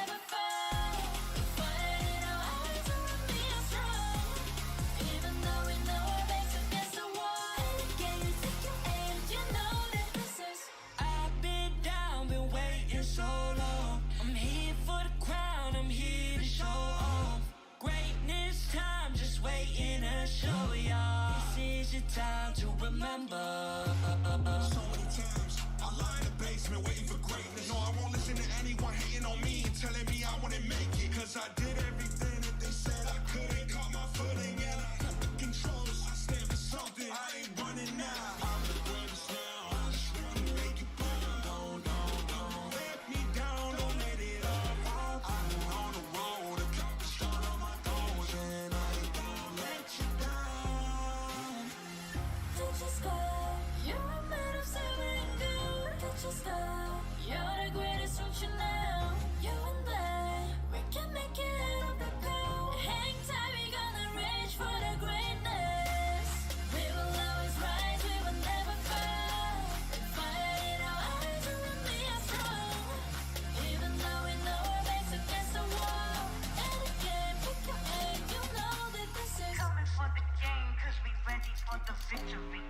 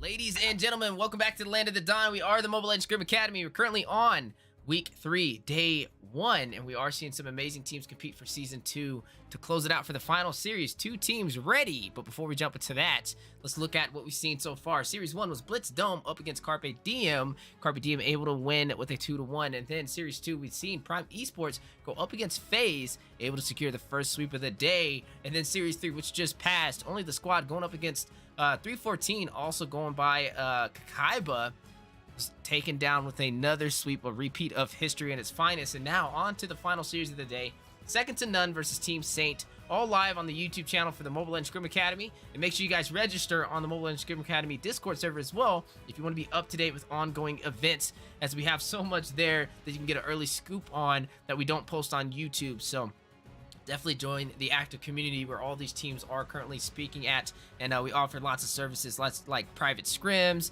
upcoming tournaments, like the Valentine Dash that just kind of zoomed by last week. So I'm excited to see what these teams bring to the table. Currently on the board for the final series, Series 4, Second to None going up against Team Saint.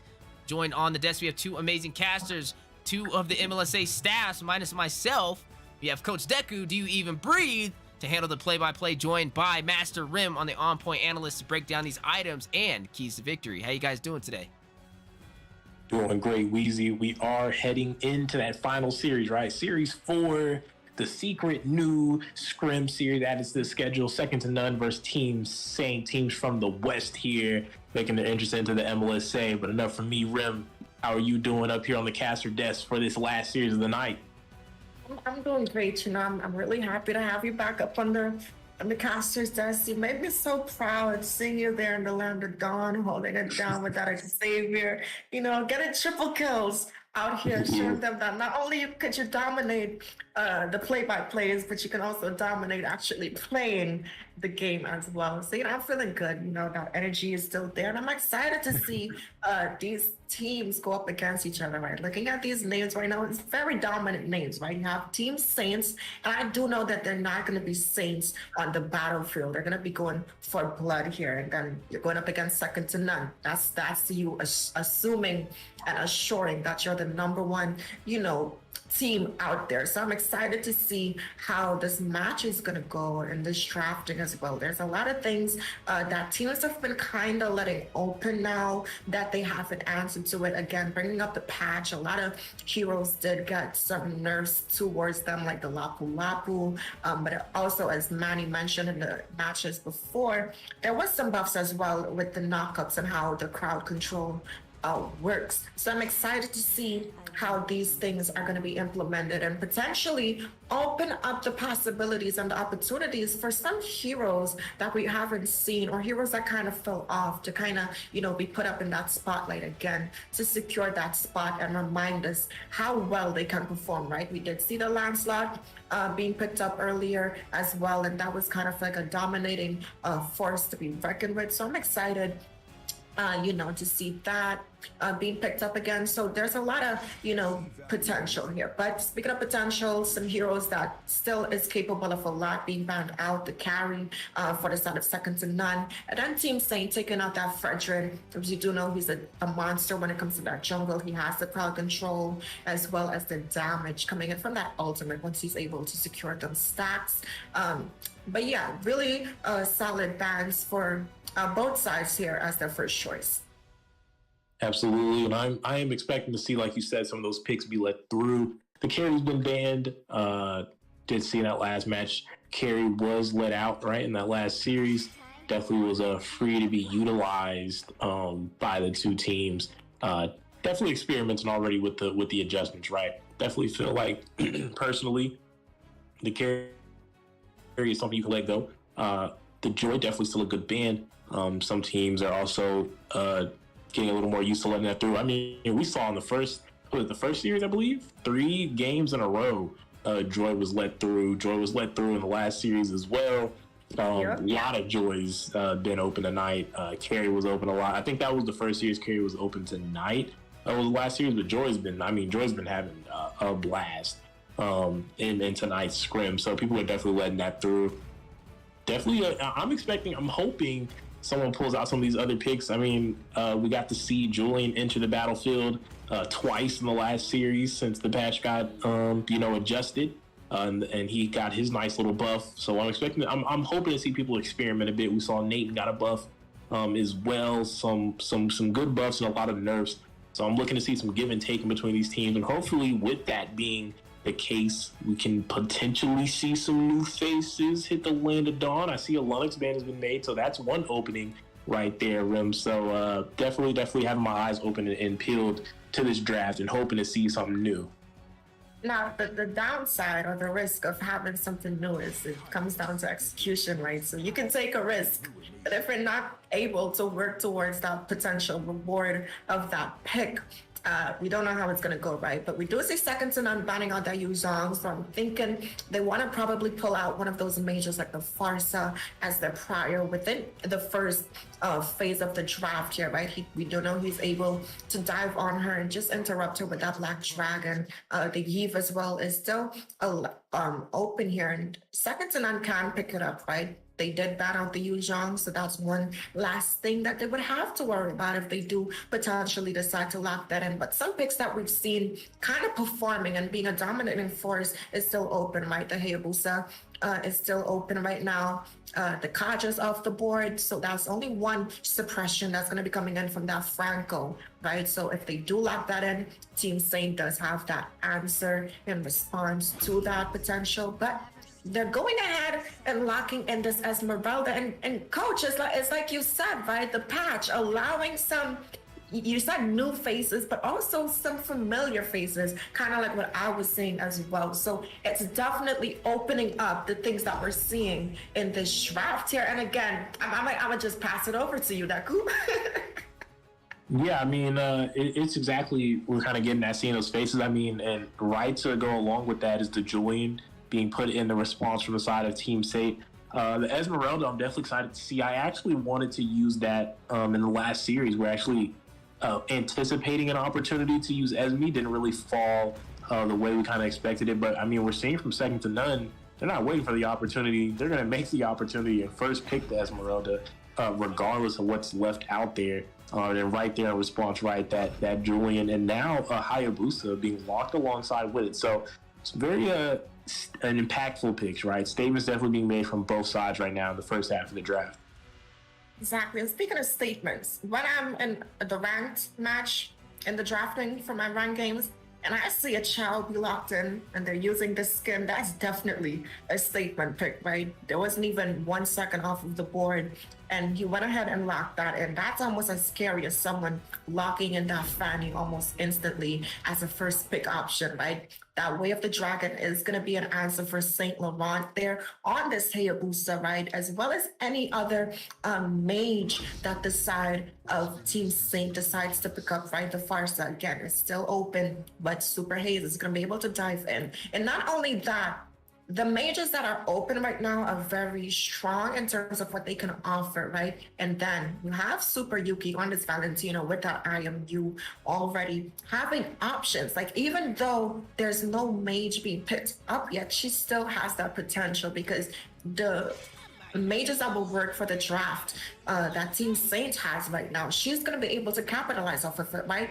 The Lunox is banned out, so again, they need a high ground mage. I wouldn't recommend a mage that has to get all up close and personal. Yuki is going to be able to kind of poke them and burst them down. Then you're going to have this Esmeralda, who's also going to be able to do the same things. I would prefer them to go in and, you know, I think what's happening right now, second to none, is waiting for Team Saint to pick their mage, right? They already have the Valentina, so they kind of want to see which one they're going to pick. And I don't think they're going to ban out the mages right now, because if they do that, they're going to shoot themselves in the leg, right? They're not going to give Valentina any good ultimates at her disposal. So I think they're going to ban out the marksmen, as we've seen, the Beatrix being taken out from them, and then the Martis being banned out as well. So I think they're going to leave some mages open just to be able to have more flexibility in terms of making their draft work here, right? But again, Team Saint, they do have a dive comp. I would like to see them lock in that footed airstrike. I think if Super Yuki were to take that ultimate with the IMU, it's going to put her at a disadvantage with that Valentina. Yes, she does have the burst potential and the zoning potential if she does secure that ultimate. But then again, Blazer on this Kufra is going to be able to dive in and, you know, be that counter to her, as well as this Hayabusa that's just going to be able to directly dive in again where she's concerned, right? So beautiful drafts they're coming out so far. But Deku, what are your thoughts as Second to None has finalized their draft here? You know, it's looking pretty strong across the board, honestly. I do like what they've kind of went for. The Diggy pick is a pretty nice way to round off the composition, kind of shut down Blazer on this Kufra, as he is going to be the main source of engage for this team. And then you have Cho, who's always very handy and capable and so consistent as long as he's in the right hand. The Super Haze is finding those Way of the Dragons, coming up with some pretty huge G-Condues for maybe a couple of multiple knockups at once in the middle of those fights to kind of bring in that good disruption. Obviously a great way to lead the way in team fights and help his team find some critical pickoffs, because that's exactly what they're going to need. Because I already pointed out Kufra kind of being the main engager. While he's the main, he has a couple other follow-ups, but Cho is really, truly alone as far as engages. I mean, the closest thing that comes next to it is a Falling Star Moon, and that's nothing like a Way of the Dragon. It's nothing like a Tyrant's Change and Tyrant's Rage, and nothing like a Julian, Chain Ult, things like that. So it's really going to come down to I think this Cho's performance. But speaking of the performance, man, this is crazy, Rem. The Cho in the jungle again. We saw this during the Valentine's Dash as well by Ackerman, and they made it work, right? But this ain't Ackerman, so let's see if Second to None has the same capabilities, the same micro. We definitely can't count them out. This is going to be the first time in the MLSA, so I'm expecting something great here. I mean, if you're locking Cho jungle for your first scrim in the MLSA, hey, you better bring it. You know what I'm saying? Absolutely. And it's interesting. Like, I do think, I'm not sure how I feel about the draft coming in from Second to None right now, but this Cho being in the jungle, I do expect him to potentially build that tanky route so he can have that sustainability again. But looking at the composition, lacking in that diggy. Yes, it is a counter-reactive type of draft. They don't really have that strong engage, like you mentioned, right? The strongest second one they have is that Falling Star Moon coming in from that Esmeralda here, right? And Team Saint definitely did counter. They had answers to the draft. For a minute, I actually forgot that Julian could be put in that mid lane as well. So I was accounting for him to be in that EXP laner, hence why I put so much, expression in terms of the mage that they're going to be left open. This Valentina right now, she doesn't have much options beside of that Tyrant's Rage, right? But speaking of Tyrant's Rage here, we do see Kufa already putting in some early game damage there and being able to land that knockup, right? We do see though, for the side of second to none, having that diggy, the early game aggression that he's able to provide for their gold laner. But speaking of early aggression, we are seeing some good response, good chain coming up here in the top side from Team Saint. They're making the gold laner already feel the pressure. And the opposite side, it looks like Team Saint as well, trying to make this pressure be felt in the bot side up against the enemy's gold laner. So some good plays from both teams, good rotations. That's what you want to see nice and early. Both of these teams having similar ideas, just different lanes. But speaking of ideas here, reverse time getting put on elusive, mix the stacking all the damage with the soccer balls. They got to be careful of that, right? Because the damage that comes in from that Bruno ramps up pretty quickly with those mecha legs. So speaking of damage, Blazer, in an uncomfortable position, is going to have to disengage. Zesmi is going to force him on the recall. Yuki in the mid lane, clearly winning the matchup in the 1v1 here up against Paul, but keep an eye on St. Laurent here. He does have level 4. This could be a potential kill. High and Dry has been proc. Ouija Shadow kill for the first blood. Falls to the hands of Team Saint 1-0, nice and early on the board. That's what you want to see, right? The rotations coming in, like you mentioned, with them having the kind of same ideas in this laning phase. And I feel like we might need a split camera, so we can see the gold lane as well as the top lane with the amount of action they're already applying here. But speaking of action, they're not done. They are going for a little more here. Turtle is being set up. Right now, both of these teams looking to go ahead and jockey for a position right now. That is the name of the game as the Turtle has spawned in. Like we said, right now a little bit of jungling, a little bit farming from Hayabusa Cho here. He's going to go ahead and start that up. The roamer for the side of Team Saint, though, is down in bot side. So we're going to go for a gold lane gank. But on this turn right now, it's Benedetta all alone. Blazer making his way through the battlefield here as second is going to look to go ahead and pick this up. But Hayabusa is actually going to sneak that, and they find the kill in the bot side. That is incredible from the side of Team Saint. Not only do they find the turtle, they find the kill on this gold laner for second to none. That is a huge play on two sides of the map right now. And that's all kudos to the mobility and the intent coming in behind these engages, right? Looking at these items so far, we are seeing some components being built up here in the early game. But speaking of early game components, is Esmeralda in a bad position? Definitely in a bad position. The three-way collision right now, as they have caught up to this Esmeralda. Blazer going to find the kill there in the XP side of the map. And they are going to be able to ramp up some more pressure up there right now. Second to none needs to find a way to respond. They're falling behind. Not too bad yet, but if they continue on this route, it could get ugly quick.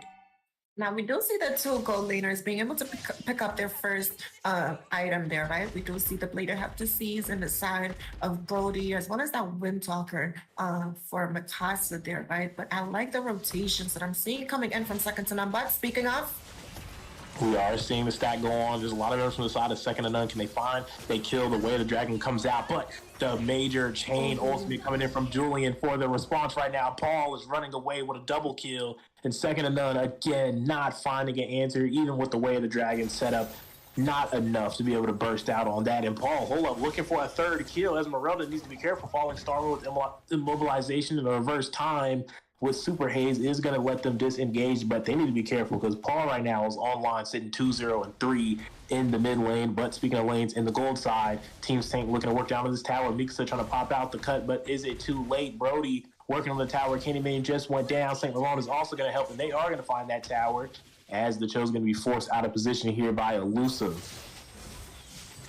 In the top side, Paul, just mentioned him, man. He's making highlight plays all over the place, finding a kill in the top side now. Esmeralda 0 and 2, 6-0 on the scoreboard. Team Saint taking the lead on second to none. Absolutely, man. But they're also taking some items here, right? Looking again, this Benedetta being able to pick up that bloodless axe, right? We do see Hayabusa building into that 100 strike, which he did go ahead and secure while they're working on securing this turtle. But second to none, not giving it up for free. Saint Laurent is going to find the turtle, his second one of the game. Way the Dragon from Valentine. Will they find the kill this time? It looks like they found the set as Elusive is going to return that with a Tyrant's range. Saint Snow going to take down Super Haze, and now the stun coming into play. Benedetta trying to find the kill. Saint Laurent is going to take that down, though. Double kill into the hands of Brody. Double, he's looking to disengage. Mikasa trying to find a trade here. We're keeping an eye on Blazer on the Benedetta. He's missing the mark, though. Is going to be taken out by Mikasa as Diggy is going to spawn back in onto the battlefield. Now, it wasn't a big trade, but it was still a trade, right? It did go into the hands of Bruno there, and that's also their first kill in the game, right? But we did see this Esmeralda being able to secure that enchanted talisman, right? I would recommend that she does finish that boots right now, probably get that tough boots as there is a lot of CC and magic damage. And speaking of damage, right? Being able to just burst her down with this mega kill on this Julian here, right? But speaking of bursting down, Saint. We are seeing some more action here. Saint Snow is in trouble, torn apart memory, but he's going to be the only one turned into a memory. Back Thursday coming up for him soon later on in the week, but hang on here, a return potentially. Super Haze does get bursted low. Blazer's not going to let him go. Petrifying to let the blow, looking for the kill, but the time journey will be popped. But here comes Elusive and the Valentines with the immediate way the Dragon. But look at the backside. Paul took the opportunity. He's found a chain, found a kill. His Cho's going to find the kill on Kufa there. Team Saint, man, they are decimating the side of second. And then as the Valentine does find a trade, though, it is still heavily in the favor of Team Saint. It's like we said, right? The picks that we're seeing, these familiar faces, right, that kind of fell off, and we're seeing them again, and that's due to the new patch. However, this Julian is having an easier time than Kursu here on this Esmeralda, right? 0-4-0. Meanwhile, the Julian is 5-1-5 right now. And then looking at the Hayabusa, he hasn't had a death to his name yet. But speaking of deaths, he's looking to potentially kill this Esmeralda. No, he's just dealing some damage here, but speaking of damage, we do see some more items being picked up here. Bruno being able to secure that second or core item in his favor while Brody's still building into that Blade of Despair. But speaking of Despair, we did see Bruno get taken out there, and now Brody working on to Diggy. It's going to take him down as the turtle falls into the hands of Hayabusa, profiting all over the map right now. His Team Saint as they are extending the gold lead even further. Team Saint is on fire right now, right? And it's like I said, even though this Chow is taking the tankier route, but not being able to tank the damage again, coming in from this Julian here that's having such an easier time in the match. But speaking of time here, we are seeing Paul on the backside with that Julian. Way of the Dragon coming out, though. Going to facilitate a kill to Super Yuki's hand. Time journey to let the blow is happening. And while that's going on, Tower falling to the hands of Brody. Elusive here. Going to go wide left and miss with that Tyrant's range there. And now looks like maybe a re-engage from the side of second to none. Keep an eye on Yuki trying to take down Super Snow. Not going to find the mark. Super Haze joining in, but they're going to go ahead and leave that. As Hayabusa found his way into the background, takes out Mikasa. 5 deaths for the gold lane from second to none. And at some point, you got to be able to provide some assistance. You got to let this man stay alive in these clashes. You're never going to find a way to dig out of this hole. Speaking of digging out of the hole, Blazer and Esmeralda facing off in the mid lane. Going to be an easy disengage from him. Hang on, he won back in to clear the way. The let the blow gets knocked up by Julian, pulled back for the first time and taken out by Cho. Hayes dropped low though. Hayabusa going to disengage with that shadow killing.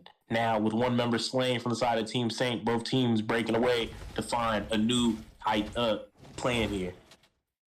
absolutely, man. Looking at Hayabusa, he's level 12 right now compared to Valentine on level 10. But speaking of levels here, it's looking like the clashes are not going to stop. Paul's in trouble. Valentine's going to find him. He's not showing any love. Look at Hayabusa again in the background with that Wind of Nature, though. Reverse time. Looking to take him out. Back into the shadows he goes. Hayabusa is right now second and then finding their way into the fight. Terrified from Super Yuki. And another way the Dragon coming out. They're going to find a kill on the Saint No. Blazer joining the fight, but it's too late. 4 members taken off the board from the side of Team Saint. And where did this come from? Second to none. With a second breath of air right now. They're looking for the comeback. And that's all credits to Mikasa, right? The damage coming out from this Bruno here, he did secure that Wind of Nature. So now he's sitting comfortable, right? He has 7.5k gold at his disposal right now. He has the crit damage coming in, as well as the assistance from Diggy. We did see that reverse time being able to pull back Saint Laurent there that was able to let him secure that kill, right? We do see the Valentina starting to deal some damage as well. She's building into that Lightning Truncheon right now to add on to that burst and the cooldown reduction to be able to provide some more CC as well as more poke damage within short intervals, right? So they have a lot of things working in their favor right now. The Esmeralda, she did have a hard start in terms of how the match went in the early stages, but she's able to secure some of these more defensive items to make her be able to just poke around in these team fights and provide that peel, that extra peel actually, that second to none needs right now. We do see them set up in the mid lane. Saint Laurent needs to be careful here. He could be engaged on a conceal, has been utilized quickly though, able to use those spotty senses and break away from there because that was almost disaster. But all second to none has now rotated to a new bush. They're not done looking for an ambush here as Team Saint is responding right now. Esmeralda, though, pushing up that bot side, playing the macro well. Team Saint is trying to go ahead and get rid of this Lord. Looks like second to none is going to back off, maybe focus for the mid tower, while the rest of the team is entertained by the Lord. It has been taken out, but that bot side tower is looking to be pushed down by Esmeralda. Blazer trying to make a response. So speaking of response, here's Clash going on in the mid side. Reverse time stacking on to Elusive. He needs to be careful. Valentine trying to go for the play, but that magic ball getting him caught out as Brody will find the shutdown.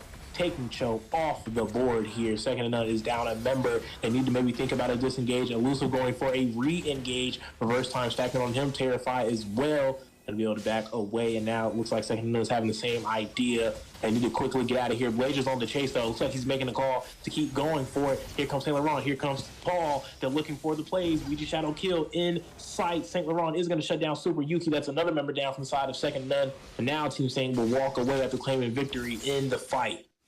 Now that's what you have to call assassin's instinct, right? We thought a potential conceal play was going to happen to Saint there in the mid lane, but he was able to just, predict that. His spidey senses were tingling there. But I like that they're looking for these pickoffs, right? They are using a lot of resources at their disposal to secure these kills, and that's what you want to need, right? But looking at things that they need here, Bruno, again, locking in another core item to be able to stack into that critical build that he's going for, right? The Valentina, she did secure that third core item as well. So they do have that working for them. I would like to see this not the Valentina, the Benedetta, sorry, lock in something like the Athena shield right now as the Valentina is giving her a hard time. But speaking of hard times, Esmeralda is going to go join us here on the caster's desk for a little bit as she was taken off, right? So there's a number advantage for the side of Team Saint to potentially apply pressure here to set up for this Lord. But speaking of Lord and pressure,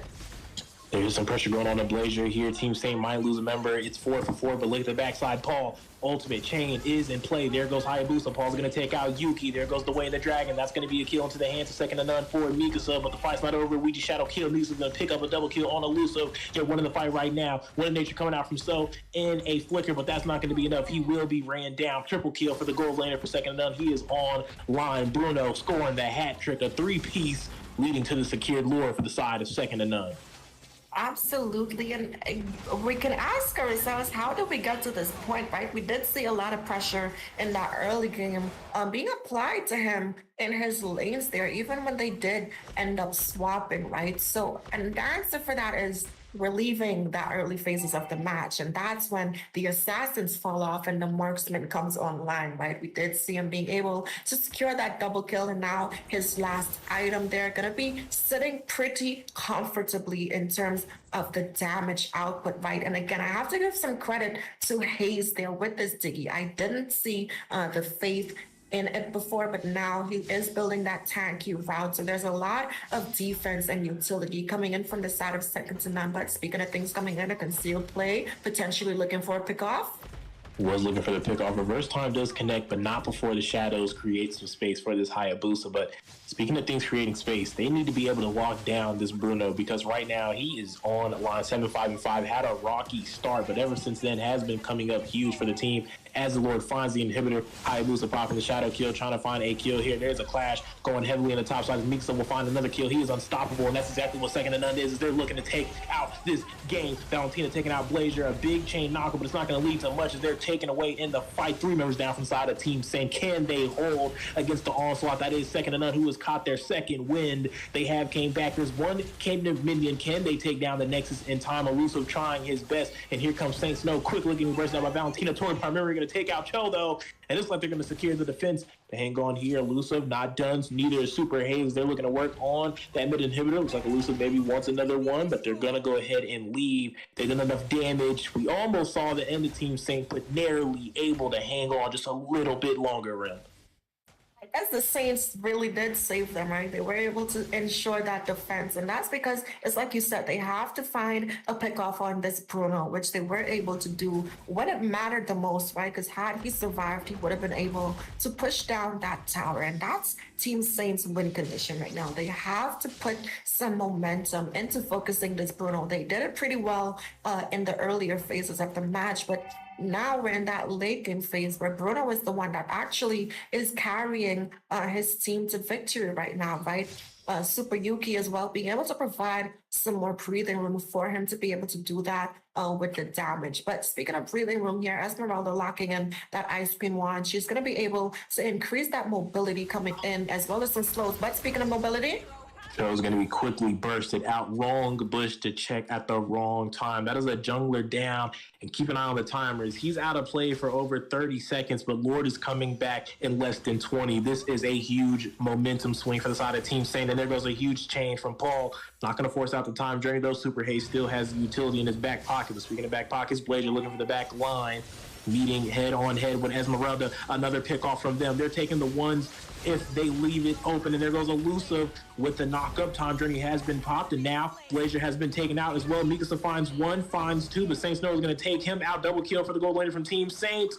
Second to None is in trouble here. They already had lost their jungler, but now they've lost 3 more players. There's going to be no contest inside of Second to None, and that's not what you want to see. That is an enhanced Lord, a luminous Lord falling to the hands for Team Saint for free. Absolutely, right? But some items being picked up for them is quite the opposite, right? They do have to pay for those. As we did see Brody securing that Athena shield, right? Definitely what you need against this bursty route coming in from this Valentina, right? She does have that Divine Clave with that physical penetration. From not having that magic defense is definitely going to make you feel that burst. So it's a good pickup from them. Speaking of burst, we do see Julian as well locking in that kind of meta route with that Genius and Glowing Wand composition. He does have that Holy Crystal to boost the overall magic percentage coming in. Again, I would like to see the Valentina pick up the Athena shield in combination with that Antique as well that she does have. I don't think at this point in the game that one magic defense is what she needs. She needs a little more to counter that burst coming in from the Valentina so she can kind of get her job done to be able to harass that backline, right? We do see the Bruno locking in that Athena's as well. But speaking of things being locked in, they're locking in all of their damage to burst down this Lord here. And they quickly take it out of play, and Team Saint not able to find anything with that Lord at all. But it's like Blazers trying to find that bot side inhibitor, but quickly responded to by Second to None. Not going to lose too much here. Team Saint not able to find an ending with that enhanced Lord, but keep an eye on the members from Team Saint. They are stacking up in the jungle. They have their eyes on this Esmeralda. There goes the knock-up, and there goes the Tyrant's Rage. There goes the Chain Ultimate, and they're going to stack on the Pain and burst them out, facilitated by the hands of the Brody there. But right back in trade, losing an XP for a marksman, not the trade you want if you're Team Saint. At what cost is what I'm going to have to ask them. You take out the Esmeralda, but you lose your Brody. That is your damage right now, making any other skirmish at this point almost lopsided, as the gold laner for Second to None is still present and on the map.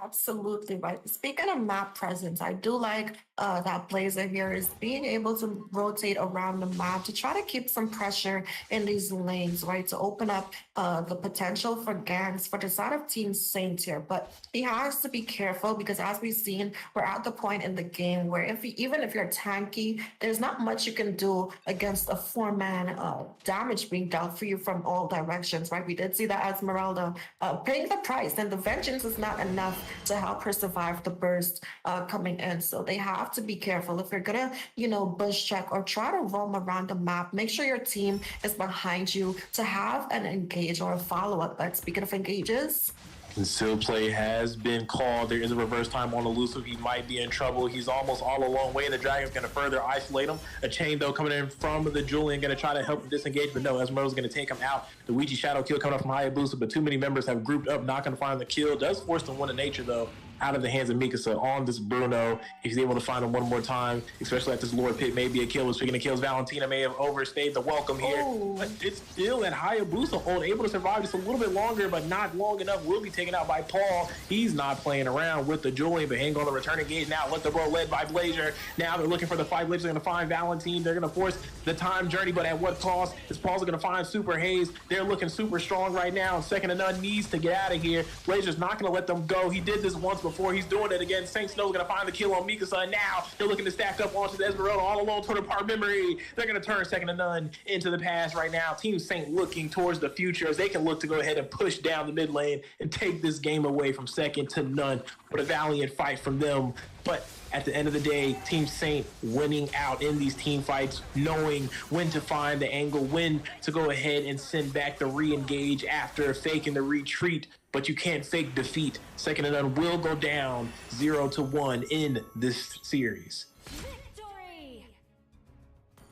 Now, before the series started, they may have been second to none, but right now they're definitely in second place where Team Saint is involved, right? We do see one of those picks that you mentioned before being able to, find its way back up into the land of dawn, being able to have a beautiful time in the map, right? And that's the Julian, being able to secure that MVP for the side of Team Sage, right?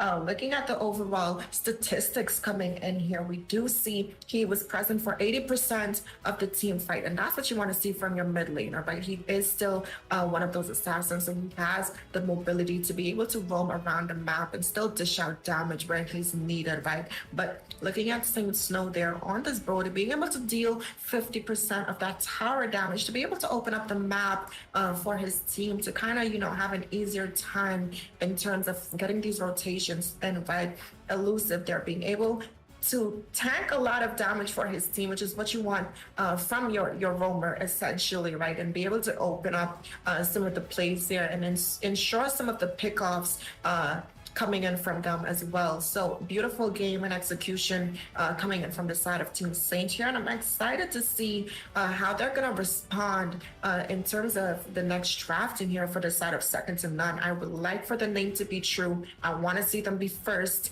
again, so I hope they have an answer in the next draft.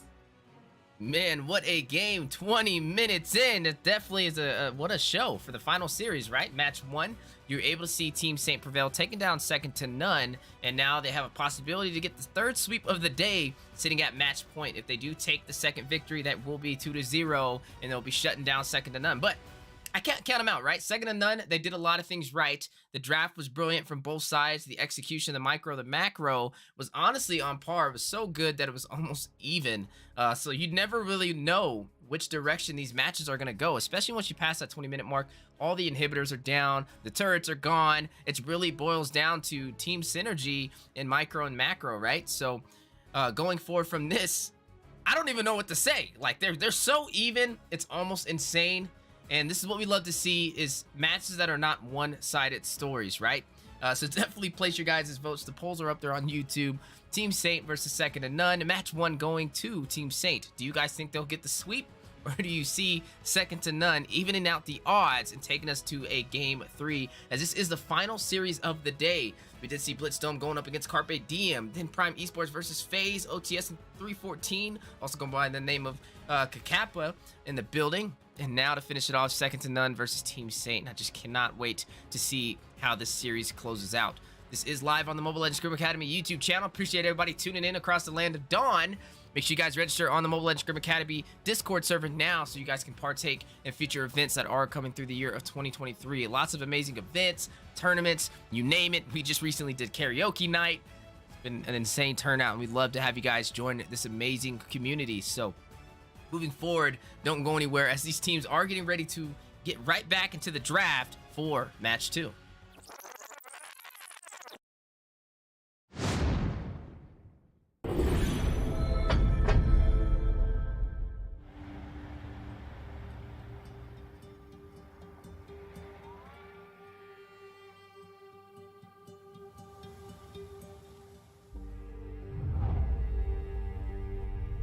Travel the world to find yourself. But that journey must start at home. Because you can't know who you are without remembering your past experiences.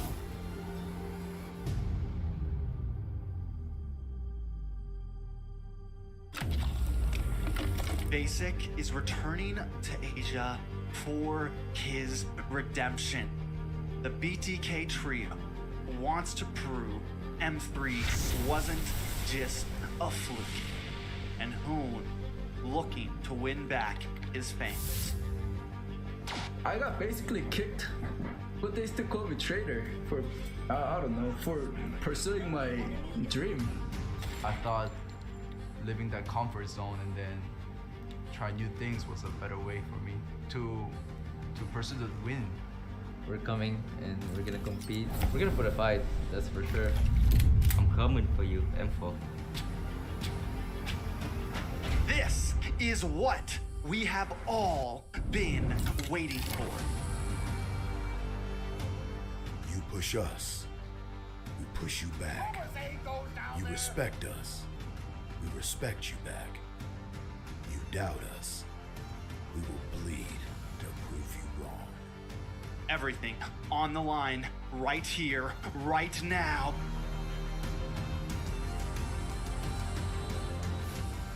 Definitely, they're not underestimating us as much as they did in M3.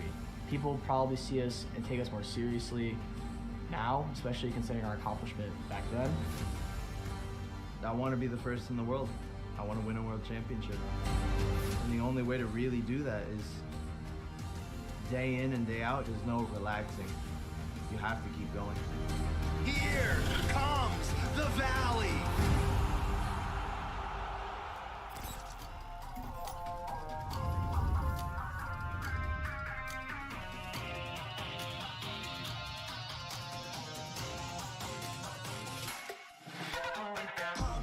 It's my time, I'm a ball. I'ma get this money right. I'm gonna live my best life. They been talking, tell me on me, but you know they'll never win. I'm controlling all my victories. And something that's gotta give, cause this is just what I made it now, made it now. You can't ever break us down, break us down. I'll be speechless for the stars. Promise I'll be what they not. And I'll never, ever stop. Won't never stop, yeah. Touch your sky, you're a man of saving good. Touch your sky, you're the greatest option now. You and I can make it out of the ground. Hang tight, we gonna reach for the greatness. We will always rise, we will never fall. Fighting our hearts and being strong. Even though we know our backs against the wall. Can you take your aim? You know that this is. I've been down, been waiting so long. I'm here for the crown, I'm here to show off. Ladies and gentlemen, welcome back to the Land of the Dawn. We are the Mobile Legends Scrim Academy, currently on week 3, and this is day 1 for season 2, and we are also on series 4, match 2. Got to remember all those numbers and make sure I say them in the right way. But before we jump into this match, let's look at the schedule, right? Series 1, we did see Blitz Dome go up against Carpe Diem. Carpe Diem able to prevail 2-1 in the best of 3. Series 2 was Prime Esports going up against Team FaZe, and they were able to get the sweep. And then for Series 3, we did see only the squad going up against Kakaiba, and they were able to prevail with another sweep. And now for the final series of the day, 2-0 versus Team Saint. We were able to see Team Saint take the win in a 20-minute finish. Definitely neck and neck, an eye for an eye, but it went down to the wire for that final engagement, and Team Saint was able to prevail. So now, moving on to match 2, the final series of the day, 2-0 versus Team Saint. Will we see 2-0 be able to even out the odds and take us to a game 3, or are we going to see Team Saints get the third sweep of the day? Joined on the desk, I have the MLSA staff, going by the name of Master Rim, to break down these items as your analyst, and I will be the play-by-play. How you doing today, Rim? I'm doing good. I'm excited to get into the second game. That was an intense, I think, 20-minute match. for game one there. It was a very back and forth from the moment we got into the Land of Dawn, right? We did see a lot of action in the gold lane as well as in the EXP lane as well. So hopefully we keep up that momentum on both sides, right? I am looking forward to seeing what Second to None has in their shoes, right? We did see that they're very much capable of putting up a fight and not giving Team Saint there an easy win against them, right? So I'm excited to see how they're gonna respond to that. We do see Team Saint banning out this Crack here as their first ban, which we haven't seen in a long time. Wheezy? Yeah, we definitely haven't seen it, but one thing that you do have when your first pick is a lot of flexibility, but you got to be careful is the more off-shift meta you see banned out, the more that is allowed to be picked on the second phase or second pick of the draft, as they do have two options at their disposal. So we are seeing this carry being taken off of the board, nothing out of the ordinary. We know how deadly of a force she can be in the gold lane, and that is going to be the side of Second to None to ban her out. Absolutely right. I want to point out from the last game with the Esmeralda pick by Coach Depp when we were talking about how the patch has, brought back revived some dead heroes. In a sense, we did see the Julian being picked up in a lot of matches tonight and having an exceptional performance, right? Kind of reminding us and making us reminisce on how strong he was when he was first released there, that first month of his release, right? But then, even though I like that they had the enthusiasm to lock in that Esmeralda, I think she's one of those EXP laners who only the Lapu Lapu was kind of an answer to be able to go up against her. And he did get nerfed, right? So I did see why they would potentially slot her in there. So if they do decide to lock her in again, I would like to see them put a little more focus and actually get it to execute, because where there's a will, there's a way, right? So maybe they'll be able to find the way right now. But speaking of finding things here, Eve gonna find herself banned out again. Another strong mage there, right? We do see Second to None having an answer to something that gave them a lot of problems in the last game by banning out the Hayabusa this time, denying it from being allowed to walk this time around here. So I like what I'm seeing so far from both teams when it comes to banning here, Weezy. But it's like you said, right? There's still a lot of strong picks that's gonna be let true. Like the Joy is still open right now, and that's a result of when you ban something like the Grab, right? So you have to be careful with what you're allowing to walk here. And looks like they are going to go ahead and take out that Joy. And now Kaja is still available for the taking on first pick. And the question is, what is the game plan from Team Saint? We know Kaja, one of the three heroes with suppression, definitely enabling the way for an assassin to be slotted on your team if you do have the Kaja pick. But if you don't and it's used against you, it kind of slows down your options in terms of being creative with the draft, as you will not be able to pick up that assassin of that divine judgment, being able to grab up any hero, and only the Purify can stop it. And now looking at the draft so far, first pick going to the hands of Team Saint. You gotta wonder which way this is going to go. We do know a couple things are on the table. The Martis is still available. I haven't really seen it too often recently, and it's a new patch, so you never know which way it's gonna go. We've been seeing Julian be slotted more often than not, but something that we see more often for the MLSA and in the NA community is the first pick on Kaja when he is available, and that is gonna be the game plan for Team Saint. Now, the Valentina is open, right? So if they do decide to lock that in, for the side of Second to None, they would have that Divine Judgment at their disposal as well. And when you pair that up with Super Haste there on this Chow, he has the Way of the Dragon to be able to find these openings, right? But speaking of finding openings there, Lunox, I like this pick in response to that Kaja being first pick here. If the side of Team Saint does decide to go a more tanky or high HP based route, that's where she's gonna shine. She does have the potential to secure that 100% magical penetration when that cooldown reduction is converted, right? So she does have that at her disposal. Not only could she burst down the heroes, but she can help burst down the Lord and Turtle as well. And it's important as those neutral objectives can play an important part, right? But we do see Blazer not locking in, but hovering over this Yu Zhang. And I'm not sure how I feel about it. There we go. Locking in that Esmeralda for the side of Team Saint. as well as someone who's able to burst even tankier people down, kind of like what the Lunox can do, right? That Gusion, once he secures that Genius as well as that Glowing Wand. So I like what I'm seeing so far. I don't have a solid sway in terms of which draft I prefer as they're finalizing the first half, but I like what I'm seeing. Yeah, definitely like what I'm seeing as well. That Kaji being locked in, not gonna have the easiest time, but it is a direct counter over there to Mikasa, who did opt in for that Lilia. Even with the black shoes at her disposal as a saving grace, if Kaja can find his way into Mikasa, it's going to be a hard day because he can pretty much burst her down or at least bring her to the team. Now, but that is going to be dependent on this Kaja. Like, this is a roam Kaja, so he's not going to really go for the damage roll, but more of the sustainability. But they do have Saint Laurent on this Gusion, right? He can rush in with the Incandescence, possibly get a kill, and then also get out, and that makes him very mobile. Speaking of picks, we are starting to see this Esmeralda slotted in. I don't know. I got to really read these new patches that literally just dropped in the middle of today's show. And this Esmeralda, this is not the first time you've seen her today, and I'm wondering if this is why. I'm hoping the Esmeralda comes back, man. I'm telling you, literally when Esmeralda came out, but when she was meta, one of the best XP lanes, I was spamming her every single game. I almost got Supreme with her, and then bam, out of nowhere, they just wanted to kind of nerf her. Yeah, just in time, right? And all that hard work for nothing. But you were too impactful. That's what happened. It had to have been. But you are seeing Blazer lock this down. That's going to provide some sustainability and also some mobility as he is opting in for that sprint for the battle spell.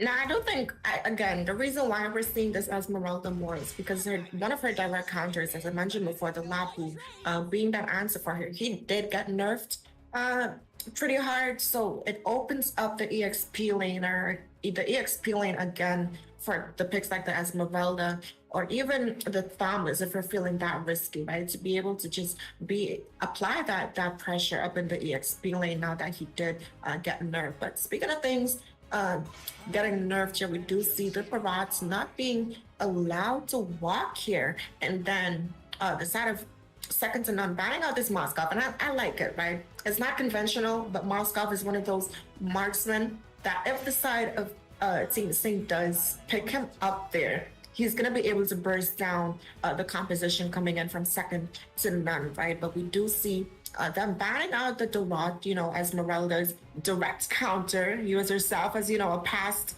Esme global superstar there would know. So it's a good response in terms of that ban to give Esmeralda an easier time to get her job done in the EXP lane. Yeah, you kind of mentioned this Esmeralda pick, and I'm wondering how it'll play out as Karisu is going to go ahead and lock in this Yuzong. Now, he does have the potential to get to the back line, drop down with the Black Dragon, Petrify as a battle spell. It provides some CC and also sustainability. But looking at what their team is currently missing is group CC. Now, you can rush in with the Furious Dive for a knockup, maybe a game plan, maybe a G-Kundo, maybe a possible plan. But the ultimate, the Way of the Dragon by Super Haze is only single target. But it is displacement, which is going to work in their favor. But speaking of displacement, direct suppression, elusive on this Kaja. And if you're looking at who he's going to jump into, right? He can grab up Mikasa on the Lilia. If he is quick enough, he can also get Super Yuki on this Lunox. Two of these mages being slotted in. But if Super Yuki's quite fast enough, she can also use the Brilliance to be able to kind of get out of that damage and escape. And now looking at the side of Team Saint, they are going to finalize their draft. Saint Snow going to go ahead and pick up this Clint for the gold lane. And that will be a Clint going up against Super Yuki on this Lunox. And it looks like they are going to go for the Akai in the jungle. But speaking of things that they're going for, one of your other comforts there that you like to see slotted in, the Martyr is going to make his way into this match here, right? He is going to be in that jungle, and I like him going up against that Akai, right? He does have that CC immunity, and we do know that card. He's going to use that heavy spin to try to zone out in these objectives here. We do see the Gusion being that mid laner for the side of Team Saint right now. He is going to go up against Super Yuki on that Lilia, so he's potentially going to be a little late on that early game rotations, as she does have the ability to burst those minions down and clear the wave, right? But speaking of bursting things down here, Mikasa on this little Nox, in this gold lane. Something that we've been seeing very often now. Like one of she's a mage, right? But these days she's playing that marksman route, going into that gold lane here. But I do like Team Saint's response, locking in that Clint. As we mentioned in one of the games before, he does have the poke to answer back to that poke that Lunox can do herself, right? And when he secures that item, those items, he will be able to have some more burst and just an easier time dealing damage from a distance, right? We do have Elusive on this Kaja that's going to be able to provide some peel, some additional peel, as well as that sustainability with his heal coming in from that passive. So I do like the draft coming in from the side of Team Saint right now. I do think it scales better off in their favor, especially since the side of second to none does not have that marksman to be able to push those towers the longer this game goes on. Yeah, and I can't wait to see how it plays out, but second to none does have one thing in their favor, and that is an even spread of magic and physical damage. As you are seeing 3 out of the 5 members for Team Saint gonna have that magic damage presence, and then their physical damage isn't really going to be there, as you are looking at a Kai who's more of that tankier build with the cursed helmet to kind of rely on for physical damage. So it's gonna put most of that input or output by Saint Snow, so he's definitely gonna have to get online nice and early and be that physical damage dealer that the team is going to lean on. But speaking of leaning on, Super Hayes showing that team spirit is gonna go ahead and use that emote and do some chip damage onto Saint Laurent. And that's one of the things that slotting Chow into the roam position is just going to allow you to do, right? He has the CC, he has the mobility, but speaking of CC and mobility... First blood on the way, Super Yuki picking up a kill, takes down Gushin. I was going to attempt to say his name, but I have no idea how to pronounce that. So we're going to go ahead and call him Gushin today. But looking at the jungle, heavy spin by Hakai into Mikasa's, just going to quickly recall and kind of flex on that escape right there. Some good invasion and a little bit of wasted utility for the jungler of Team Saint. Yeah, I'm not too sure what was the response there, but speaking of responses, they were able to find one and actually take her down there. She overstayed her welcome, right? We do see the side of second to none allowing Chow there to get this level 4 for the turtle, as they are already setting up for it. And it looks like that is going to be retribution by Valentine to pick that up into the hands of second to none, the first turtle of the day, 1-1 on the board, and they are still down in terms of gold, as you were able to see Saint Snow kind of strip down the tier 1 turret for the gold lane.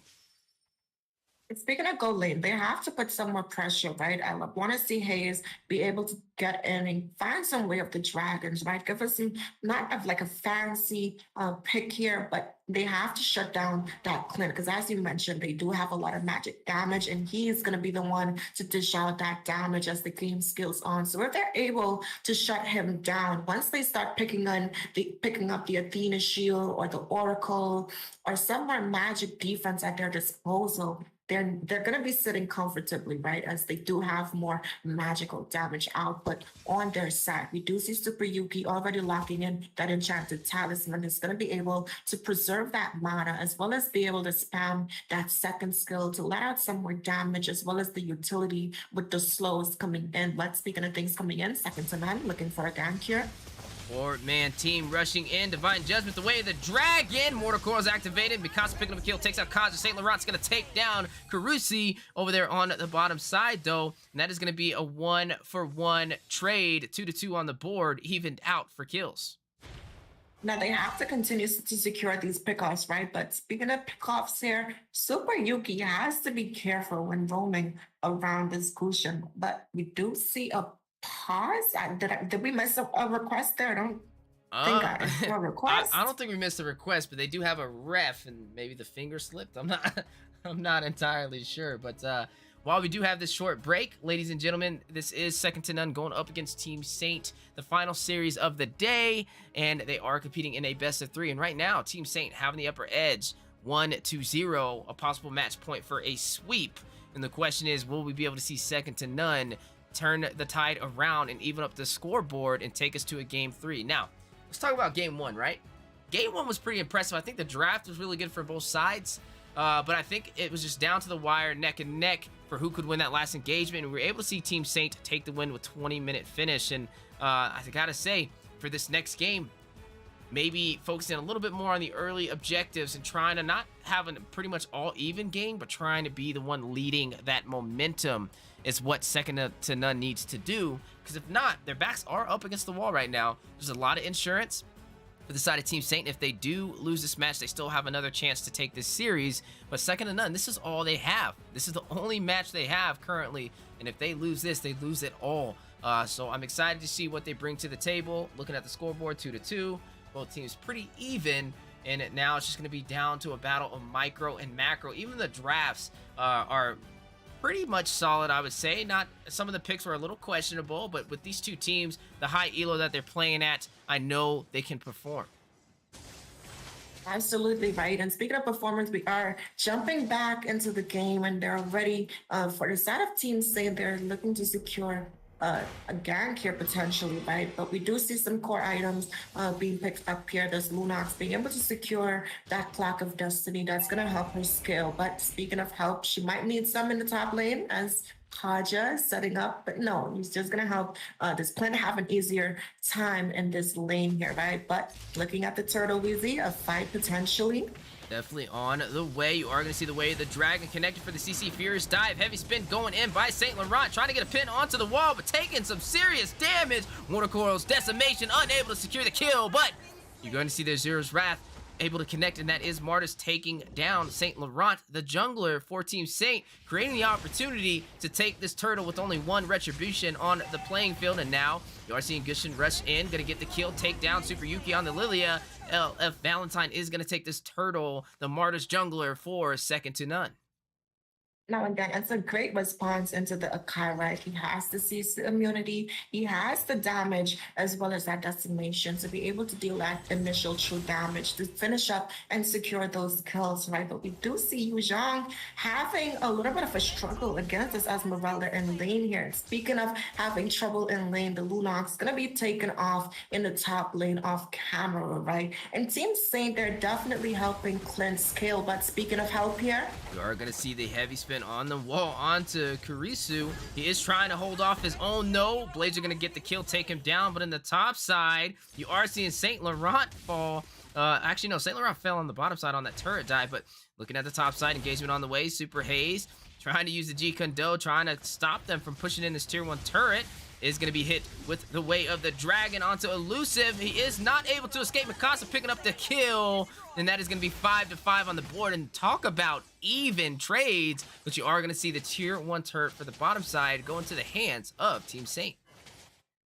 Miami is definitely leaning into their favor now, right? The gold was pretty even, but now they're just about 300 gold ahead, and 300 can make a difference, right? But speaking of making a difference here, you are seeing them trying to even up the map by taking the tier 1. Concealed play has been called out. Super Haze with the way of the Dragon. Airborne goes Saint Snow. Heavy spin to try and protect him, trying to get him back to that tier 1 turret. Man down. No, man escaped. Able to get him out of there. Look at Mikasa, though, kind of overextending. You're going to see Gushin rush in. Petrify has been activated. Saint Snow, grenade bombardment is going to burst her down. And that is that Lunox gold lane onto the caster's desk to join me and Master Rim. But Azura's Wrath, Mortal Coils over there by Valentine, doing some chip damage, giving some zonage. And now you are going to see Gushin rush in. He is out for blood. Hit by the Azura's Wrath, now bursted down by the power of Gloom. Super Yuki going to take that kill. And that is going to be 66 on the board. Still even in terms of kills from both sides.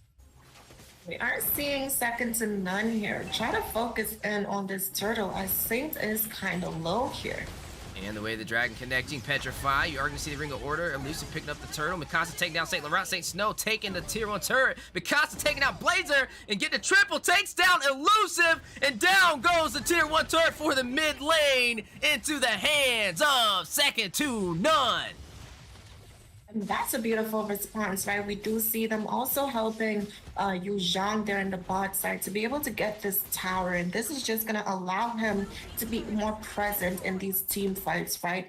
And he hasn't, he has died actually, but as he scales into the late game, the pressure that he's going to be able to apply to the side of Team Saint here, right? The Kaja, he can't He can use that divine judgment, but he can't grab the dragon once it's already, out there, right? But taking a minute to look at these items, we are scaling into that mid game. We do see the COD Saint Laurent here actually picking up some magic defense. But speaking of defense, you're gonna see the way the dragon connect to Elusive, trying to get out, using the flicker to escape, but Gloom by Super Yuki having other plans is gonna take him down, and that is gonna be one member out for Team Saint. And now they are gonna try and proxy these minions. Look at the top lane. Mortal Coil is gonna stop those minions from pushing into the tier 1, and Yuzong is gonna go ahead and clear this out. And the map is opening up for the side of Second to None, as they are gonna go ahead and pick up a kill. Cast Assault, Mikasa taking down Blazer for the mega kill.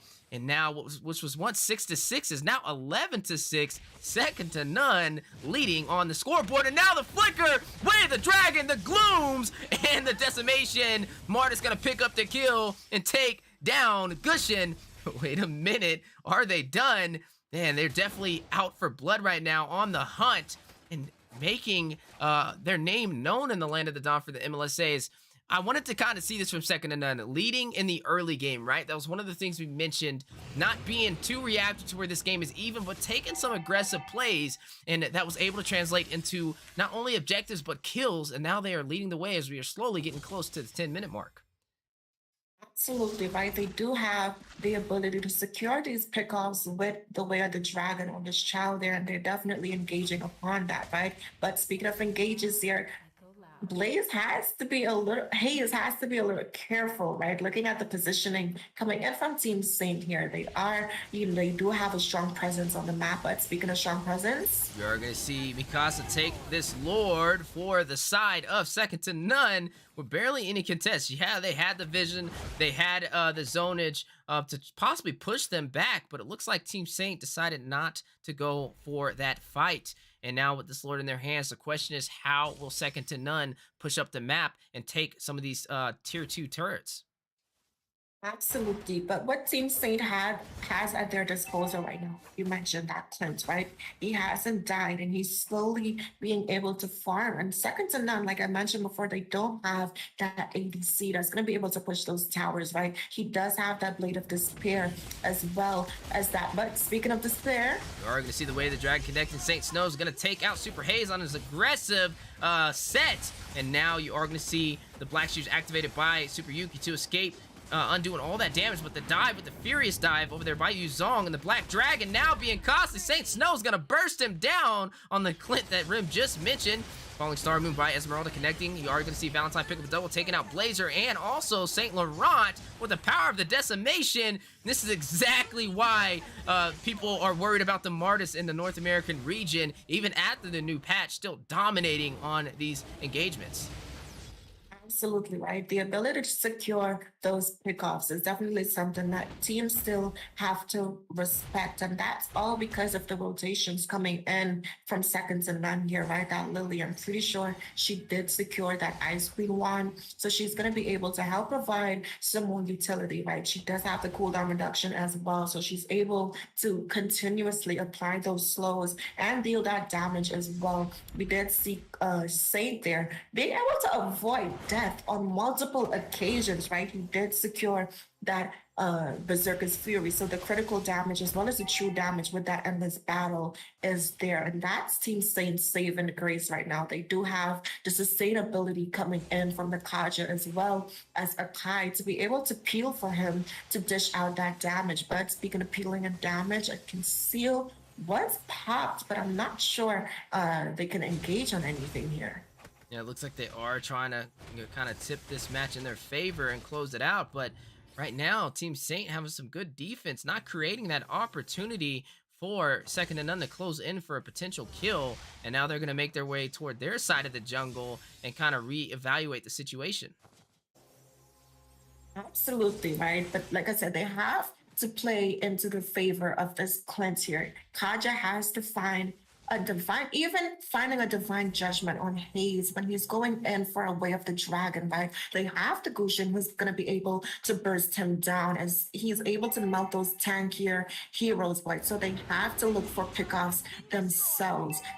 Saint there, he has to hold on to that heavy spin as that is one of their biggest utility at their disposal, right? So find the pickoff. And speaking of pickoffs, a conceal play. Elusive trying to get a divine judgment. Super Hayes, we're gonna call him the playmaker, right? If you see, he's just given this vision. He's staying just a little bit out of reach, but forcing out conceals. But now a conceal of his own is gonna rush in. The triple G Kondo. It's gonna kick Saint Laurent in with the way of the dragon, but he is bursted down over there by Gushin in the process. A costly mistake. And now you are seeing Team Saint. They do have the numbers. They are going to force their way into the Lord Pit. They are going to try and take this down and possibly get some kills on the way. But Martis, Mortal Coil is rushing in, doing some serious damage. Decimation has been activated. Saint Snow not able to escape. Super Yuki bursts him down with the Glooms. And now Killing Spree has been activated. Ring of Order over there by Kaza. Kurusu going to pick up a kill, take down Saint Laurent on that Akai with the Shaw Essence. But fight still going on. Gushin picking up a kill, takes down Yuki. Not only that, but Mikasa, unstoppable, is going to respond and take him down for that kill. And this is going to create the opportunity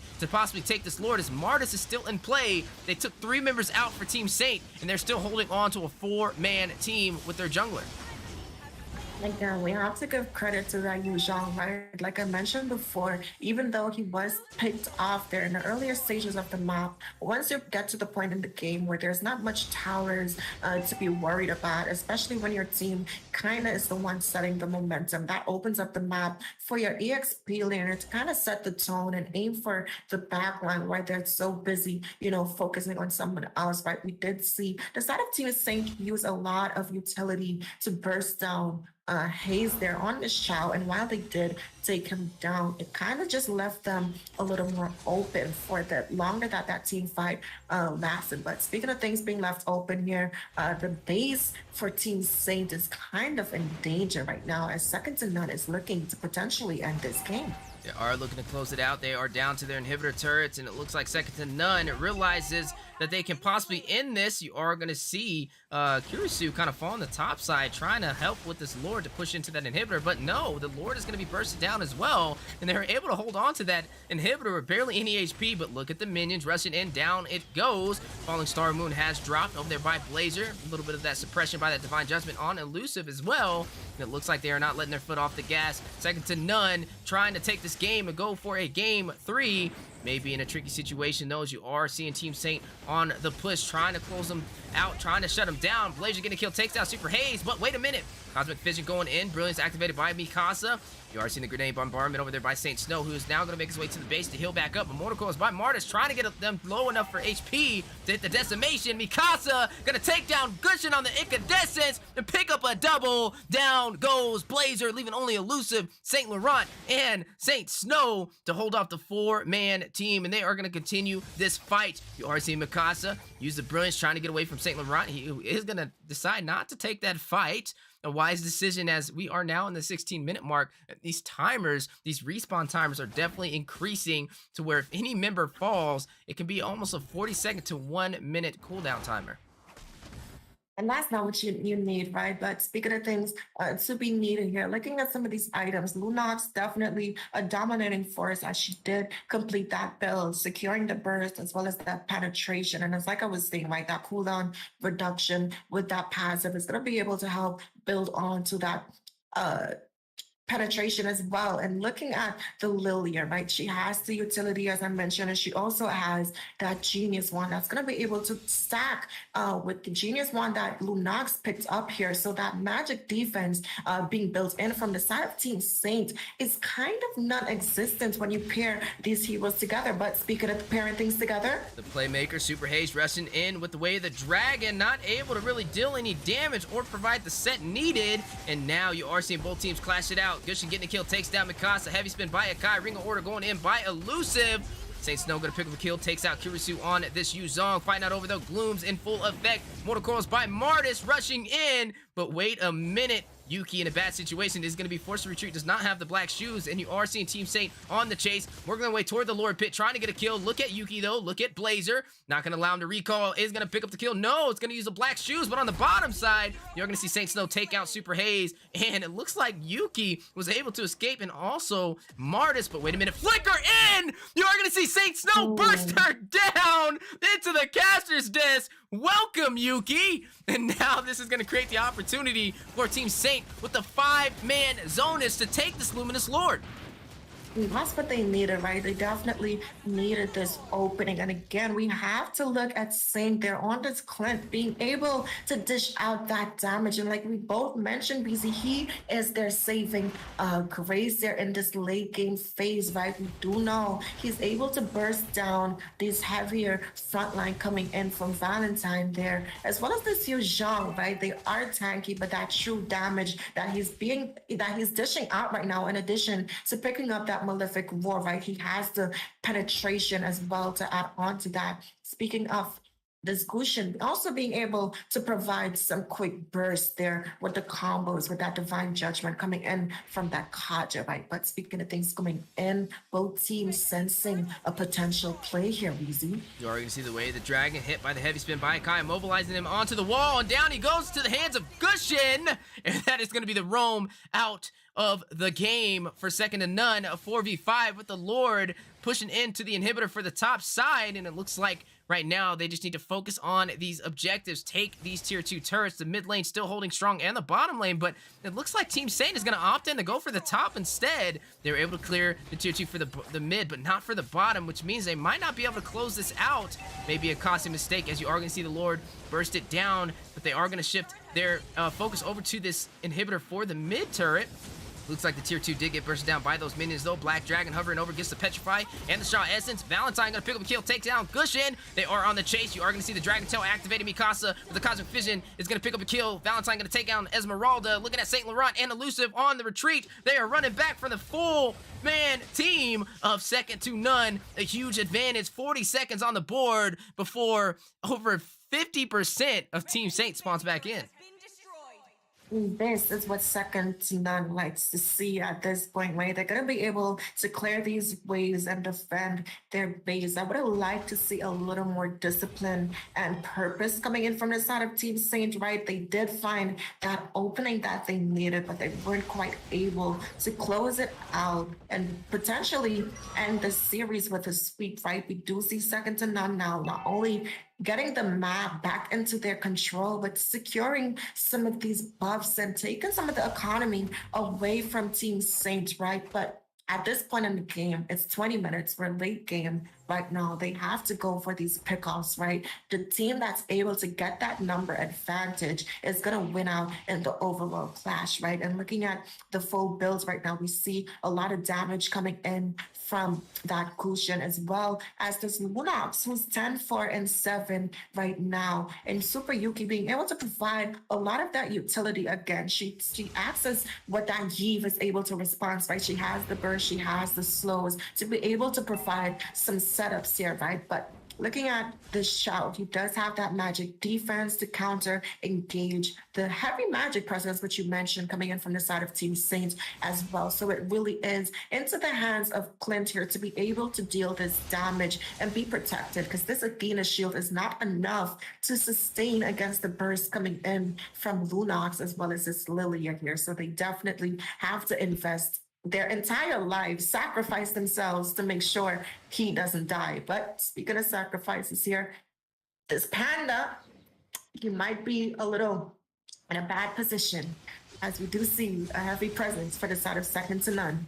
It looks like they are going to shift focus over the way the Dragon connected onto Blazer, the full man team diving in. A lot of wasted utility, and that is the power of the Esmeralda, getting all of that health back with that spell vamp, and now with that utility off the board, a good time for Team Saint to try and engage and burst them down. But wait a minute, this may be the battle in the mid-river. Not even going to focus in the Lord Pit, but go in for the 5v5. Ladies and gentlemen, everything is on the line right now. Both these teams backs against the wall, an eye for an eye, down to their inhibitors, and it's going to boil down to just like match one. Micro and Macro. You are seeing the concealed play by Super Hayes, the playmaker for second to none, trying to rush in, double G Kondo knock up, but is going to get out just in time. You've been seeing him get bursted down very often on these risky plays, but right now, Yuzong on the bottom side is going to go ahead and have to clear these minions, and he is going to create the opportunity to be able to join this fight with the Black Dragon. But wait a minute, will he be able to get there in time? As you are seeing the suppression be activated, Divine Judgment onto Valentine on the Martyrs, able to get out just in time. Black Dragon has been activated, hovering around. Are we going to see him drop down with the Petrify? Maybe not. Yes, indeed. There it goes. He is going to drop out with the Furious Dive, though. Kind of dodged that heavy spin by St. Laurent. And both these teams doing a dance in the Lord Pit, battling over custody of this final objective. This may be it, ladies and gentlemen. This might be the game changer. During is activated by Lunox just in time. You are going to see Saint Snow take down the Cho. Fight not over, though. Clint trying to find Valentine on this Martyrs, but no. Martyrs going to rush back in. Mortar Coils. Immortality has been procced from 2 members. Blades are going to take down Valentine in that process.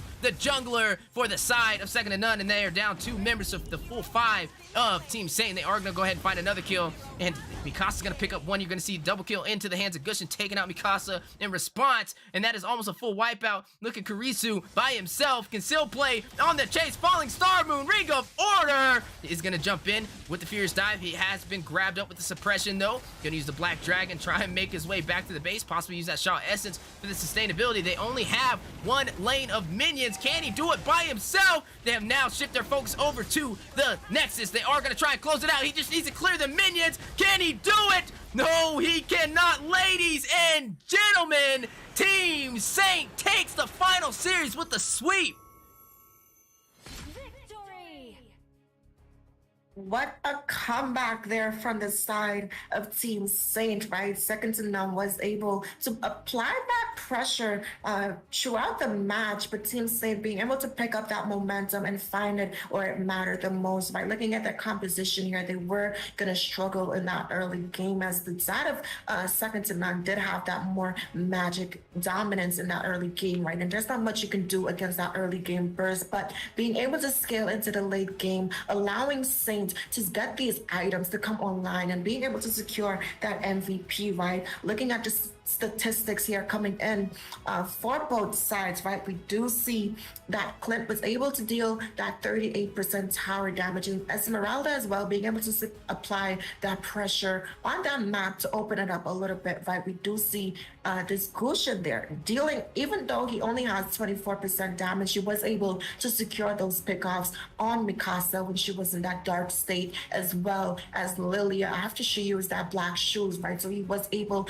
to deal that damage and find the pickoffs where it matters. But speaking of dealing damage, Saint there, this is his game. It got where he can shine, right? And we did see that dealing that 100,000 damage there, and overall 32% for his team. And looking at the overall team fight participation, it's very high on both sides. It's a 23-minute game, and that just showed the caliber and the skill level coming in from both these teams, not only being able to find engagements, find pickoffs, and find trades, but ultimately Team Saint taking the game.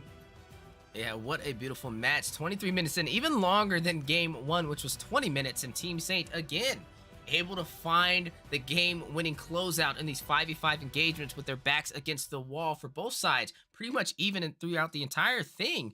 I gotta say, over there for second to none, though, they kind of impressed me in the second game, right? First game, it was pretty much even all the way down to the wire from the first minute to the 20-minute mark, but for game 2, it's a different story. We've seen second to none come online, and they were kind of dominating and taking a lot of these objectives over up against Team Saint. They were leading the pace, and I love to see that, taking a little bit of a risk, but also gaining a lot of rewards. But again, when you go up against these high elo teams, they know how to properly defend, and it just comes down to the wire, a battle of micro and macro, and Team Saint was able to take that finish to close out the final series of today. Speaking of today, let's look at the schedule of what we've seen. A little bit of a blast from the past. We've seen Series 1, Blitz Dome going up against Carpe Diem, 2-1.